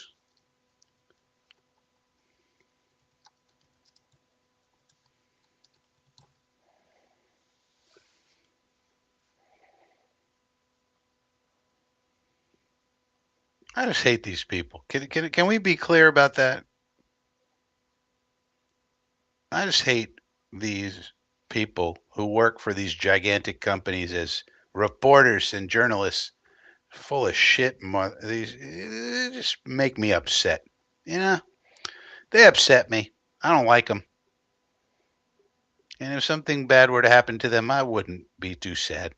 Not that I want it to happen, but if it did, I wouldn't be exactly sad about it.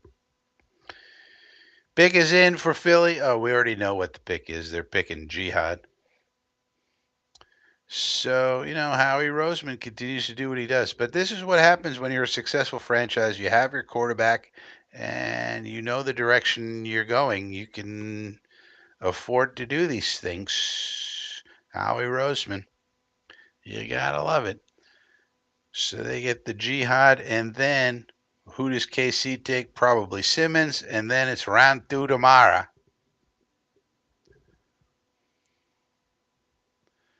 Jihad Campbell goes to the Philly Eagles. More SEC defense for Howie. He loves his SEC defenders, that's for sure. Phil Adams says, I'm not sure I'm getting these oversized caps. They're called big hats, Phil. Yeah, it's a big hat. Yeah, you get yourself a big hat, put it on your head. That's how it works. It's a big hat. Jihad goes to the Eagles. All right.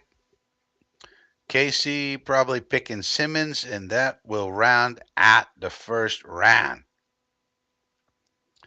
Man, and then round 2 goes Cleveland, Houston, Tennessee, Cleveland, Las Vegas, New England, Chicago, New Orleans, Chicago, Jets.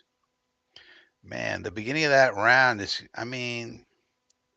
we got a good shot to get a good tight end there. We could also get a good defensive tackle. These defensive tackles didn't really go. If we look at the big board, Defensive tackles: Ty Robinson, Darius Alexander, Alfred Collins, Joshua Farmer, Shamar Turner, Jamari Caldwell, TJ Sanders, all still available. Ty Robinson, Darius Alexander, Alfred Collins, all with third round grades. So those are three good defensive tackles we could take.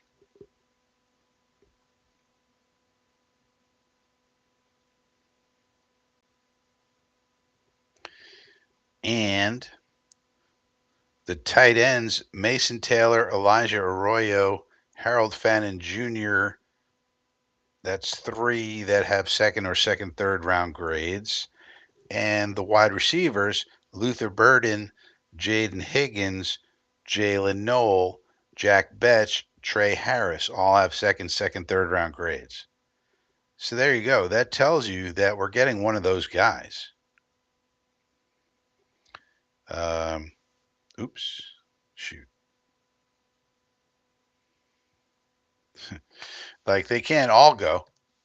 There's only how many picks in front of us?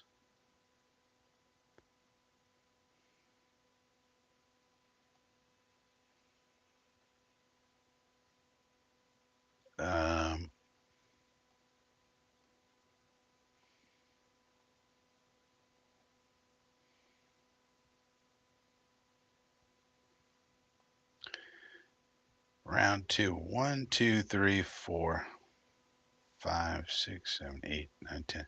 So we have the 10th pick in the second round. So 9 picks in front of us. So that means we got to be comfortable with 9 players on the board.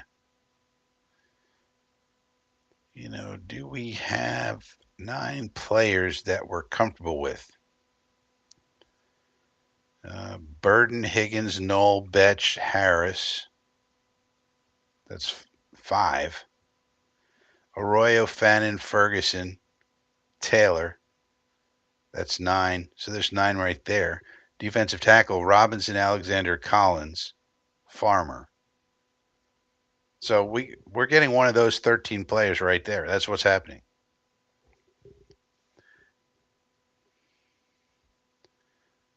So that's what's really happening. Phil Adams is hanging in there. Says it's 5 a.m. in Great Britain. Well, we've been on the air for 4.5 hours. We had a glitch in the beginning, but we made it through. Thanks to everybody who hung out here for the first round. I appreciate it. If you're new here, please subscribe to the channel, like the video, consider joining the inner circle where you get exclusive items, including literary and musical items as well. So basically, we got 13 players that we like, and we only have 9 picks ahead of us. So the way I see tomorrow is it's going to either be defensive tackle, tight end, or wide receiver.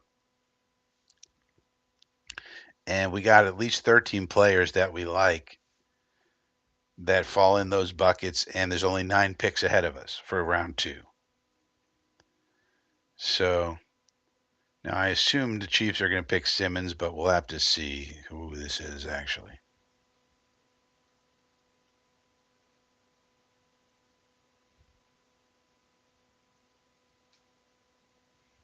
Josh Simmons, there it is. All right, so I was correct. Correctamundo. Yeah, so there you go. That leaves all those defensive tackles, all those wide receivers, and all those tight ends on the board tomorrow. So we will get one of those positions almost certainly as we move into that. So we'll be back tomorrow at 7 p.m. Eastern Time. Thank you for joining us here on the first round of the NFL Draft 2025 edition. I'll see you tomorrow night, 7 p.m.